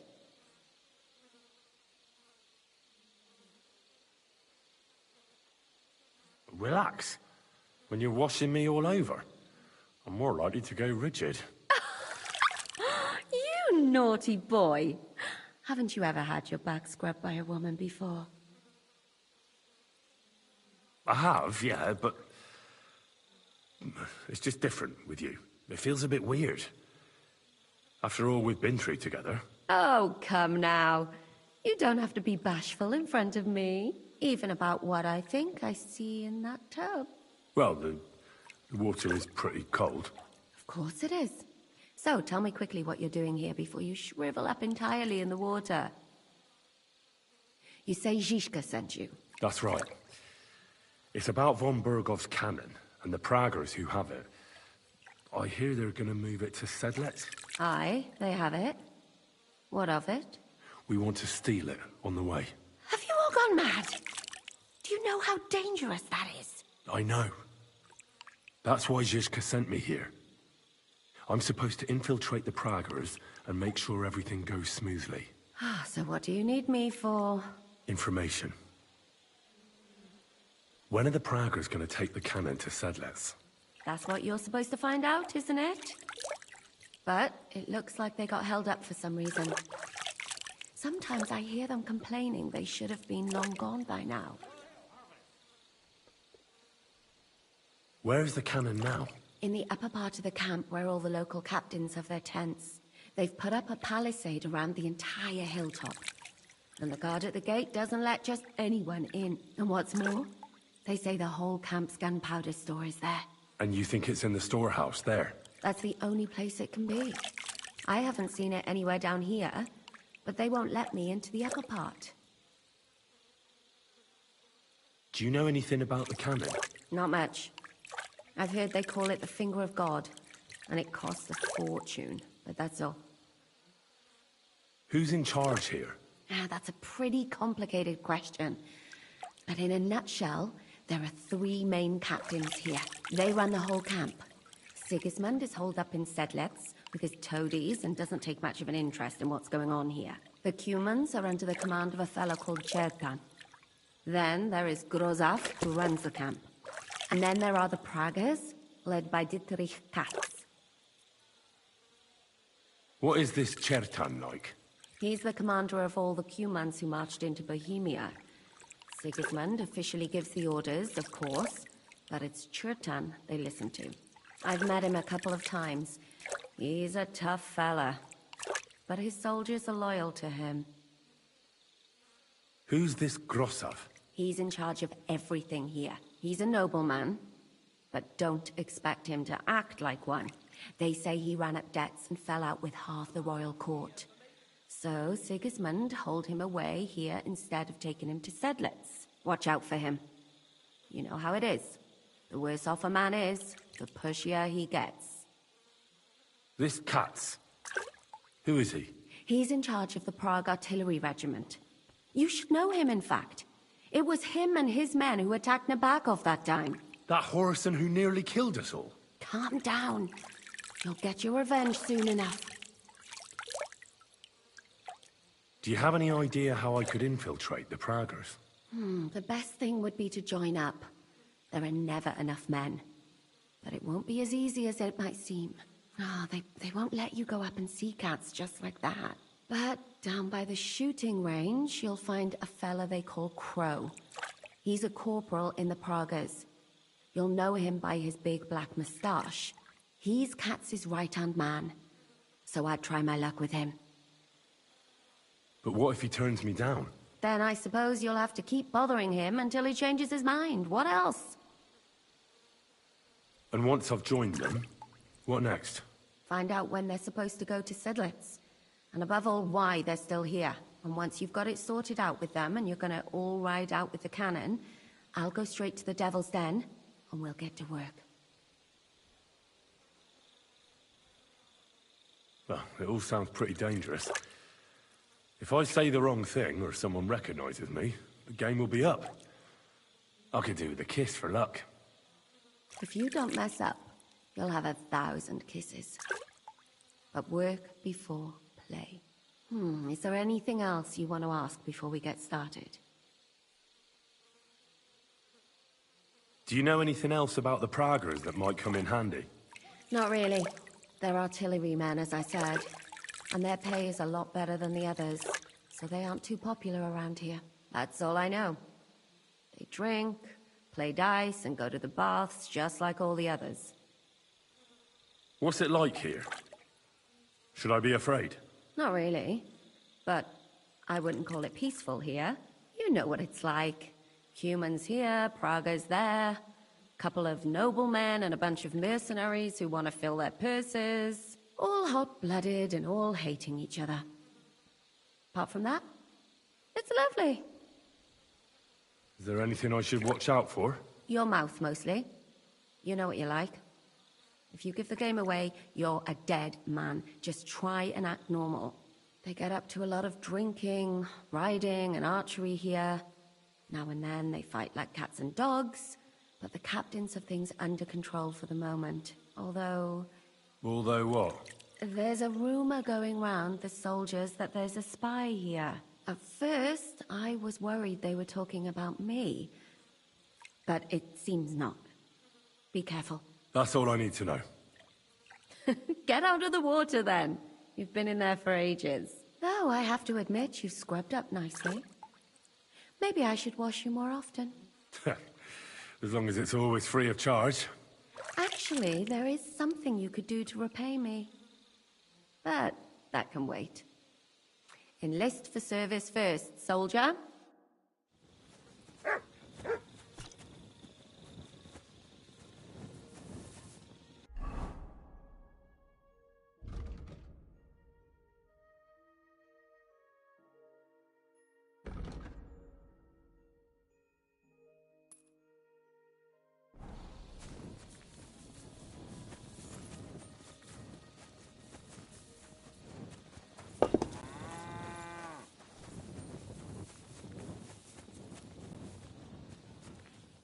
What brings you here? You certainly know about everything that goes on here in the camp, right? Of course. The bathhouse is like a second confessional. But instead of prayers and fasting, our sinners can expect wine and wenches. Do you know where I could find Farkash? I don't really know my way around here. Do you mean Laszlo Farkash? That's the one. Oh, really? He's easy to find. His tent is right below the smithy. It's big and red, and it's always surrounded by a band of cumans. I need to ask about a matter that's rather, delicate. I hope it's nothing too vulgar. No, nothing like that. But I'd appreciate if it stayed between the two of us. I need to know where they keep the prisoners here. I'm here to negotiate the release of a captured knight. But the whole thing seems fishy. I need to make sure the right man is being held captive here. I understand, but I can't give you much advice. When I went to see the blacksmith with some herbs for back pain, I passed a tent with two men standing in front of it. Someone inside was groaning and moaning. I thought someone had dragged one of my girls in there. I wanted to go in and give him hell, but those two wouldn't let me in. They said it was none of my business and I should be on my merry way. I thought it was suspicious. I'll be sure to go there.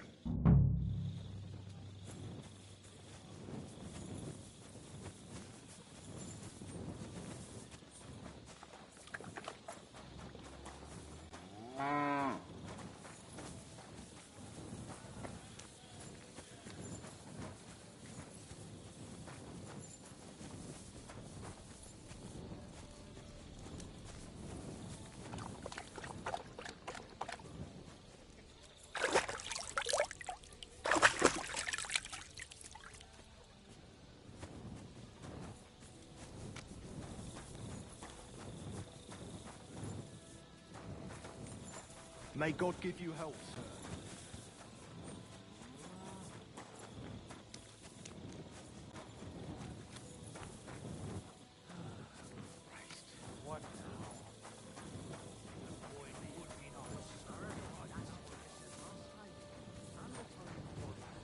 And now I ain't no material to forge anything for you.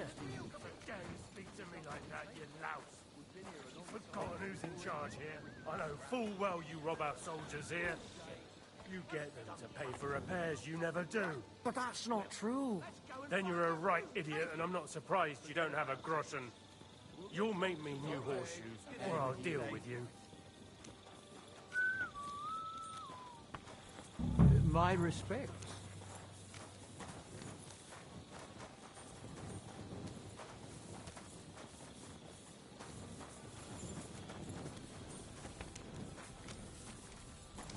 Careful.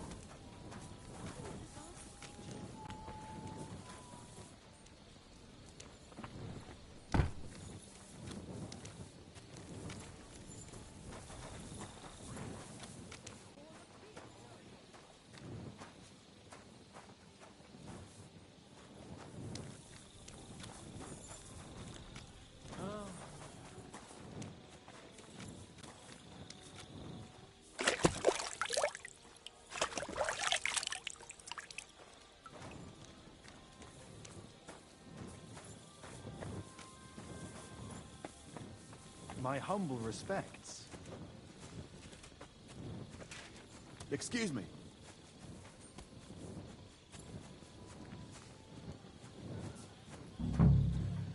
What in the devil are you doing here?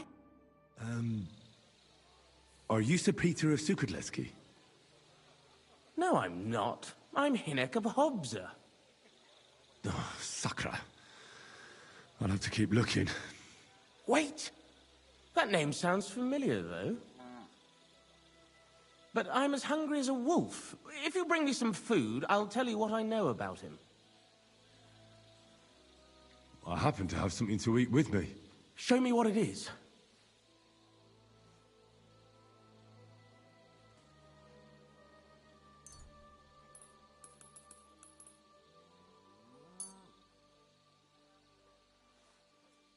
Ugh!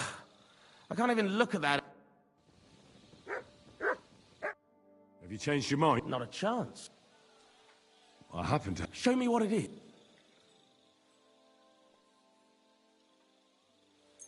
Finally, a decent bit of food. Even the dogs here eat better than I do. So, tell me what you know about Peter. There was someone else here with me, also a knight. But whether he's this Peter of yours, I don't know. Where is he now? With the Lord. You mean he's dead?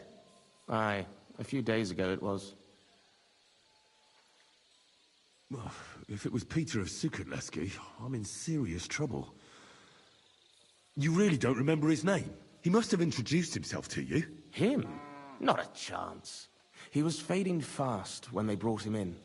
He was in pain and barely said half a dozen words. When he began to be delirious, I knew it wouldn't end well. I have to find him. What did they do with the body? They took it away. I heard them say they got hold of a cart to haul the corpse away. Where do they want to take him? How am I supposed to know? Away, as quick as possible. No matter what killed him, they don't want word getting out. They're even treating me as if I'll croak at any moment. Sorry to hear that, but could you get to the point? The carts are down by the horses. I hope you'll excuse me for not accompanying you. That's not good news. What's going to happen to you? I'm waiting to be exchanged. My honorable jailer has demanded a large sum of money, and on top of that, the hand of my sister. I had no idea I was worth so much. I hope my wife appreciates me more when I finally get home. I could help you get out of here if you want. Save your energy. My father is already on his way. He'll be here in a few days. If I take off now, I'd just make more trouble. No, I'll just sit here until they barter me off like a bushel of oats. That is, if I don't starve to death first. I better get going now, before someone catches me here.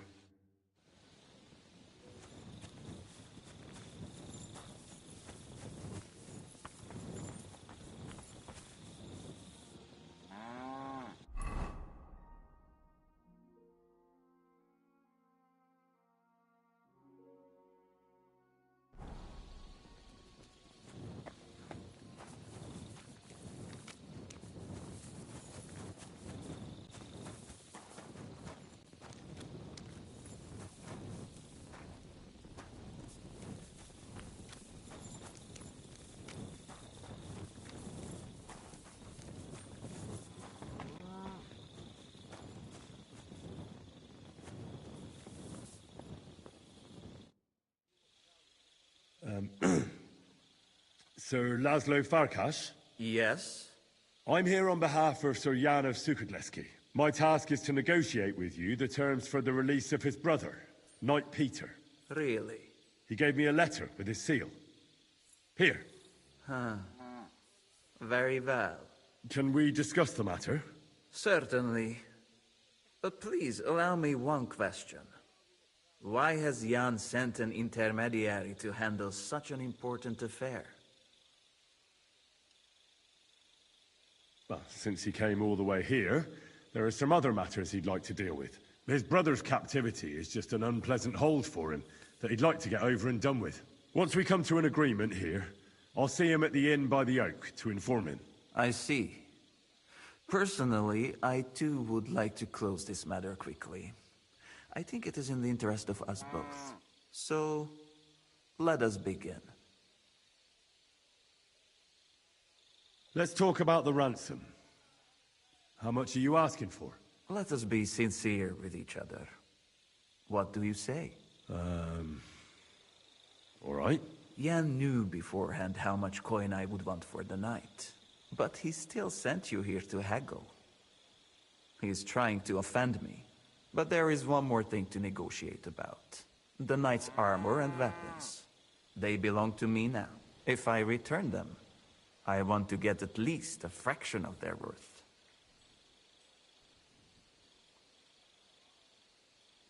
As far as I know, ransom isn't paid for a captive's gear. Jan wants him back in the same state as you took him, sir. Very well. Have it your way. The price remains the same. Where will the handover take place? Once you pay the ransom, you can come and get Peter of Suchotleski right here. We'd rather do the handover on neutral ground. To be on the safe side. Your master has given you exact instructions, has he? What is your idea then? Why don't you invite the knight to the tavern by the oak? There'll be plenty of witnesses there, and we can sort this matter over a few beers. Where in the name of God did Jan dig you up? I do not intend to deal with a matter of this significance in an alehouse full of drunkards. I know of a much better place. On the hill between Miskovitz and Horschen, there is a mill. It is visible from far away. You can't miss it. We will have peace and quiet up there, and no one will be able to overhear what we are saying. Sounds good to me. Once you leave, send the boy from the inn to the camp. He delivers supplies and will know who to give the message to. I'd like to see the captive. Out of the question. Why? Has something happened to him? What is the meaning of this? Do you dare suggest I do not take good care of captives? Or that I am hiding something? No. I am going to pretend I did not hear that comment. And I have nothing more to say about the matter. That should be everything.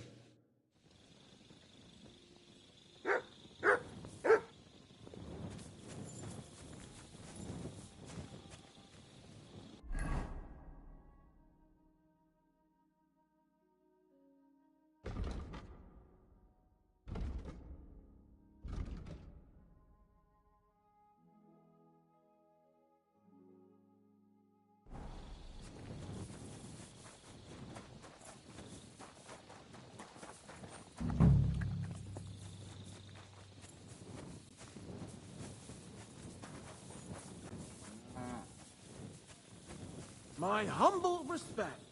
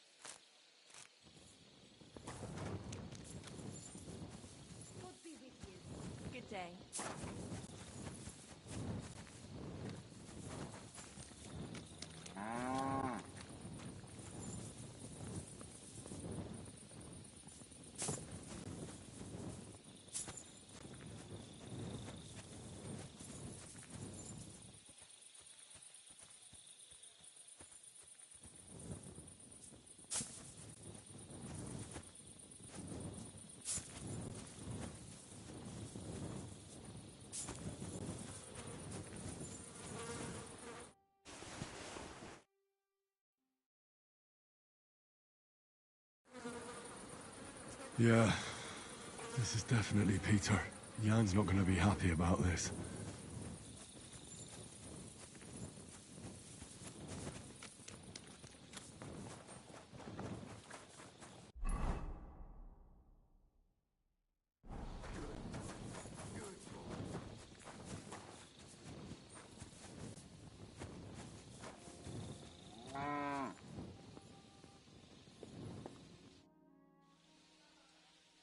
I saw Peter's body. Liar! Keep your voice down, or I will call my men. Who killed Peter of Sukatleski? The Grim Reaper. He died of fever a few days ago. The Sobons had a look at him, but could not do anything. You do not have to believe me, but I'm telling you this to show I am not hiding anything from you. Very well. What should I tell Jan? What would you like to tell him? Are you saying I should lie to him? Why such strong words? Not telling him everything will suffice. Why should I do that? If you were not so hard-headed, you would have realized long ago exactly what I'm offering you. Jan certainly promised you something for your help. Rest assured that I can give you something much more valuable. What's that? Sir Peter's armor. It is very good, but it is of no use to him anymore.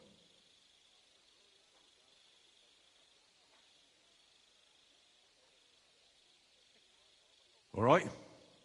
I'm in. Well, well. I see you do have a bit of reason in you. Do not tell Jan a thing, and bring him to the handover location. I will come with my entire band. And if he tries to worm his way out of it, we will use force to get the money. We will succeed the second time. What do you mean, second time?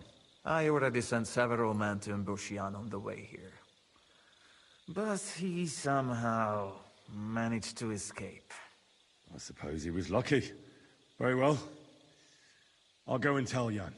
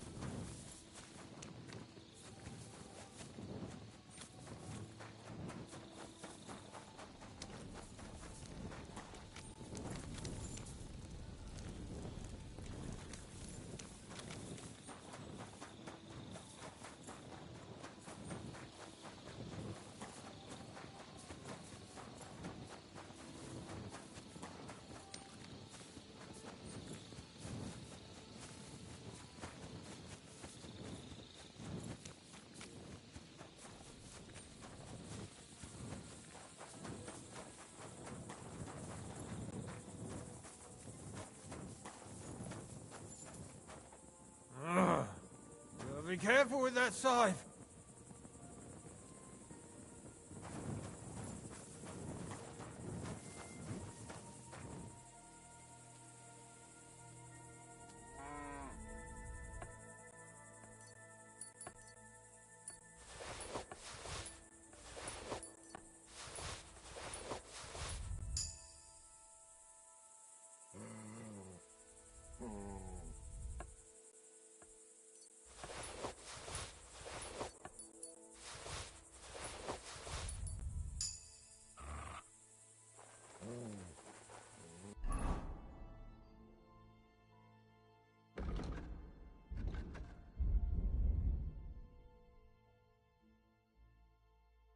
What is this strange letter? Nothing good, I'm sure.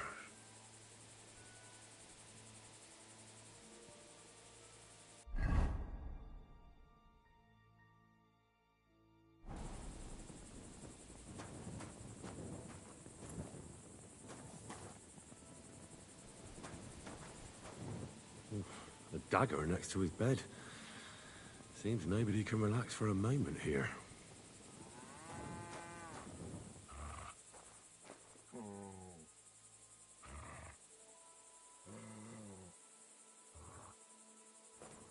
Oh, go away.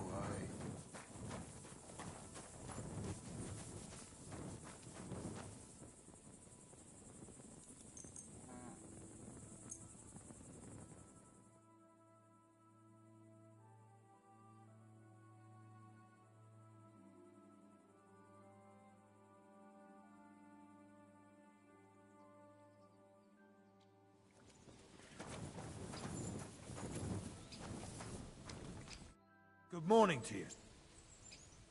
Are you the one they call Crow? I'm only Crow to good friends, or strangers who want to punch in the gob. Which group do you belong to? Well, neither, I reckon. But I hope that'll change. I want to join your regiment. You and a dozen other ne'er-do-wells. I've had fellas pestering me ever since Radovan let slip that we get double the pay. Go and ask Lord Borumlaka, I mean. He's been taking on all kinds of mercenaries.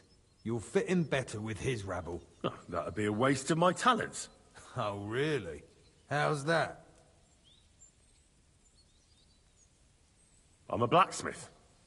That's useful, isn't it? You're bound to need stuff hammered straight or sharpened all the time. Aye, we need that. God knows we do. But that doesn't mean we have to let you join up, does it? I know about herbs. If you have a sore throat, or need some extra energy, or you've got food poisoning, I'm your man. That kind of thing always comes in handy, but we have a physician, and one that half the world would envy us. We don't need another.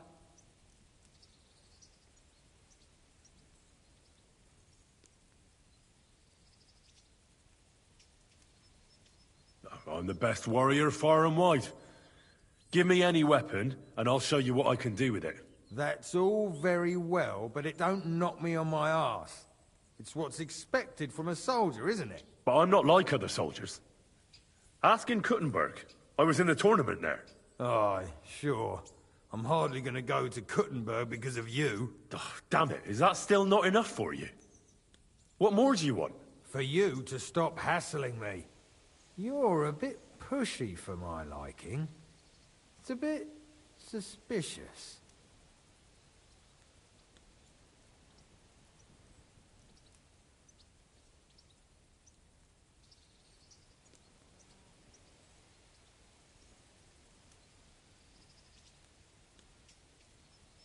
I want to serve the king, is all. Sigismund should take things in hand here and impose order, since Wenceslas isn't capable of it. Interesting. Most people in these parts have other ideas. Only I'm not most people. Please.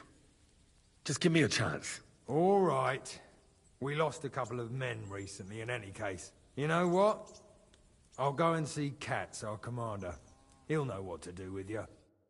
Who the fuck are you? My name's Henry, sir. And I want to enlist. So you turn up and expect us to drop to our knees in awe? Crow, why did you let this fucker in?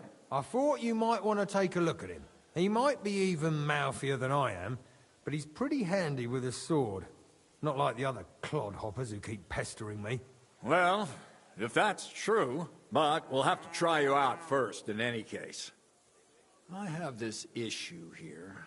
Ah, you're not going on about that stupid charter again, are you? How many more men will you send to find it? As many as it takes. Don't tell me you're not fed up with being stuck here. So, this is your test, Henry. Either you come back as one of us, or you don't come back at all. What do you say? Well, that depends. The harder the work, the higher the price. Christ, he'll fit right in. He hasn't lifted a finger yet, and he already wants his pay. If he helps us get out of here, he can have mine as well. Listen up, then. Some of our men have gone missing. 7 of them. And with them a wagon with horses, to be precise. They had a very important cargo they were supposed to take to Sedlitz, but they never arrived there. It seems they were last seen somewhere between Miskovitz and Rabstein. But that was ages ago. Christ knows where they might be now. Hang on, why would they go past Miskovitz? That's not on the way to Sedlets. That's what I don't understand. But you can ask them if you find them. Maybe they just deserted. It happens. Not in our regiment. Our men are loyal. I don't give a shit what happened to them. They could have been eaten by squirrels for all I care. I just want that painted chest they were carrying. There's a very important charter in it, and we need it back. Got that? What if there's more than one charter? I need to know what's written on it. Nothing a yokel like you would understand. If there's more than one, just bring me all of them. And what should I do when I find these fellas? What do you think? Free them if someone's holding them. Bury them if they're dead. Kill them if they've deserted. What, take down 7 men by myself? Do you want to be a fucking soldier or not? All right then. If things get tough, come and see me and we'll sort it out somehow. And is that all you know? What do these fellas look like? Do they have any friends in these parts? Anything at all? Well, there is one thing. Mishek, one of those 7, came back. And you're only telling me this now? So question him, and we'll know what's going on, won't we? Go ahead and try it yourself, genius. Mishek was brought back on a cart. Some peasant found the poor bloke unconscious on the road and brought him here. He's been in the infirmary since then. But you can stop by, maybe the Sawbones will be able to tell you something. His name is Musa. And let me tell you, you ain't never seen a man like Musa before. All right, I think I understand. Find the men and bring back the charter. So what are you standing here for?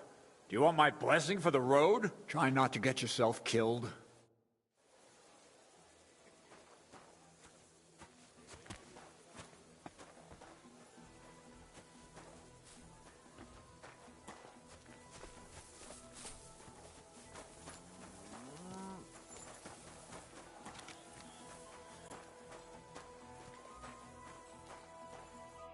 I know you.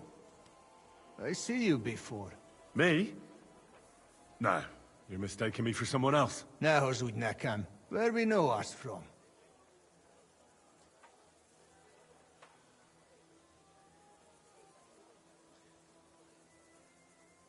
From the camp, most likely. But why should anyone remember me, right? True. You many like dogs here.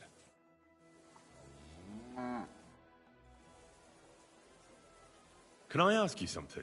You complain? What? No, I'm not making a complaint. Why should I? Köszönöm, Istenem. I'm chief of soldiers, and I hear only complain and more complain. Always. Take your hands, they scared. This country, I'm not that good.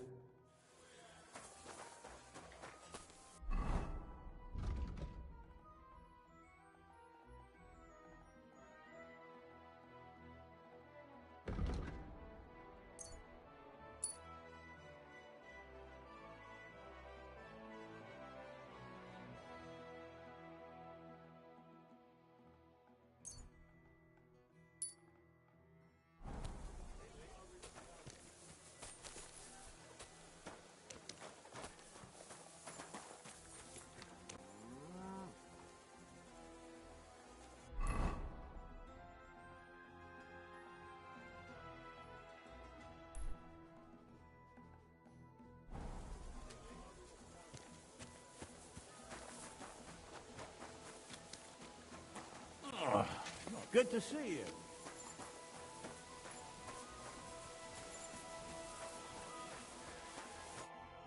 Commander Katz sent me.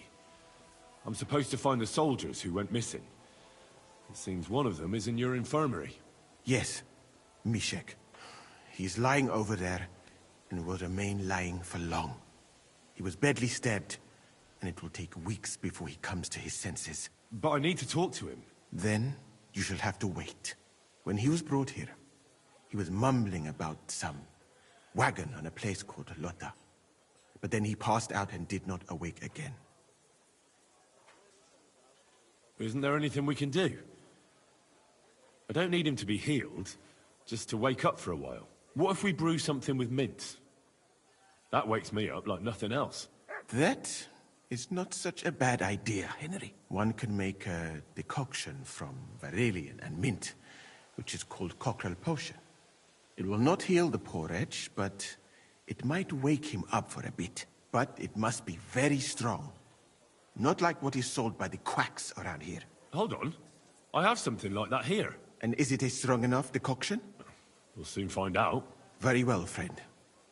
I will try to trust you.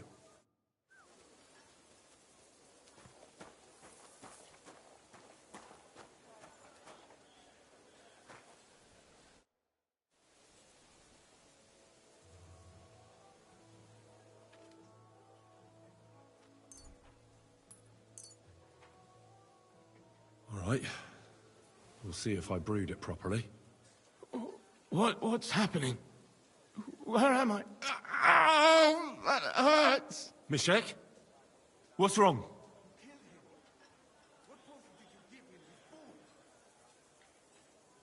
Christ, can you hear me? Calm down and talk to me. Mishek, wake up! Oh, don't like this. Wake up, you hear? Mishek! Oh, fuck! What potion did you give him, you fool?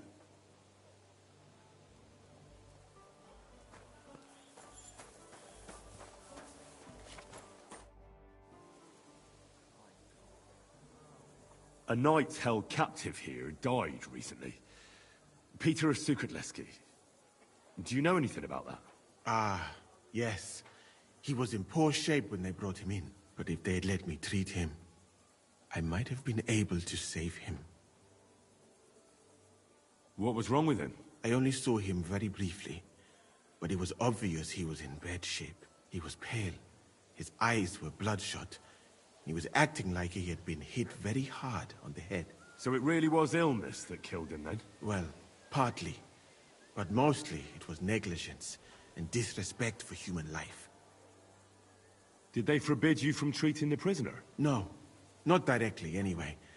But let us say they made it very clear to me that the wounded from the King's army were the priority.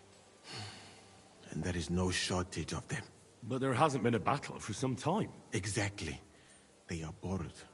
So they get drunk and knock each other's teeth out or strain their backs in the baths. Are you certain that knight could still be helped? Might treating him have been pointless? Only Allah can cure the ill. I can lessen their pain, put them into a deep sleep or such. But who am I to decide whether or not the pain will return? Or if they will wake up from their sleep? I do have plenty of experience, though. And I think I can recognize who has a chance of surviving, and who does not. Thank you. I'm going now.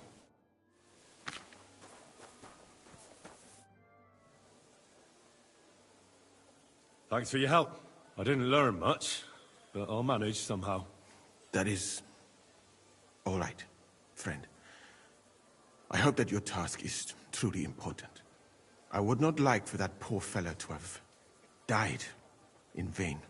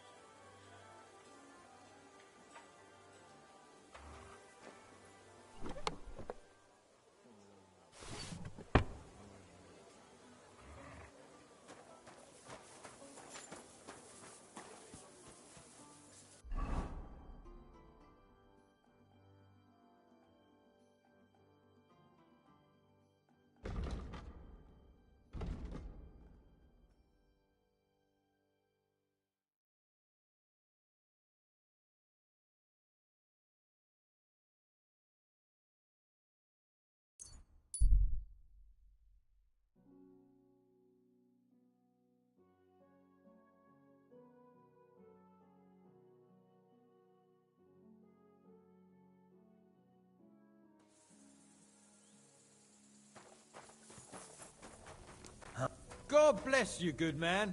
I have some wares for sale. I'm interested in this. My name is Henry. Where are you traveling from, peddler?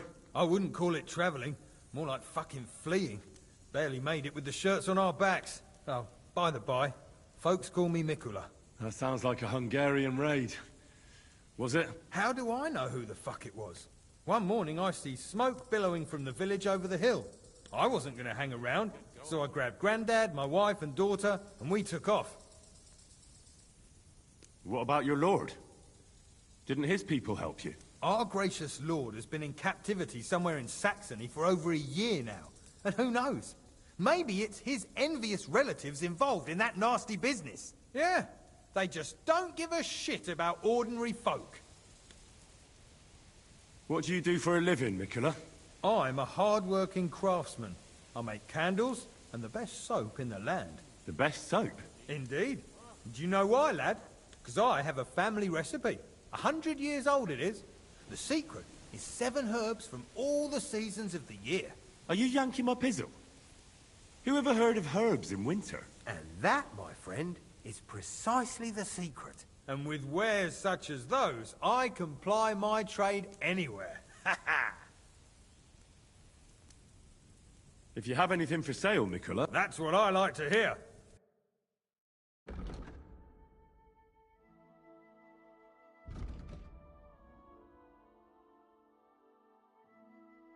I hope you find what you're looking for next time.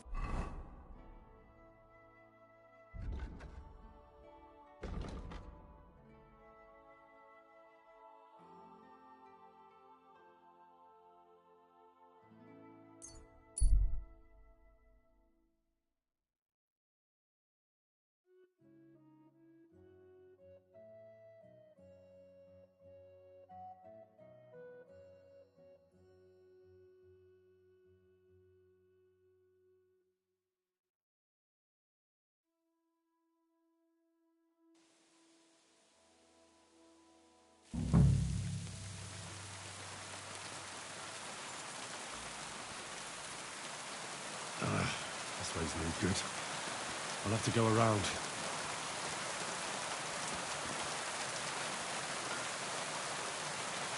A wagon in the proud country. What the fuck are you doing here? Get lost if you value your life. Calm down. I just want to talk. Talk then, before I kick your arse out. What do you want then? I've only come for one document. That's all I want from you. What fucking document? Hold on. You mean that parchment we were taking to Sedlets? Your bradella. Fellow hopes to get his hands on something worth running off for. But all that's in the fucking chest is useless shit and some stupid fucking parchment. Hey, how come you know about it? Cat sent me here for it. He wanted me to find you and bring it back. Cat? That old wineskin ain't given up yet. We thought he'd see sense and leave us be, when none of the fools he sent after us came back. What happened to the people Cat sent after you? What do you think? A few of them probably did a runner. Some are still looking for us. And the ones that found us, see that stream there? That's what carried away what was left of them. Why did you quit the army, anyway? I reckon that's a bit risky. Unlike battling all the time, you mean? We were just fed up with it.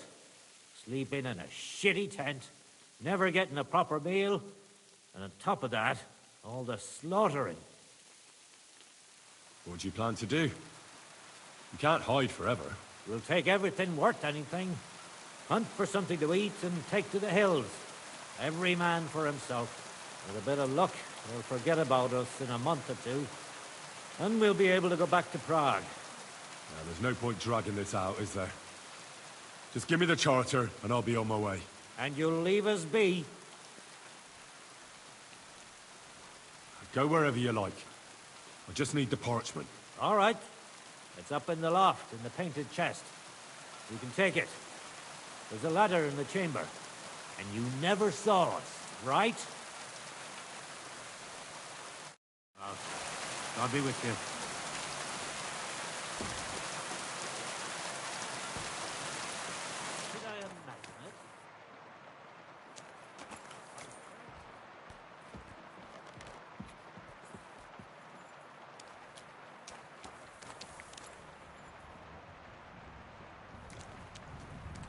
What are you trying to pull, you scoundrel?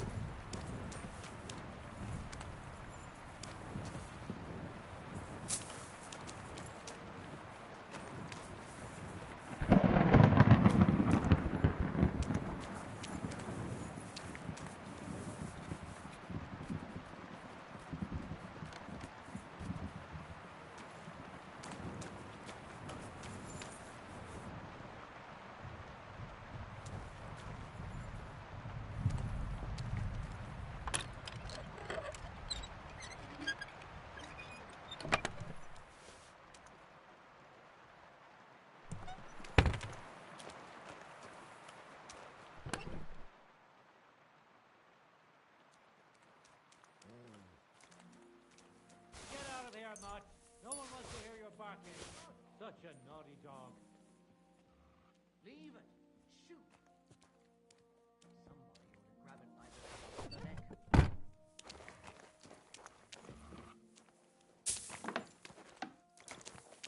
If you're going to the camp, watch out for Crow. Get out of here, Mutt. He's no dodgy. one wants to hear your barking.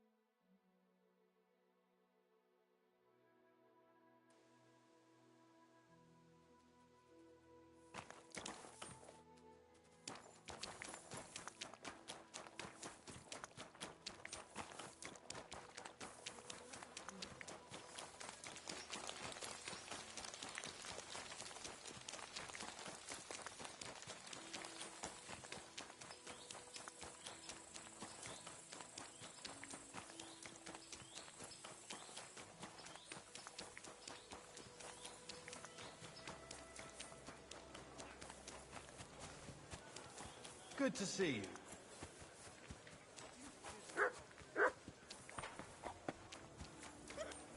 Good day to you. Aye, right. You'll say you're free. You aren't going to argue with the captain. And what can I get for you? What would you like? Show me your...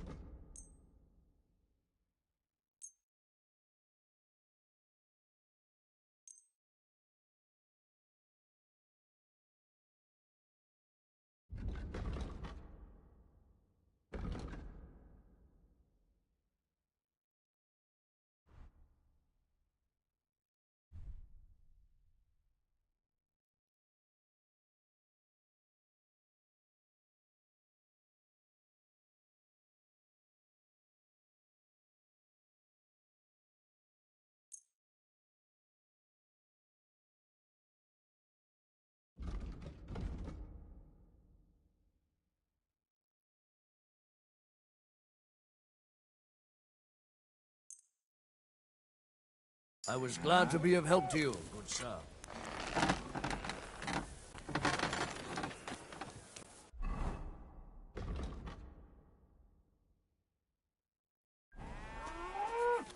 Watch the hot...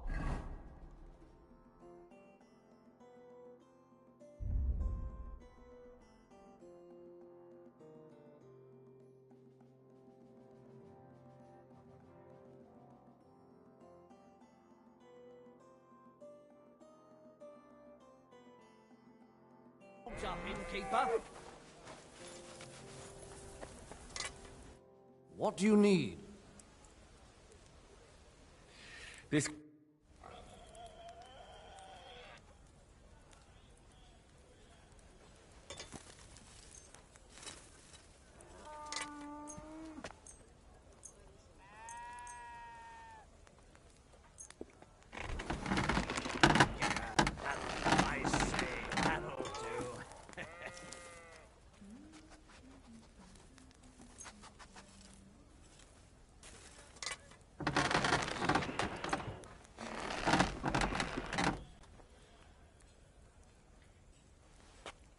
Let's talk about the... Well...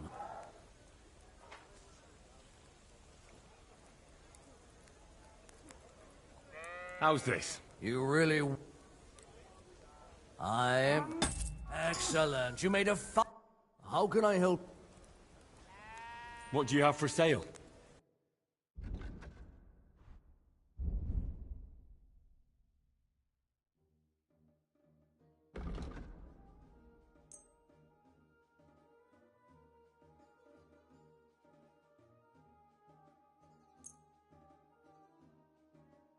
Thank you, sir. Come again.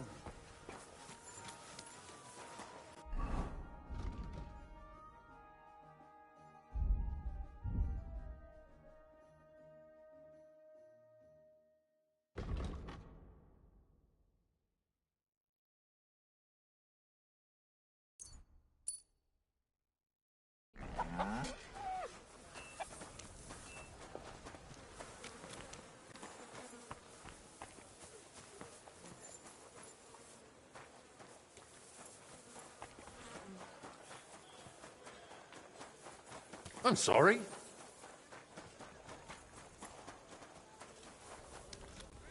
What would you like? What do you have for sale?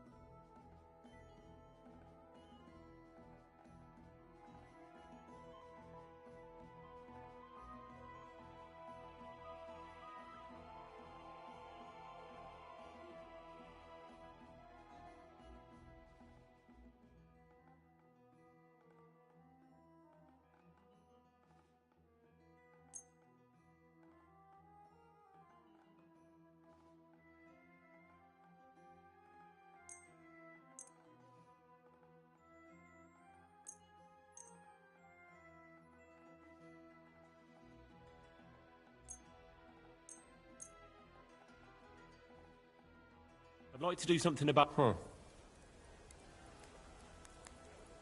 You see? I knew. I'm glad you found what you were looking for, sir.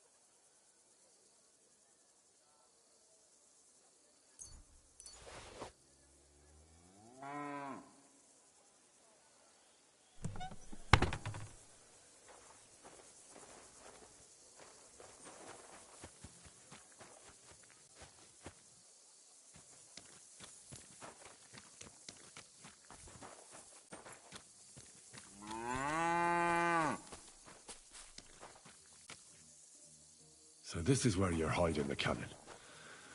Well, not for much longer. You're gonna lose it as soon as you hit the road for Sedlets.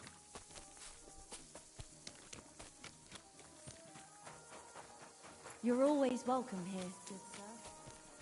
You really won't have anything to drink? You know it is forbidden for me. What bodyguard would care if someone has a drink? The kind who cares about people's health. It's peculiar, even so. I just don't understand anything anymore. The world has changed, friend. War has changed. War? War never changes. Bollocks. You used to need skills to train with weapons. In short, to be a real soldier. But nowadays, you can be the best warrior far and wide, but some yokel shoots a crossbow at you, and you're done for. I've come about that charter you're looking for. Have you got it? Yes. By Christ, Henry. All them men couldn't find it, and you just come strolling in. And the soldiers who were taking it to Sedlitz, did you find them as well? Aye. But they weren't planning to go to Sedlets. They deserted, and were hiding out in the sawmill near Lahota. Horsons? Where are they now? What did you do with them? I was lucky enough to catch them off their guard. They're dead. You took them all on by yourself? You must have been damn fucking lucky. That's your mission accomplished, then. You're one of us from now on, Henry. Here, take our Laughing Rock and wear it with pride. And you know what? I think you should get paid right now. So we can move out from the camp at last? First things first. You know the first thing every real soldier does when he gets paid? He gets shit drunk! Musa, did you hear that? Henry here found us that stupid document. And he dealt with the traitors. Perhaps even too well for my taste. Let them rot in hell, the Horsons. And what now? Will you head out for Sedlets? The sooner the better. Don't tell me you'll miss me. It is just that you have not finished telling me the story of George and the dragon. Really? All right, but telling a story like that needs a proper drink first. You too, Henry. Drink. As you command, sir. To the Praggers. Long live the Praggers. At last, I don't have to drink alone. Moose is not much of a drinking companion, see? Alcohol and gambling may have their uses, but they are also sinful. And much more sinful than beneficial. I mean, look at yourself. A man should have 4 humors in his body. But you have replaced them all with alcohol. You're no saint yourself. I've heard from the bathhouse wenches how you can't take your eyes off them. Every creature is beautiful and noble. For Allah created them thus. I'm just admiring his work. You've got a way with words, I'll give you that.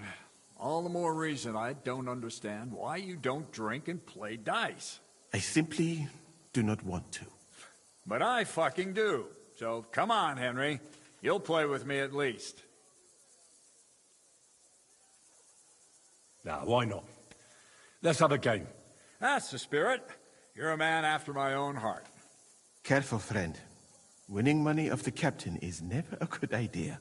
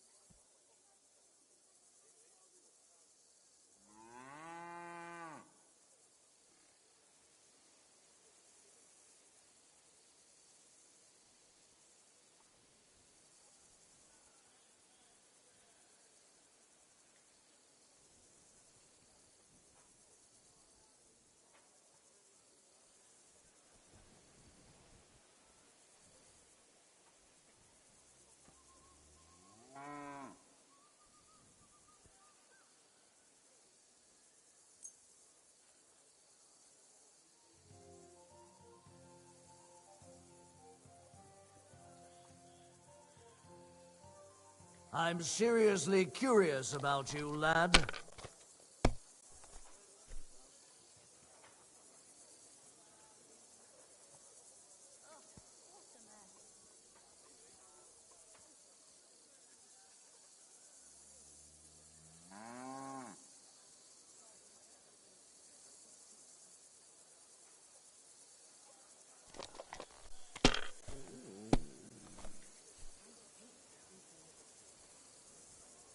Like this?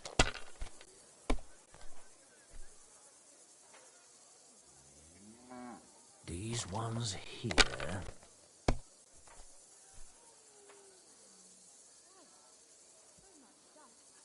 Aye, that'll do. Damn it!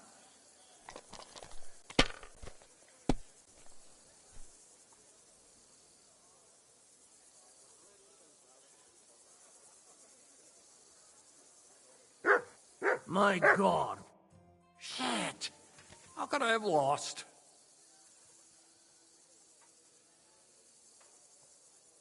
Glory to the victors, honor to the defeated. You'll get me back next time, sir. You bet I will. I'll pluck you like a chicken. And now for a drink.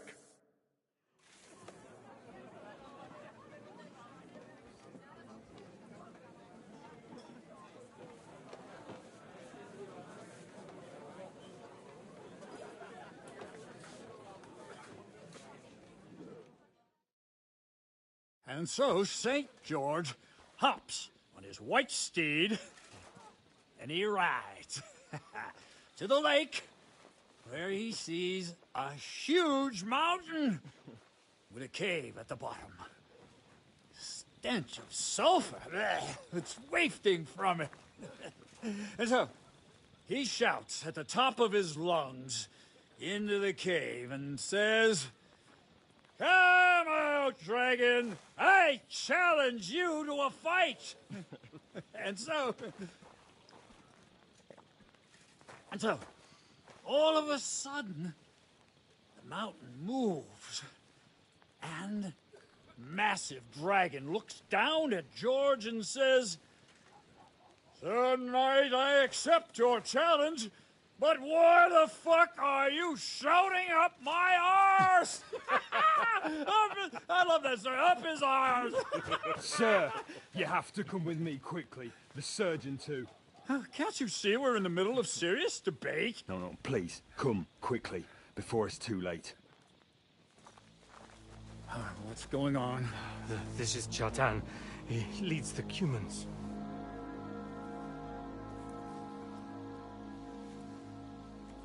He has been stabbed. Tudo bem. Kitchen outdoors. Who did it? We will not get anything out of him in this state. We must get him to the infirmary before he bleeds to death. Will someone please explain to me what the fuck is going on here? They said they just found him like this. These two, they were on guard in the tower, and out of the blue they heard a scream. When his men find out about this, we'll be lucky to not end up in the same position as him. We've got to move him quickly. He's in plain sight here. Quick, before it's too late. I'll help you with him.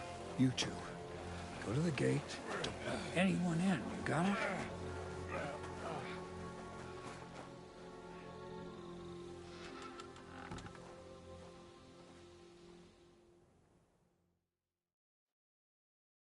What are your orders, Lord of Burblaka? What do you think? Catch the bastard who did it! Well, that never would have occurred to me. We're lucky to have you here. Don't make me mad.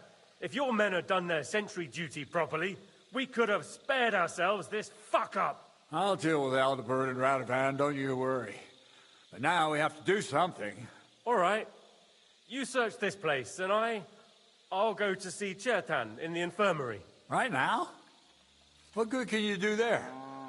Be better if you help me here. Do what I said, and don't concern yourself with me. I'll go where I want, when I want. Fine. Go to hell for all I care. So, Henry, Chertan's at death's door. Musa is up to his elbows in his guts. Grosov won't do a fucking thing. And I'm pissed out of my head. I'd like to hear any suggestions.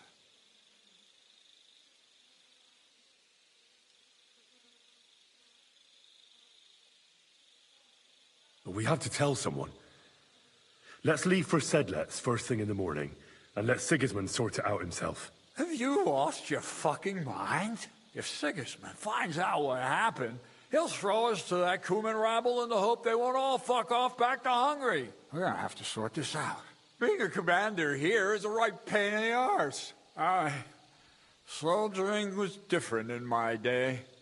Nobody would have dared stab an officer right in the camp.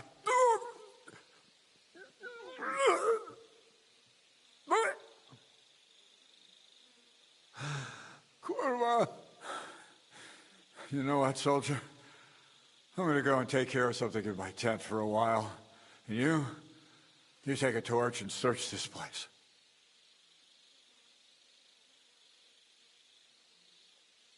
What am I supposed to be looking for? I don't know. Anything. Have a look around. Check Churtan's tent. It's the one next to the stables. Maybe you'll find some clues. Maybe you'll find the murderer himself if he's a total idiot. Fucking and drinking until we're all slaughtered. Sigismund wants us all hung, drawn, and quartered. Sing, my friends, who'll be gutted like piggy. Catherine was right. I'll never get such a massive cannon out of here. I have to get Katz to move it out of the camp somehow. Oh, there's powder all over the place. One spark and the whole store will be blown sky high. Are the soldiers really so lax? Or could there be more to it than that?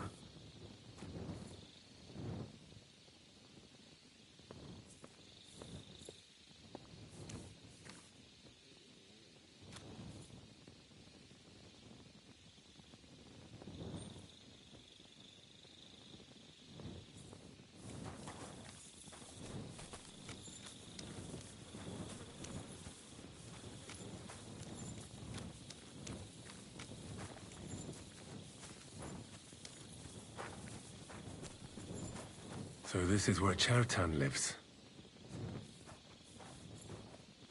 That's one serious lock.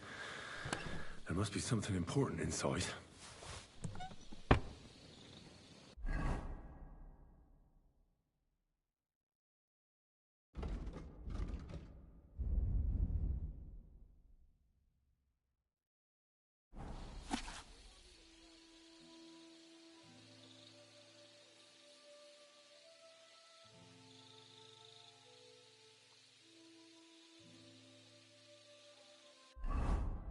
Chertan money. Sakra.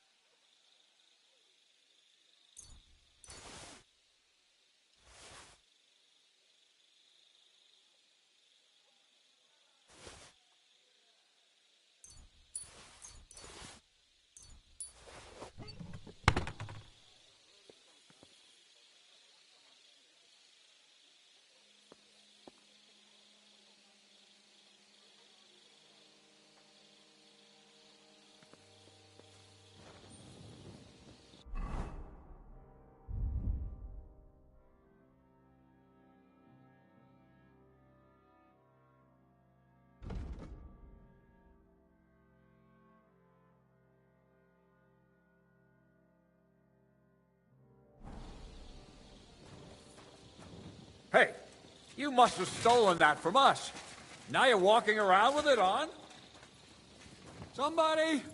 Anybody? Help! Give up! All right! You caught me.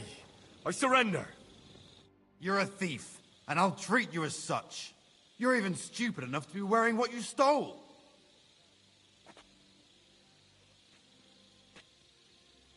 Oh, please, look at me.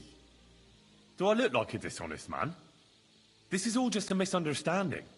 Oh, Give it to him. I apologize, my lord. I must have made a mistake. Let's just forget about this. We'd better be careful, in case something else bad happens.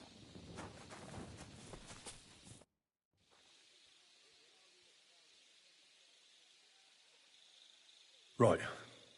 I've searched the whole place. Did you find anything?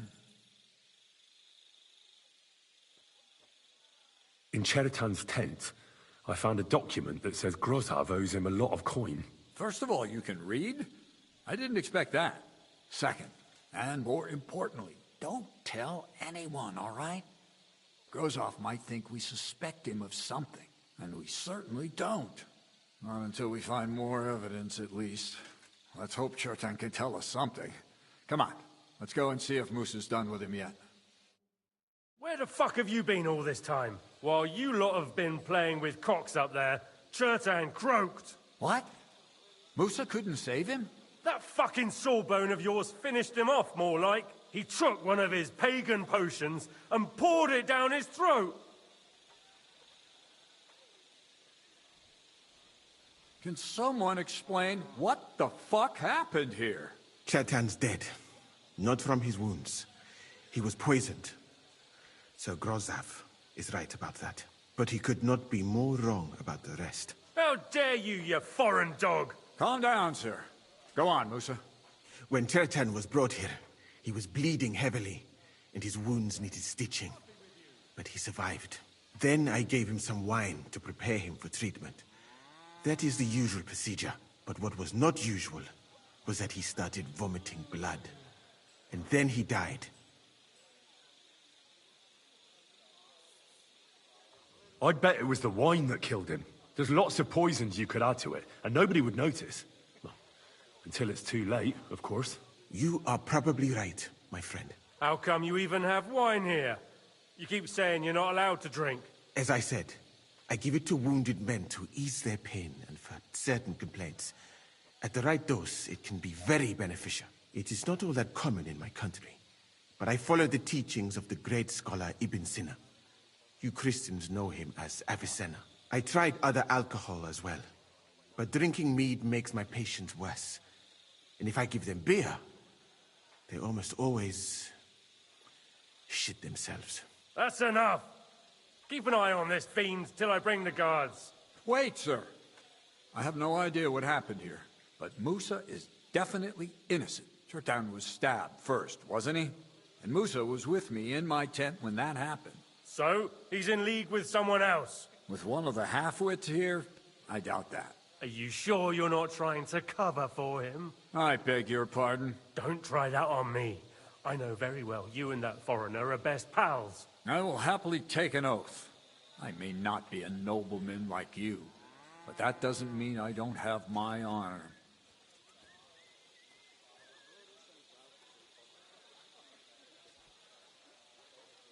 There's no way Musa is to blame. Even if he wanted to kill Cheritan, he must have known that suspicion would fall on him first. The lad's right. Might I say a word about this matter? You can be glad you're not in irons. Please, sir. Give me some time, and I will bring to you the real murderer. We won't leave this place until we clear this up. You have my word.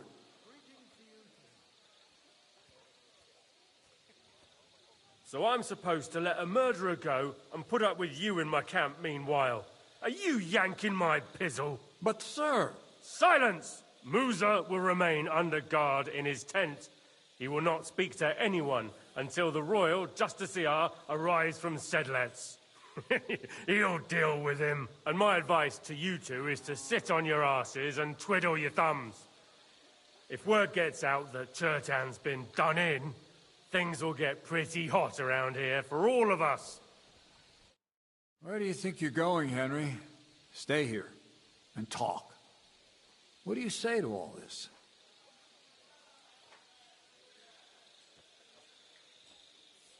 Why did you stand up for Musa like that? I don't even know. Maybe it's because he actually listens to all my stories and bad jokes. You must have got to know him a bit by now, too, huh? It must be clear to you he didn't kill Chertan. Well, the most important thing is to help Musa somehow, I reckon. We can't let them hang him without proof. I'm glad we see eye to eye on this. Well, what are we going to do then? That's what I'd like to know. We have to find the real murderer as quickly as possible. But what do I know about that? I'm not the royal justiciar. What is this royal justiciar? He's a crown official who makes sure the law is enforced in this land. His people catch and try all sorts of counterfeiters, rebels, murderers too. Sigismund may not have appointed one yet, but I've heard he's put Stieber of Stiebersitz in charge of this kind of thing. And if that's true, and Gorzov brings him here, we're all in the shit. Who is this Stibor of Stiebersitz? A real big cheese, lad. He owns half of Upper Hungary. You don't get that kind of wealth by being kind-hearted. Trust me. You really don't have any idea what to do next? How could I? We should probably talk to Musa. Find out exactly what happened. But Grozov has him under guard. And there's no way I can get to him. Everyone knows my face. But you could do it. Me? Who else, soldier? I need help. Someone I can trust. And you spent the whole evening with me, so you're not a suspect. You have to get rid of the guard somehow, and get to Musa.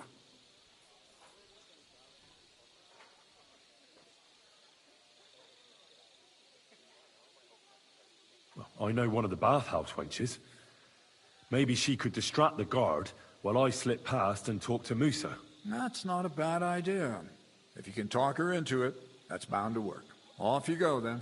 How much time do we have for this investigation? 2 days at most, I'd say. Then Sigismund's deputy will arrive from Sedlitz. And Henry, be careful. I'm depending on you.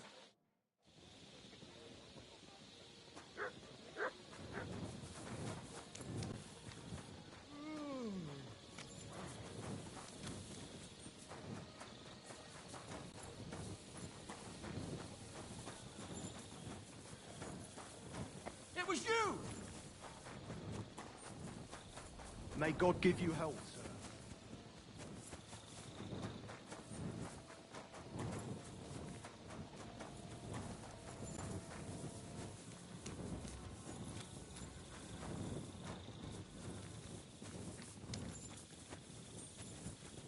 Haven't you had enough? I'll kill you on the spot if you don't yield. What the? We're going to gut you. I'll hack you to I'll ribbons. kill you, you cunt! I'll kill you, you cunt! I'll hack you to ribbons. Start praying! I'll shoot your head off. Now I'll shoot you to death. You won't surrender?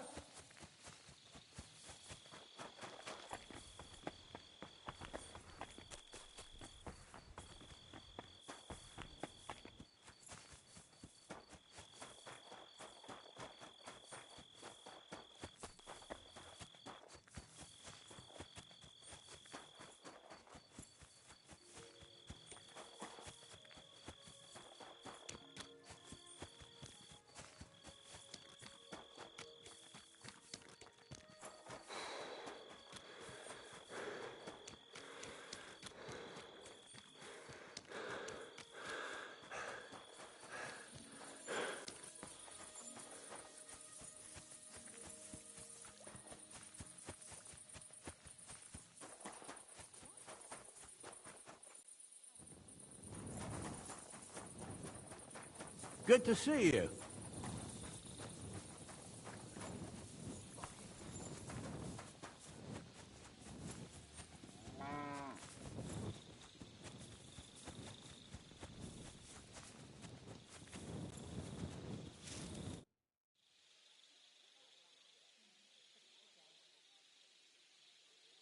We have to talk.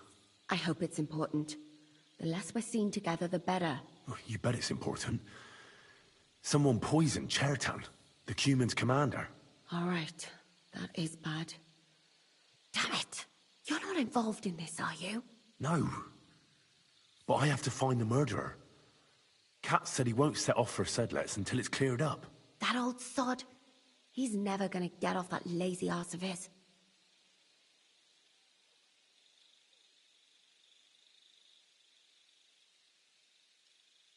Well, I think you already...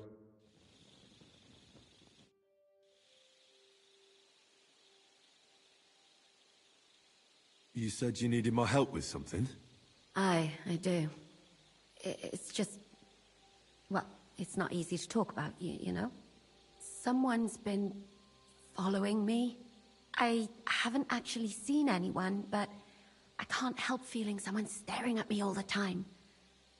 And once, I even heard something. What did you hear? The other night, I was woken up by a man's voice. Like he was standing close by and whispering. Do you think someone's found out who you are? Judging by the mumbling, I reckon this is about something else entirely. But you never know what a creep like him might notice. I'd feel a lot better if you could get rid of him somehow. Did you understand what the bloke was saying? Not a word. It didn't sound like Czech. What did it sound like? Polish? German? Hungarian. You can't mistake their gibberish for anything else. I reckon it was some Cuman. Has anything else strange happened? No. Except maybe... I lost a shoe. A shoe? Just one? That's just what's so strange about it. If both went missing, I just think someone stole them. But one? What good is one of my shoes to anyone? I could think of a few things. Yuck. When did all this happen? About 2 days ago. It was quite late at night. I haven't slept a wink since. Let's hope it's nothing serious. But we should find the bloke and have a word with him. What do you plan to do? If he really did steal your shoe, Mutt could track him down. That's not a bad idea. But you'd have to give him something to get the scent. You've got the other shoe, don't you? You can't walk around with one shoe on anyway. And Mutt's dependable. It's not Matt I'm worried about. Just sort things out with a creep, that's all I care about. I can explain to him that a woman like you isn't for him. I suppose. If you tell him firmly enough. All right. I'll see what I can do. Thank you. But now go. We both have work to do.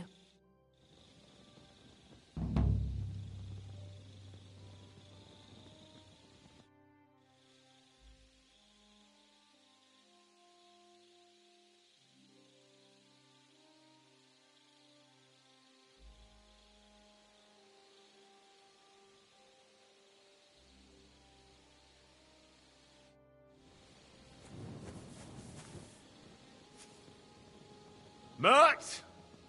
Here, Mutt! Fuck. He's run off.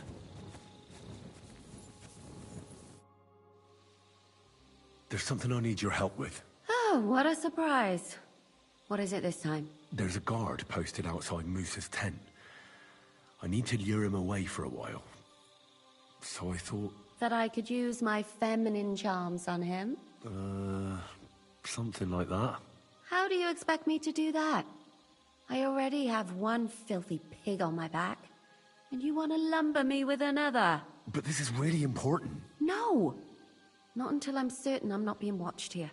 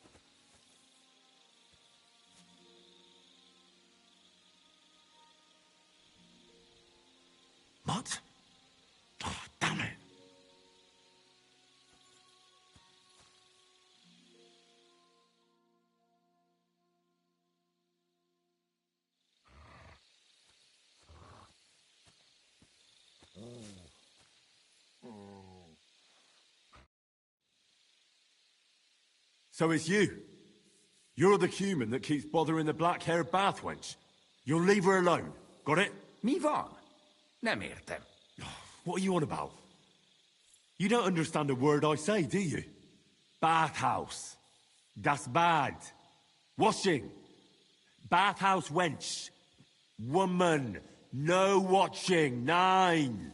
Got that? Igen? Igen. Aha. A fürdős lány. Miért ne? Minek ütött bele az orrod? Igen. Szeretem.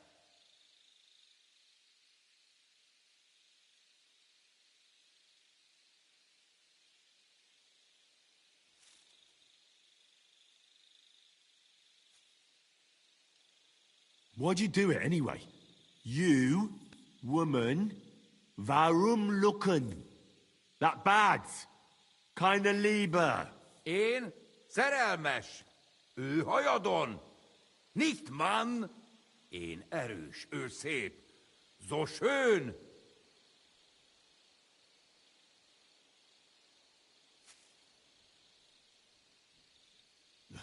I know she's schön, but she's spoken for. Taken, see? Me and her. Ich and sie. Love. Große Liebe. Mi? Szerelem? Du? Szerelmes vagy bele. Ezt nem tudtam. Nicht wissen. Bocsánat, I sorry. Békén hagyom. See how easily we came to an agreement?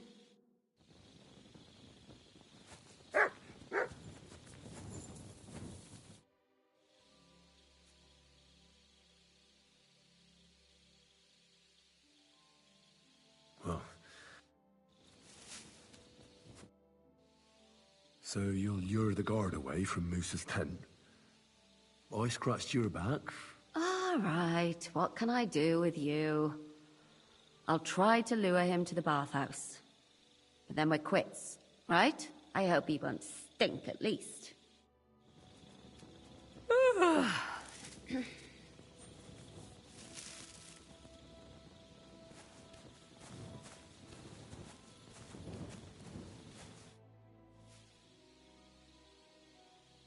I found the Cuman who was stalking you. He's called Chakan, and I reckon you won't have any more trouble from him. Oh, thank God. How did you convince him to stop? I just told him a woman like you wouldn't waste her time with someone like him. And he understood? Have you learnt Cuman? Or did you explain it with your fists? And what about my shoes? Oh, right. I reckon I should give that back. But I'm afraid I didn't find the other one. Well, I suppose I'll just have to steal another pair. And Henry? What? Thank you. You're a good man. I owe you one.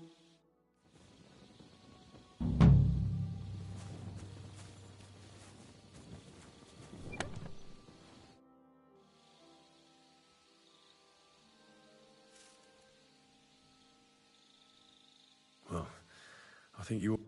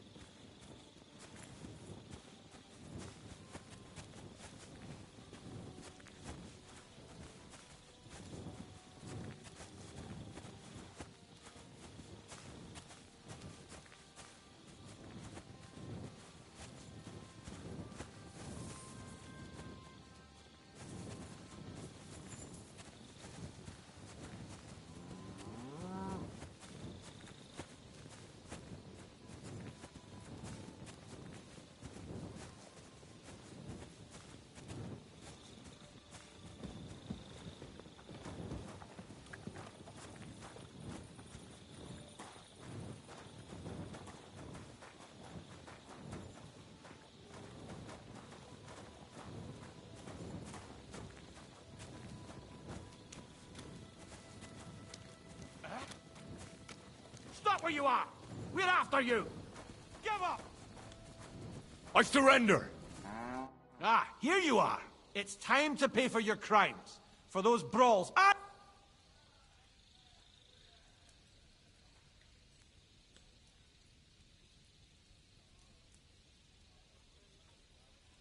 How dare you? A man of my... Oh, I apologize, my lord. This was certainly no accident. We'd better keep an eye on this place.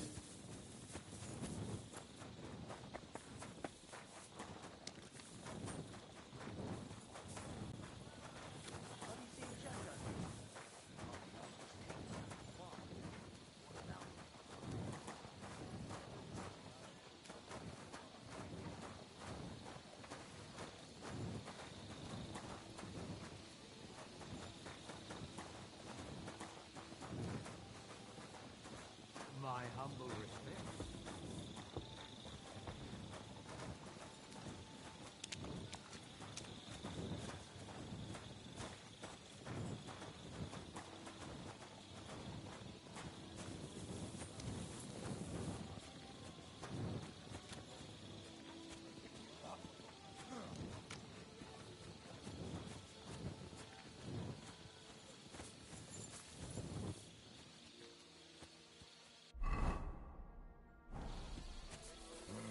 Good day, soldier boy.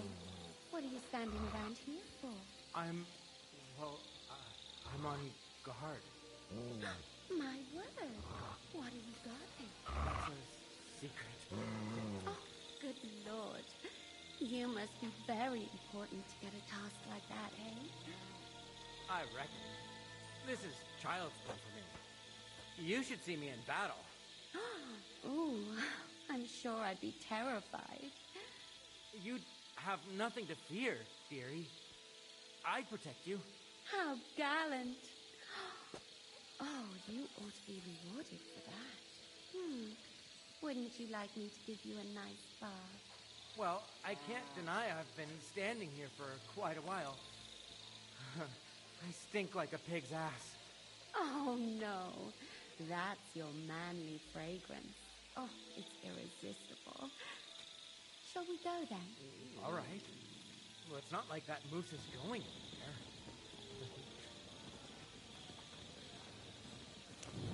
Oh, you pooch.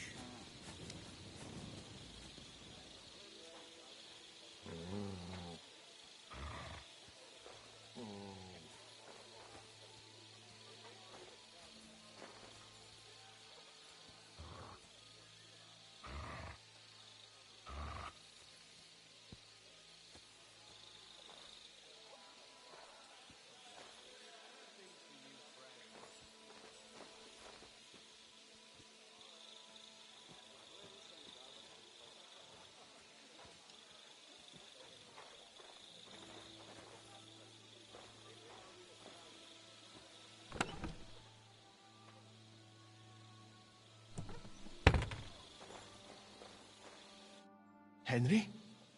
What are you doing here? Grozav said... Nah, to hell with Grozav. Katz believes you didn't do it. We have to clear your name somehow. I truly appreciate that. But I am not sure that is possible. Tinje sireye, mene mene sireye. What? It is a proverb from my country. It means the road to truth has many twists and turns. Well, we'll straighten them all out. Don't worry. But I'm gonna need your help. What happened when you brought Chertan to the infirmary? I already told you everything. We laid him on the table.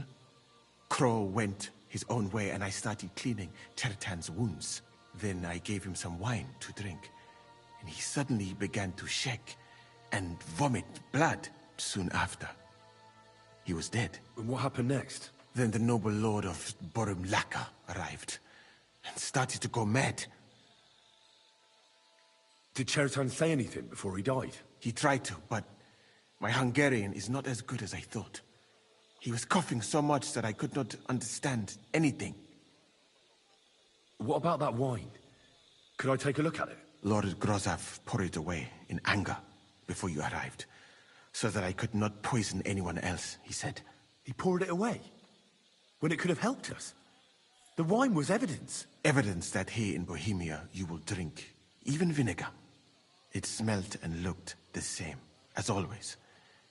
Except perhaps it was a little more cloudy. Where was the wine from, actually? A bathhouse maid brought it to me along with my clean laundry. A very pretty girl. Black hair.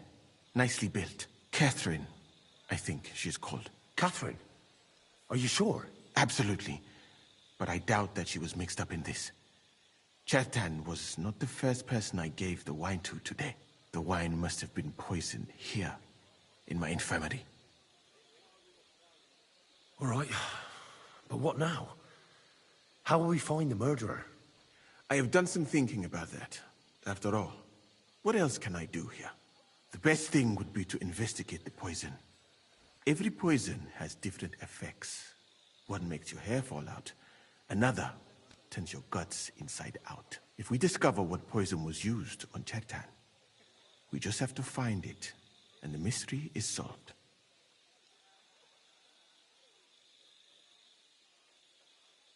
But wouldn't it be enough to search the whole camp?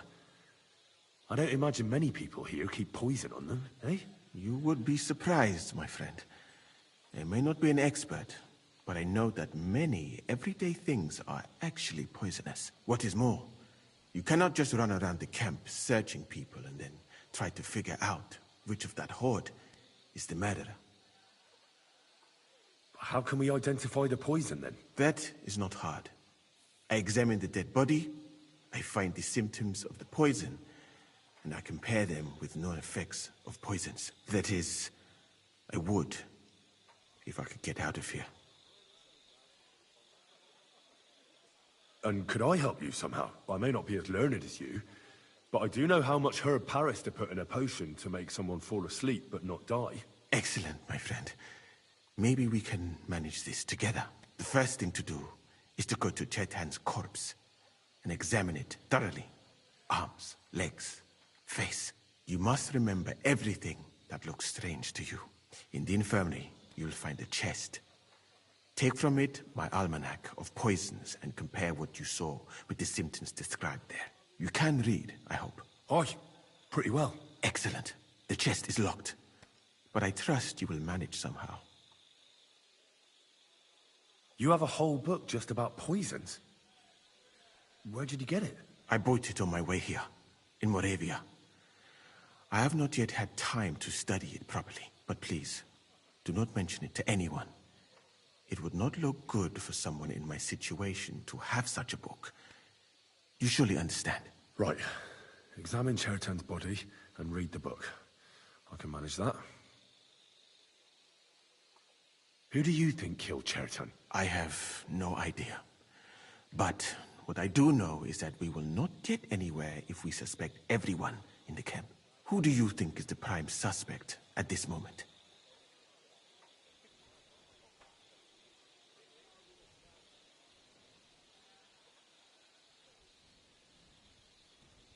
But what about the two guards who found Chertan? Couldn't they have done it? Aldebert and Radovan? It is strange they did not notice anything until it was too late. That is true. I heard Sir Grozov couldn't stand Chertan. I have heard the same. And did you notice how quickly he accused me? What about Stephen? He's the one who led us to the store. And he carried Chertan to the infirmary with me. So, he could have poisoned the wine while I was not looking. Well, what do you think? And I would bet that it was one of us who was there at the time. And because it cannot be you, me, or Katz, that leaves Grozov, Stephen, and the two guards. Someone should question them all. Maybe their statements will give something away. Well, I don't have much time, but I'll try to talk to them. I am very grateful, my friend. What if we forgot about finding the murderer, and I just helped you escape? You'd be long gone before Grozov found out. Thank you for the offer. But look at me. My appearance is a little conspicuous. There is nowhere for me to hide in this country.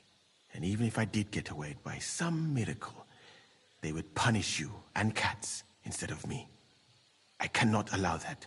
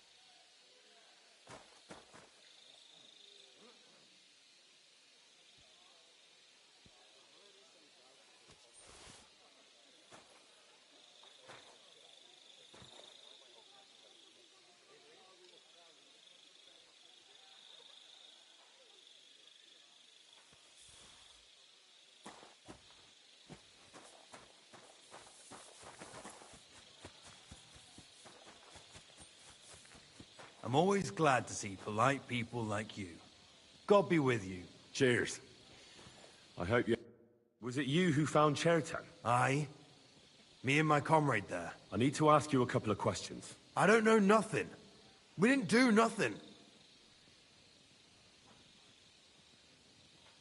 You really didn't see anything? You're standing there on the tower, and you don't hear a man getting murdered? That's a bit odd, isn't it? Are you deaf?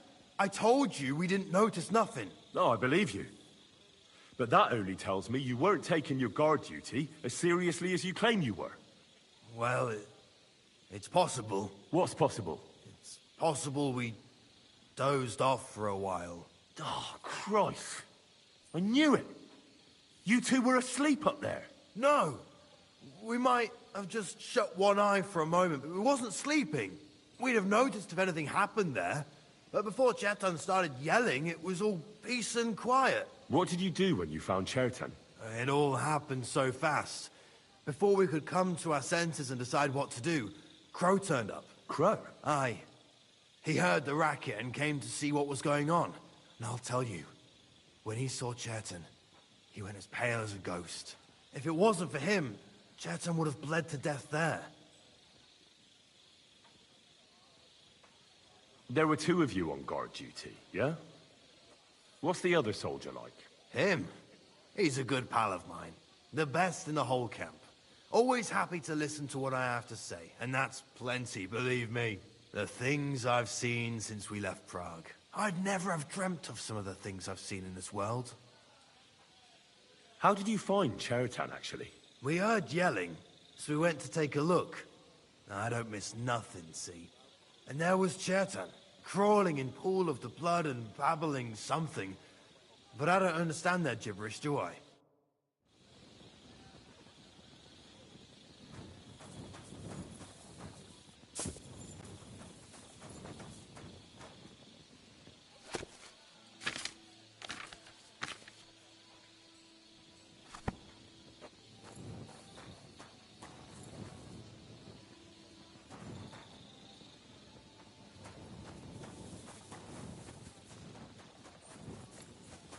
You silly doggy.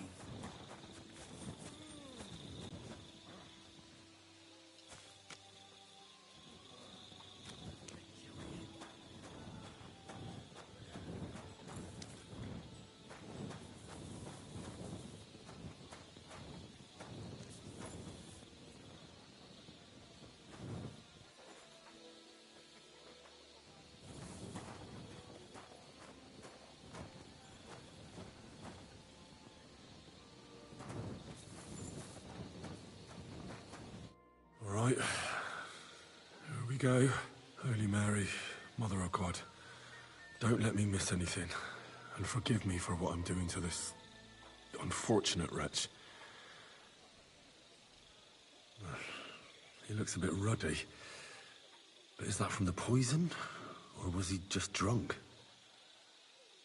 Ah, what a stench. He coughed up some blood, all right. But he also threw his guts up. Ugh. There's no way I'm examining that. That's a nasty wound. I almost feel sorry for Chertan. But why would someone kill him in the most heavily guarded part of the camp, instead of trying to lure him outside? Several stab wounds in the belly, all close together and very deep. The murderer definitely knew what he was doing. Though that hardly narrows down the field in an army camp. Almost everything is covered in blood. But there doesn't seem to have been much of a fight. I can't see anything ripped or sliced off. There's nothing missing. Whoever killed him, it doesn't look like a robbery.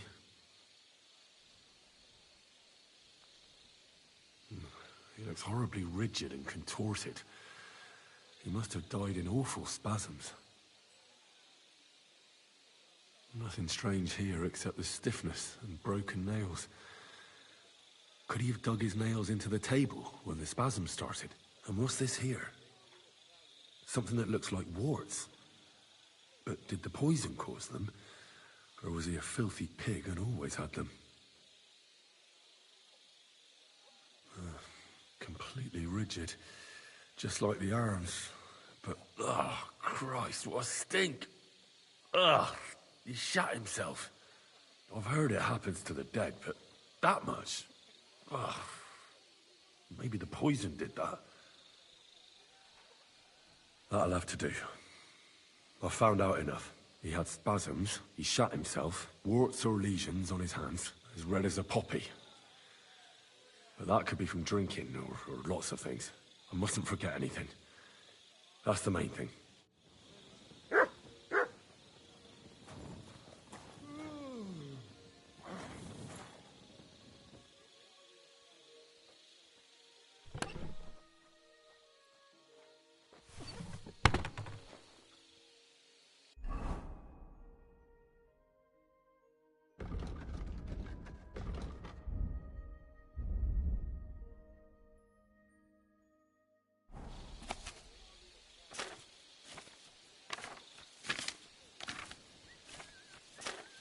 Right, that's that.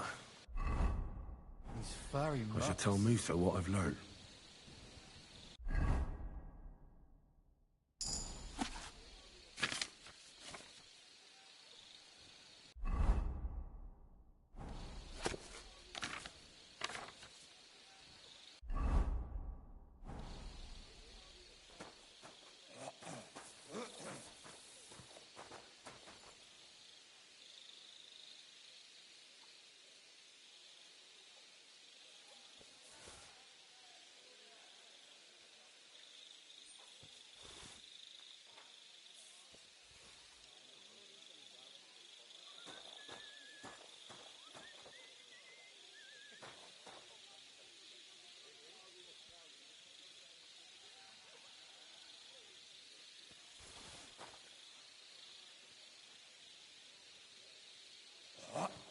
Fucking night shift.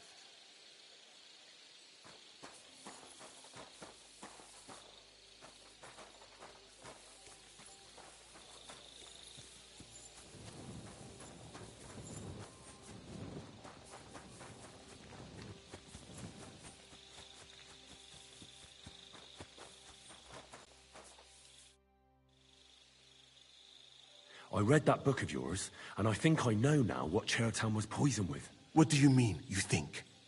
Do you know, or not?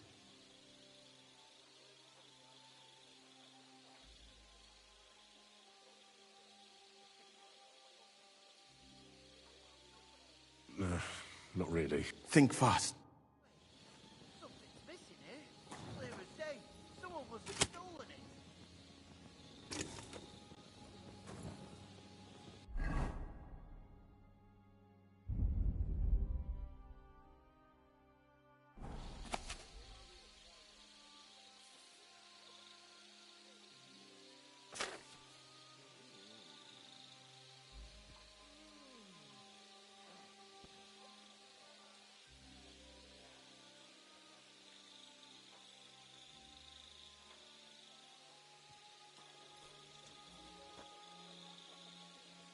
Where could he be?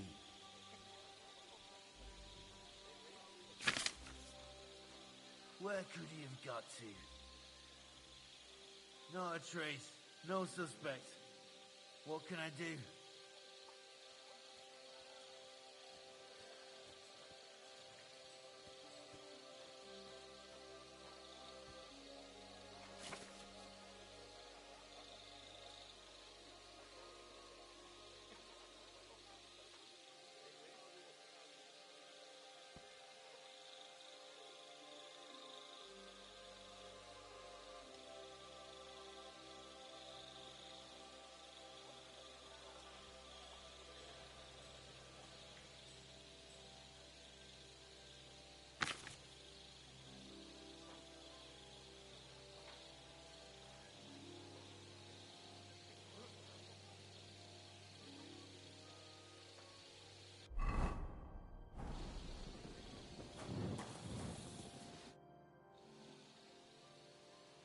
I know what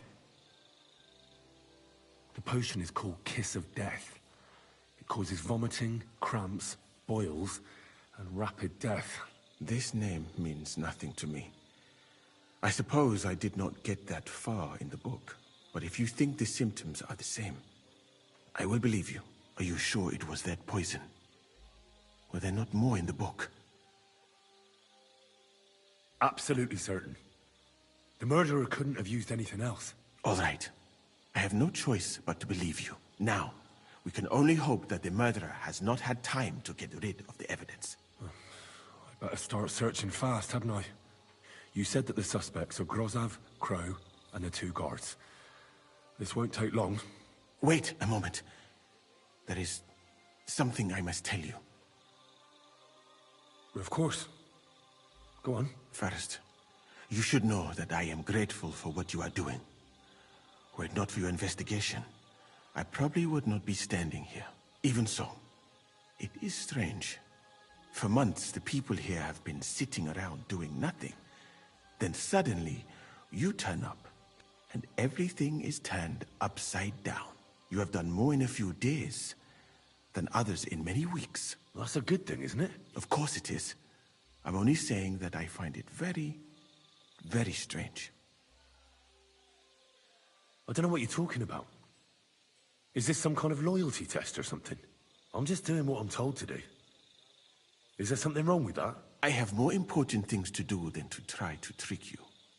I am asking you sincerely, as a friend. Who are you? All right. I'll try to trust you. Maybe I'm not King Sigismund's most ardent supporter. I knew it! I could tell straight away that you were cleverer than others in this camp. You're pleased? Aren't you a courtier of his? It was not my first choice. Or do you think I long to spend half my life in some dirty tent? How did you come to be in Sigismund's court? That is a long story. I once served Sultan Bayezid. Although the Osmans are not that welcoming to my people, the Sultan at the time received envoys from all over the world, so I was useful. But soon after, we found ourselves at war with Timur and his Golden Horde. Luckily, that is, luckily for me, it was around then that Sigismund's messenger came to see the Sultan. And I managed to persuade the Sultan to send me to Hungary as a goodwill gesture. I am sure you understand that I did not want to wait for Timur's savages to cut my head off. But let us just say that King Sigismund did not show me the respect my position is worthy of. Instead of making me his counselor and physician, he sent me here. Well, you could go elsewhere if you don't like it here. I know a few people who would value someone like you. I am grateful to you, my friend. But I must refuse. I have had many experiences in life and come out of them alive. And do you know why? Because I am a total coward. And not just that, I am duly proud of it. I would be very happy to get away from here, and perhaps even return home, but only when I am sure I will survive the journey. So I think it will be best if we each go our own way. You know nothing, I know nothing. And this conversation never took place. I better go and search the tents. Good luck. I am depending on you.